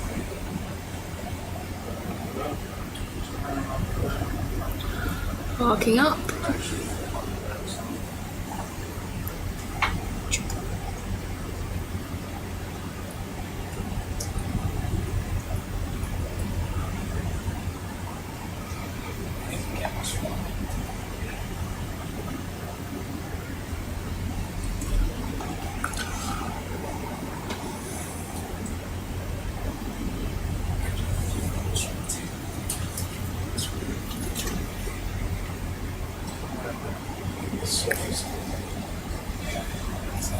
That one?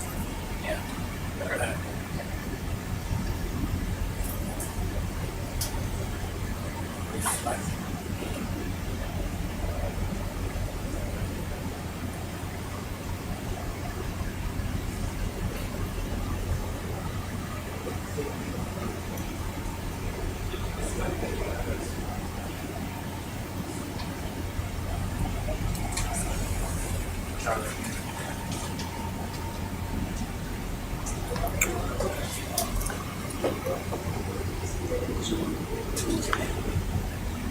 Okay, we're giving another go to collect a rock sample.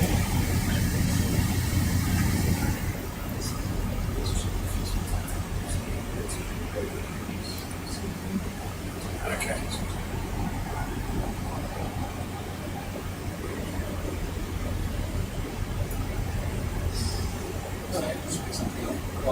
I want to try and grab it, maybe. Okay. Yeah, I think that's best. Somewhere in the hole. Shove it in the hole somewhere. Right there. Straight in.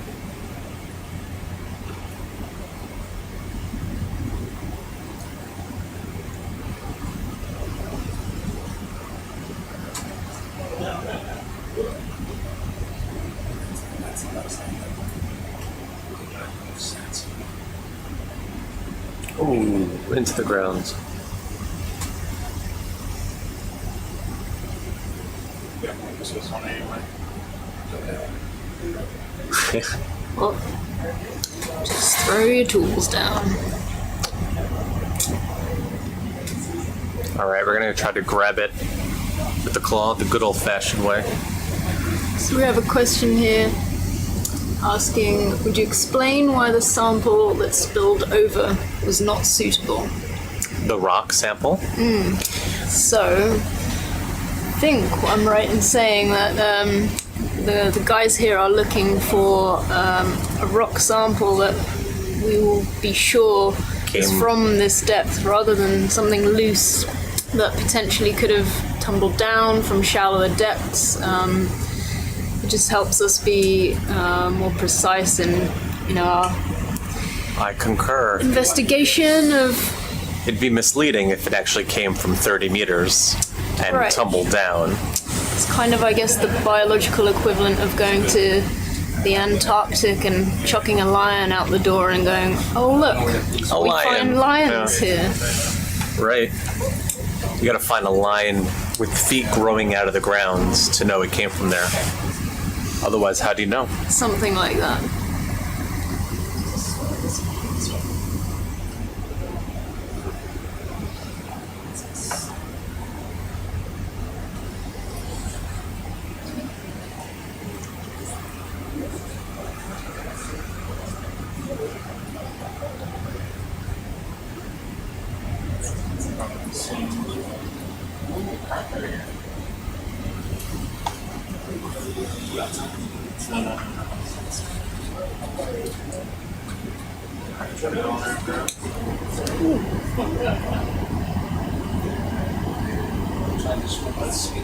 Yeah.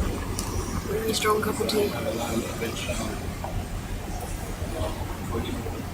you want to get in closer, so I'll have a leverage.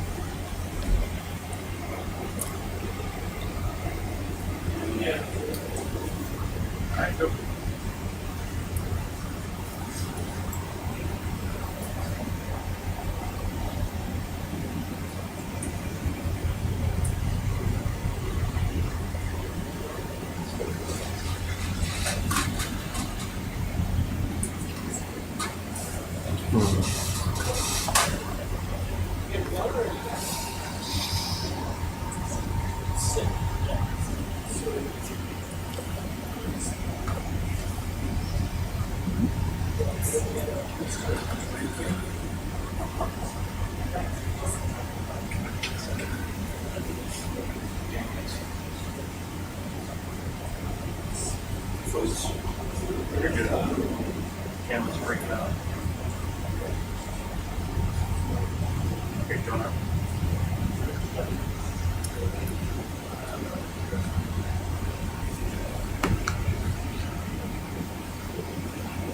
Okay, we're going to try and crunch this off. Are you in auto or manual? It says manual. Should I switch it? And do it now.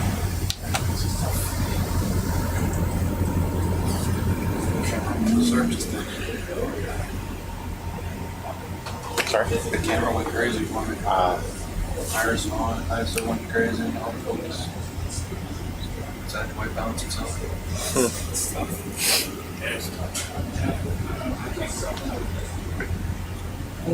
Something broke. Is that a good rock sample? Probably not. There's a soft coral in there. Yeah. Yeah, we are.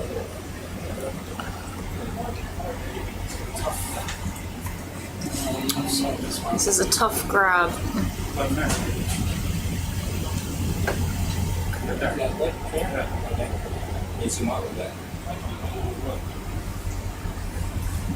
Yeah, more to the right.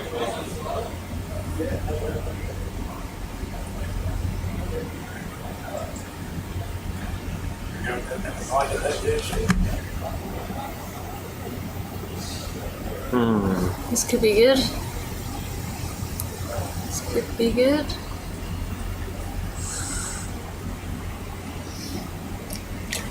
So there's a little brown coral right behind what we're grabbing. Interested? So, well, obviously. Could be Lobophytum. Of course, that wasn't my call. Kathy's helping. But it's there, I'm trying to find them. Is it on this? So keep that, remember that location, what that brown thing is. The flat brown.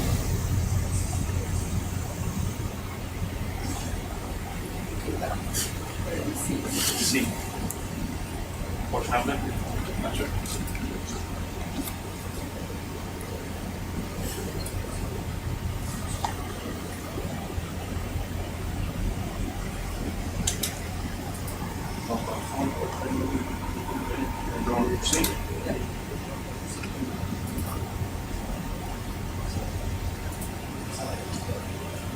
And once that's in the box, we'll go right back to the place where you just got this coral rock, and there's a coral next to it. Okay.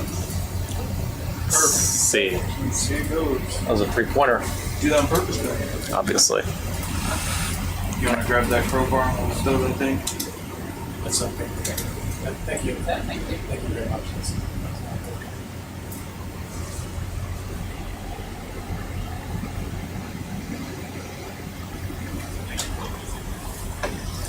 So once we get this crowbar back in its box, we're gonna take a look at circular brown coral, which it doesn't look much like Leptoceres, so it might be Lobophytum, a soft coral. And that would be a first for us on this expedition, so we can grab it. And it will be another rock sample. No, so the soft coral is like on a rock, so we're gonna have to grab the rock.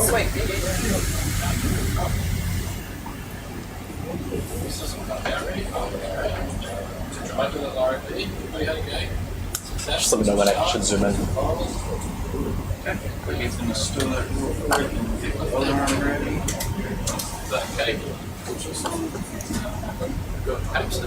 Alright, so let's just take a quick look at these brown. Soft looking. Do they look soft to us? Yeah. Yeah. Definitely got potential. Can you give it a poke? We're gonna poke. Can you poke the brown coral? Soft thing. To see if it's soft.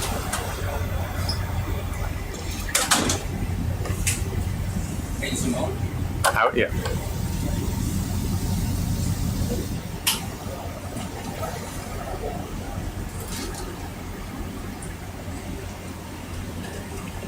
Give it another half hour, everybody.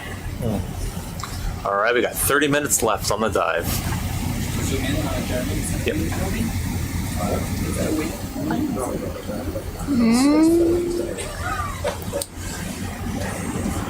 We'll have to take a poll. Soft or not? All right, what do we think, people? Is it a soft coral or a hard coral?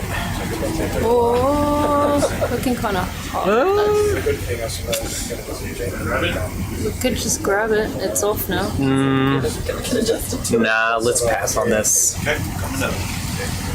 All right. That was a good boop. All right, so we're still looking for a few more coral samples before we end this dive. Leptoceres. Montipora. Montipora is what we're after now. We're after Montipora. Right. And obviously a cropper, but Yeah, unlikely. Unlikely. But if we do find it, we're gonna get a gold star from Tom Bridge.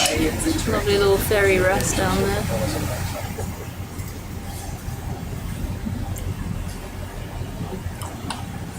I'm gonna look up a little bit. I kind of want a gold star. Oh, It looks like a Leptoceres. Leptoceres? Not Montipora? Oh, you want a white balance? Yeah, that's a white. Yeah, sure, white. There's Leptoceres there Yeah. on the right. Oh, look at this glass one. So I was told that we've collected a good amount of Leptoceres for this expedition. we've got enough Leptoceras. So we could focus on Montipora. Let's hunt for Montipora. Can we look at this branching green coral right here? Just take a quick zoom in on top of the Leptoceras. That'd be a fun grab.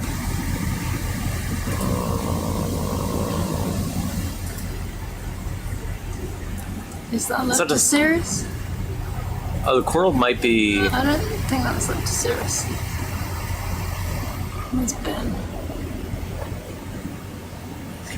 What is this? Is it a sponge? Huh, yeah.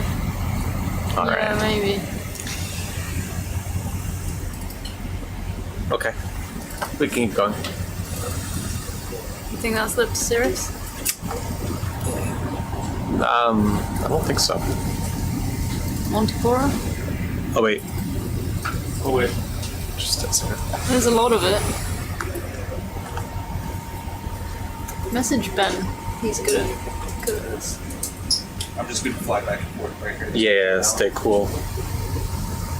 Yeah, this kind of encrusting lamina. 100 meters. Oh yeah, that is a nice shot. This large anthea up there. Ooh, look at those whip corals. So we're floating in midwater to cool down a little bit, and that'll allow us to settle down and grab a coral without overheating too much. Is it okay to look down while you do it? Yep. Great, you go for it. Get Tom's corals. We'll stay in this area just in case.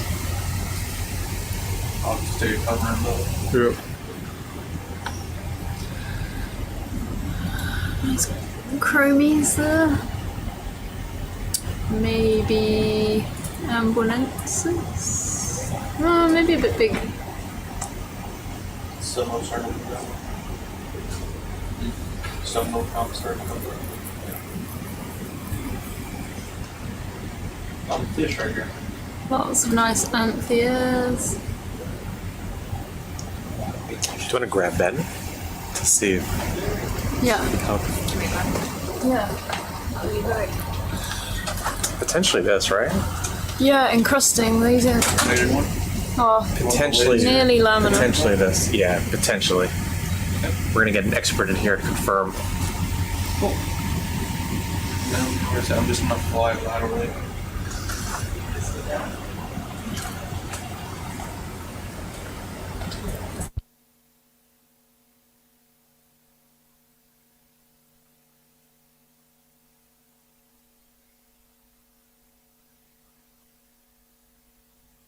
So, what do you think that I'm is? not sure. I'd have to stop him. I thought it was Leptoceras. Nah. Oh. Oh, really?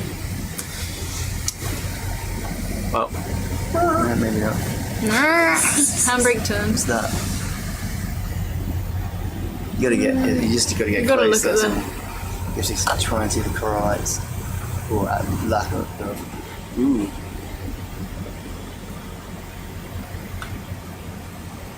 What are you thinking? Maybe? Yeah, that's not in Montipora. But It's not. No. no, but it's. I don't know what it is. Maybe. I don't think it's Leptoceras either. Yeah. Something else. All right.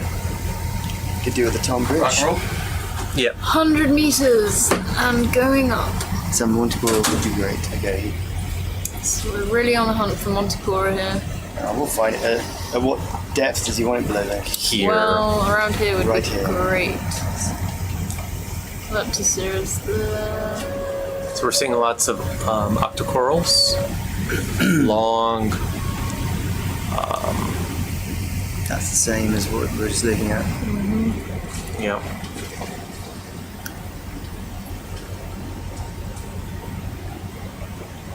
Tom's asked for a close up. Close We up. kind of need to move around a bit though, like rather than. How much time have we got? 20 10, something 20 minutes. yeah. Yeah. What's the depth? What depth are we at now? 98. Just over 100 now. Look at the one we're just at.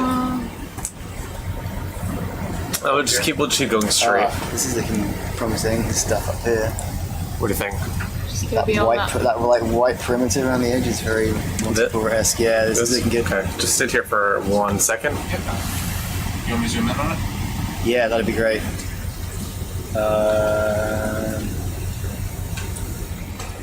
It's weird. It looks like it's upside down, maybe.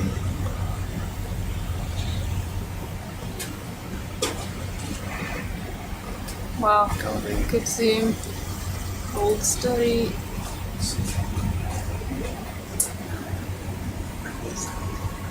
Could be. Yeah, could be from top. Yeah. Could be. All right, let's grab it. He's still typing. Grab some. This big one. What I'm gonna do is, I don't see the. It's not packet series. Yeah, I don't see the lines. Maybe that little section on the right, that little piece, rather than that whole, because the whole thing is going to. It's gonna come on the other side of these corals. Yeah. It's all up in there. Yeah. Well, at this stage, whatever angle is easiest for you to get it quickly, because I know we're getting hot and it's low on time. I haven't collected a black coral since the first specimen of the dive. Is that right? Yeah. That's a good few hours. It's been a long time. Going cold turkey, huh? That's right. Sneak in behind this Could be parietes. So that's. It's really thin. It's a very, very thin plate. Yeah. I don't know if it's. We'll grab some and we'll get it up and have a look. We will figure it out. I mean, what became the big one? The plate. Oh, the plate. If you want to look to your right, John.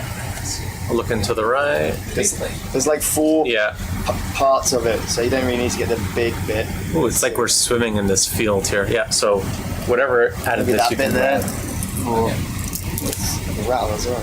It's cool that the soft corals, well, I guess the hard coral grew around the soft coral.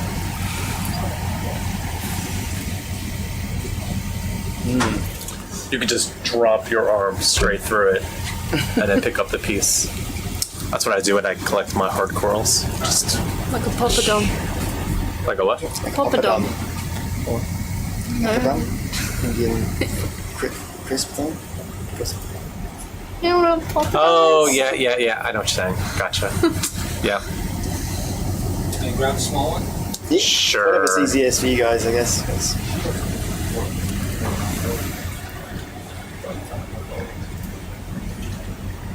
Is that what this is? The one coming up to the middle, I think. This one right here is good? Yep. Yeah. Yeah. Oh, they're all connected. Looks like. Oh. Yeah. It's all parts of the same colony.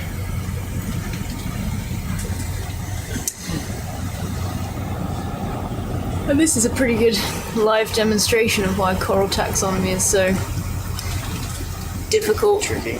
A little bit of a mess because So soft. Yeah. Oh, it's hard. historically Yeah, so thin, eh? everything went off looks really.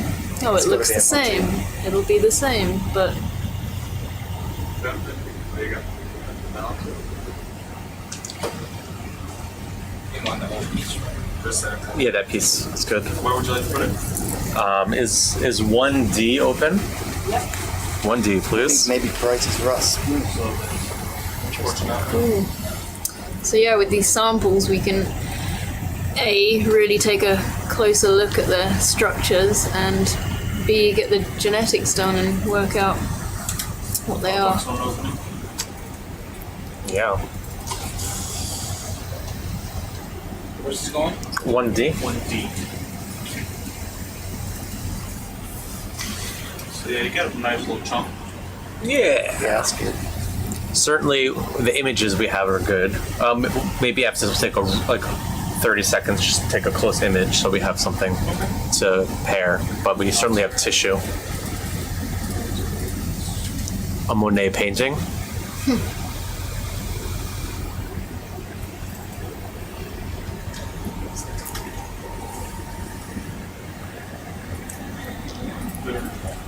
So Tom Bridge is saying that there's lots of parietal rust in the shallows at Osprey and across the western Coral Sea. So it'll be interesting to see if this is the same. And we're just going to take a zoom in here of Do we have lasers on? Yes. Let's see. Yeah.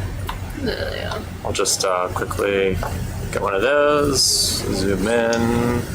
So we're saying this might be for organisms. He thinks so, but I'm not whether he's getting the same feed as us. Just give that a second. The Coralline's Cool, okay, yeah. really tiny, I think. I guess it might be. Tiny pitted. Yeah. Alright. Okay. That'll do. Let's do it. No, Acropora. Oh no. Alright, 96 meters. All right, so we're going to spend the last 10 minutes looking for something, You don't whatever. want to lepto, huh? No, we don't need more lepto. Montipora would be ideal. Okay, so if we could go up to like 90 meters, maybe collect one more hard coral. Sure. Yeah, that's the tough thing about. Oh, we dropped a bag. Oh, oopsie. And the bag goes. Still hooked up on something, isn't it? You gotta grab it. It's like hooked up on ourselves. Yeah, string. Oh, It's no. a bungee. It's like one of those games where It's like a dog chasing its tail. Yeah. Got it. We'll, Nice. what is that? It's String. just its That's own the that's its Tether. tether, is it? Doing its job. We'll just stow this away.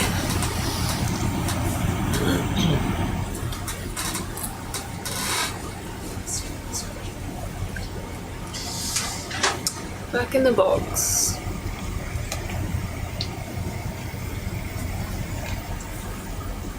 So we'll keep the cameras on as long as we can during the ascent.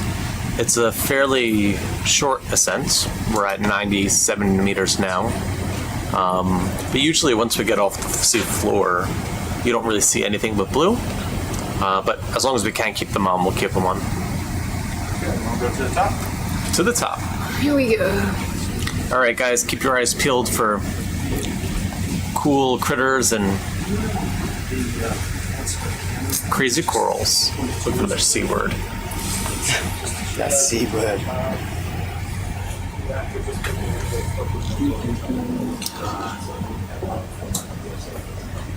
Up.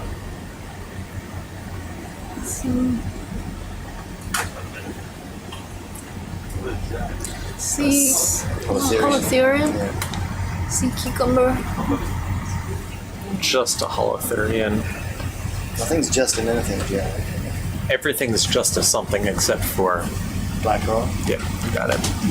Had a feeling you were Funny gonna old thing. You said it, not me. Ah, that's nice. Our first angelfish. No, we're going to pay in exact salinity. Oh yeah, you're fine. You got It's more of the same, maybe. Chromis alpha. I think this is Monty land now, isn't it? All right, let's collect the Monty. We're at 85 meters, so we'll keep our eyes. Oh, Acropora? Yep. Yes. Boom. Spot. Let's grab it. All right, 85 meter Acropora. Maybe it Wait. could be Anacropora actually. So we, Is it Millipora? or it could be Millipora. Yeah, so we let's Yeah. look. There's also an algae I Oh, wait. thought that mimics. Well, let's just hold it here for a bit. Is that? It's not Acropora. That's not No. Acropora. But it, All right. yeah, Yeah. it's interesting. It's documented. Yeah, temporary excitement. Cool. This Top. is so nice. He's a bit delayed, so. No. Yeah. Yeah.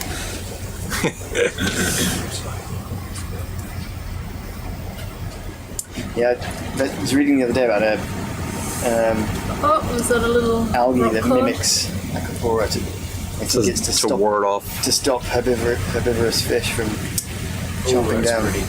This Yeah, is where you usually find pygmy seahorses around the steps. Maybe we should have a look. We spent a lot of time on a pygmy it's seal. probably a Monty, but you gotta get close. Yeah, if we could try to grab that one last coral.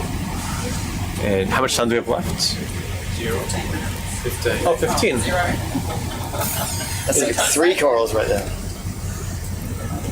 Everyone wants the pygmy So seahorse. look for branches moving. What color kind of coral you look for now? It's just down to the left. Down to the It's a plate with like a white kind of ring. Yeah, that one there. That looks like that's Pachysterius, isn't it? No. Let's get a bit closer. No. It is very It similar to looks what we very just got similar there. to what we might have. Yeah, let's just probably Okay, now leave it move and on. assume that it's... Yeah. Yeah. Onwards and upwards. Is he I saying? think Tom's the best.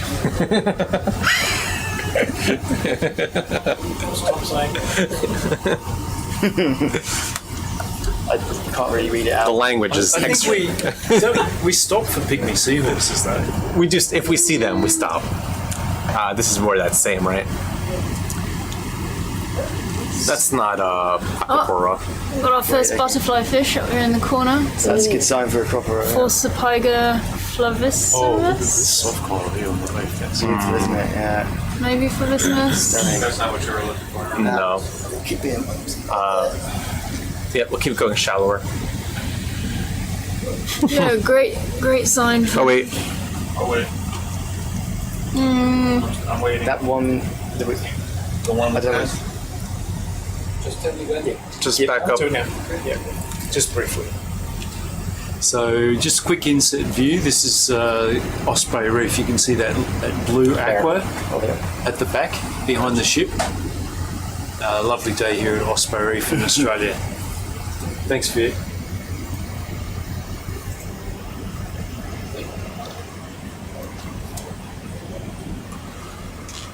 So we can Yeah, it's take not, a look it's at not this. Pachysterius, but No. it looks to me like the one we just collected.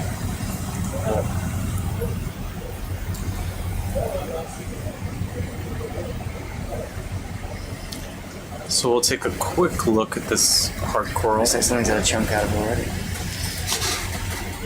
Right there. Stay. Okay, we're gonna zoom in. We got lasers on.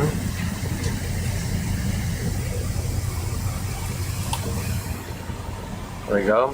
10 centimeters. Zoom in. That's different, right? Can tell. That's the same as what we just got, pretty sure. Yeah. That's what he thought was Brighty's Russ. Yeah. Slight lag.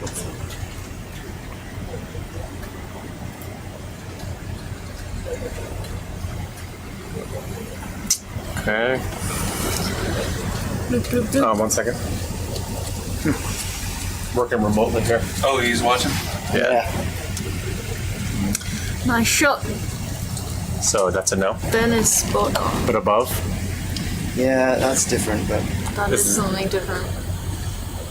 But it's encrusting. I mean, we wouldn't even be able to get it if we wanted to. Yeah. So let's. Thanks for that. Yep.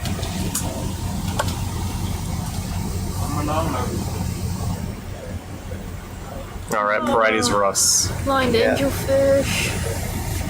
Butterfly fish. Lovely long nose Forsypyga. All right, we're Oh, looking. we got our first Janus boha over there. What's that? yeah, I don't know. How about this here? That looks like that's more like a. Is that That's more like a. Yeah, oh, it's a mycedium, I think. Mycedium. Yeah. Yep. All right, keep going. Yeah, we don't want mycedium.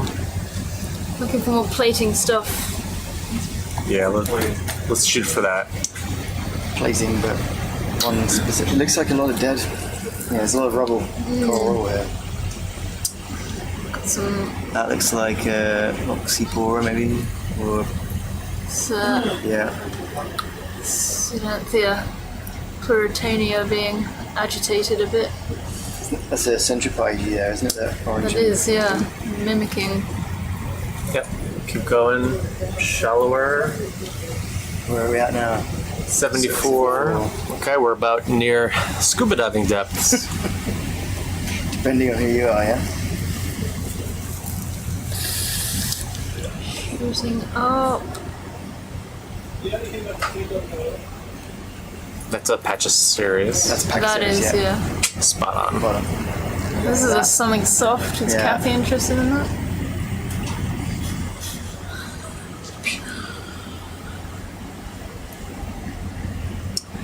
chromies, Mycedium. spectral. Start seeing We like should be seeing our some. first Acropora pretty soon. Oh, I was going to say Cephalophilus. Yeah. Yeah, we should start seeing some surroundings. There's one of those. Oh, those very pretty It's pink a Antheas. Yeah. Pseudanthia pleuritania. Pleuritania, yeah. A lovely little fairy rest down here in the corner. Some really cool plates. ROV control deck. Go ahead. Traverse along this depth. So you can stay at this depth and we'll just go right. They're about 20 meters left. No, I did that. Chris, we might have to lay out some. All right.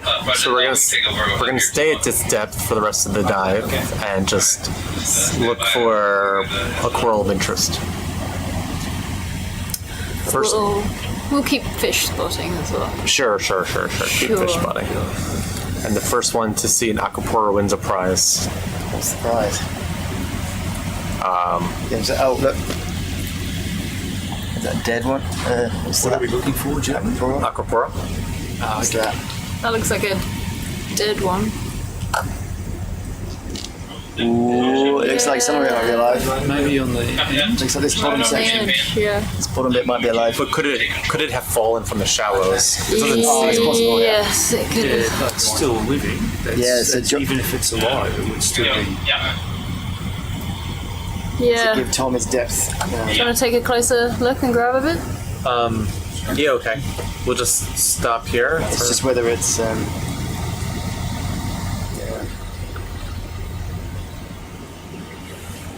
Did you spot that one, Ben? I think I did.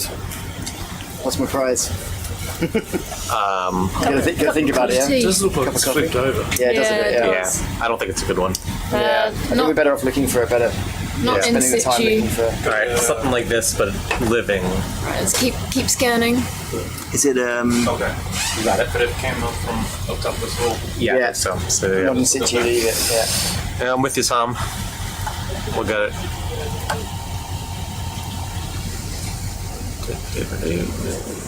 Oh, so I don't get a prize. No, Nope. sadly not. Alright, I'm gonna keep scanning.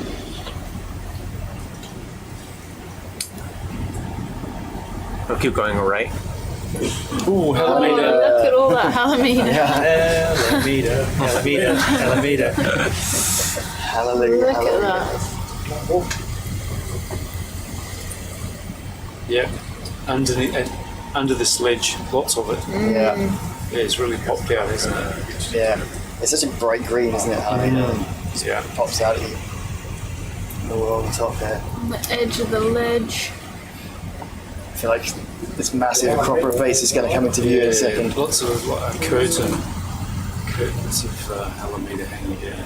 5-minute warning. Grief. Oh, 5-minute warning. Yep. That's good. Scan. I think we're in a bit of a under a steeper section here, so it might be less likely to see them. Branching more probably. That's right. We'll get more chances. We have 5 more days of diving. Is that right?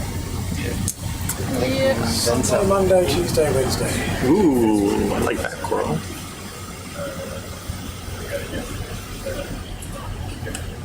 No, I don't. So fickle. Oh, nice Obsidian down there.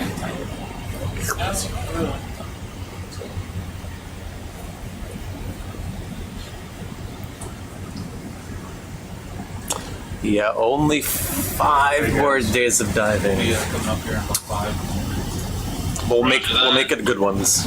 We'll make them good ones. Ooh, what's this? Is it a mushroom? That one. Fungid? No, it's a leather coral. Thomas screaming goes out. Hey Cody, just let you know the Oh, can you go? Sorry, can you go back left where we came? He's after the plates. So this. Plates No, on I the think it's ledges. gonna be, It's this kind of thing here. Yeah. So to the left a little more. Some big one. That big one right there? Hiding with that soft Maybe that coral. would be easy to grab. Okay, let's look at that. This will be the last thing we get, I think. Yeah. Yeah, that's probably a Monty. All right, let's grab that. Which one's that? All right, here. 5 minutes recovery. The brown one? Is he after fungids? It says, No. I didn't know he's looking for. Yeah, we've seen heaps of fungids. Oh, is that not what he wants then? Oh, you want some Monty? Oh, I don't know. He says missing all the plates, no one between the gorg. Yeah. It's tricky. Yes. Let's go grab this one. I'll just zoom in as you. Seen a few fungids. We've gone past them. No. Gosh, this is tricky. No, we don't want this. No to fungids. No to fungids. I don't know. Yes. I'll just stop talking. It's confusing. All right. All right. This looks like a coral we're gonna collect because it's a coral we're collecting. All right. Yep. Yeah, we're grabbing grab that. Yeah, it's a Monty. Very good. Right. All right, last action for the day then. This is the last grab. You guys all right with that for time? Yeah, it's good. Just need a pygmy seahorse before we go. Oh, right. Actually, you know, instead of collecting this, let's look for a pygmy seahorse. I put an order in for one earlier, so. Yes. Can I just tap it on top and then pick it up? You could try. Yeah. Or from underneath, it might maybe. pop off. It might actually be better to go underneath and flip it up. Okay. Depends on how big that space is underneath. I'm not gonna grab This is a it. Leptocerus. If I grab it, I can get a chunk. Yeah. Should be a bit thicker, like right in the middle where there's like the attachment point. I don't know what else.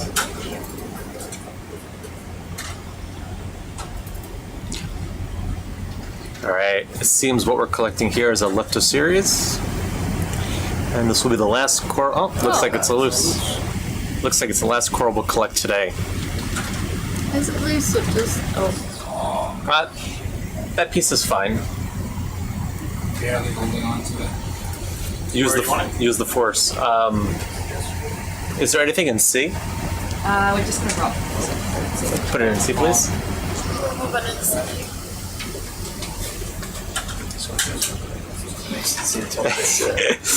All right, this might be a Leptocerus of interest.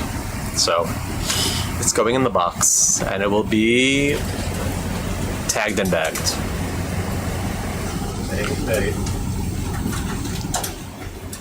And then it will come with me to the Museum of Tropical Queensland, where I will drop off 5 large Nelly bins full of corals. C, please. And hopefully, nice. Oh my goodness, perfect. Nice shot, Ben. Hopefully, there's some boxes with black corals named on them. Second time you did that. Right. Oh. Just pay back. Let's go. Let's just. We're not going to go up the ridge, though. We're just going to go straight up. Oh, what we're Doing for tomorrow. Yeah, I can jump on there. Jeremy can sign off. So we're heading down to the canyon. Yep. All right. Thanks, everyone. We're gonna head to the surface. We're heading to canyons. Is that right? Yeah, back to the GBR. We're going back to the GBR canyons. So hopefully tomorrow morning. Is that right? So hopefully we'll see you tomorrow morning. Stay tuned for our notice that we're going live. Thank you guys for tuning in. Bye bye.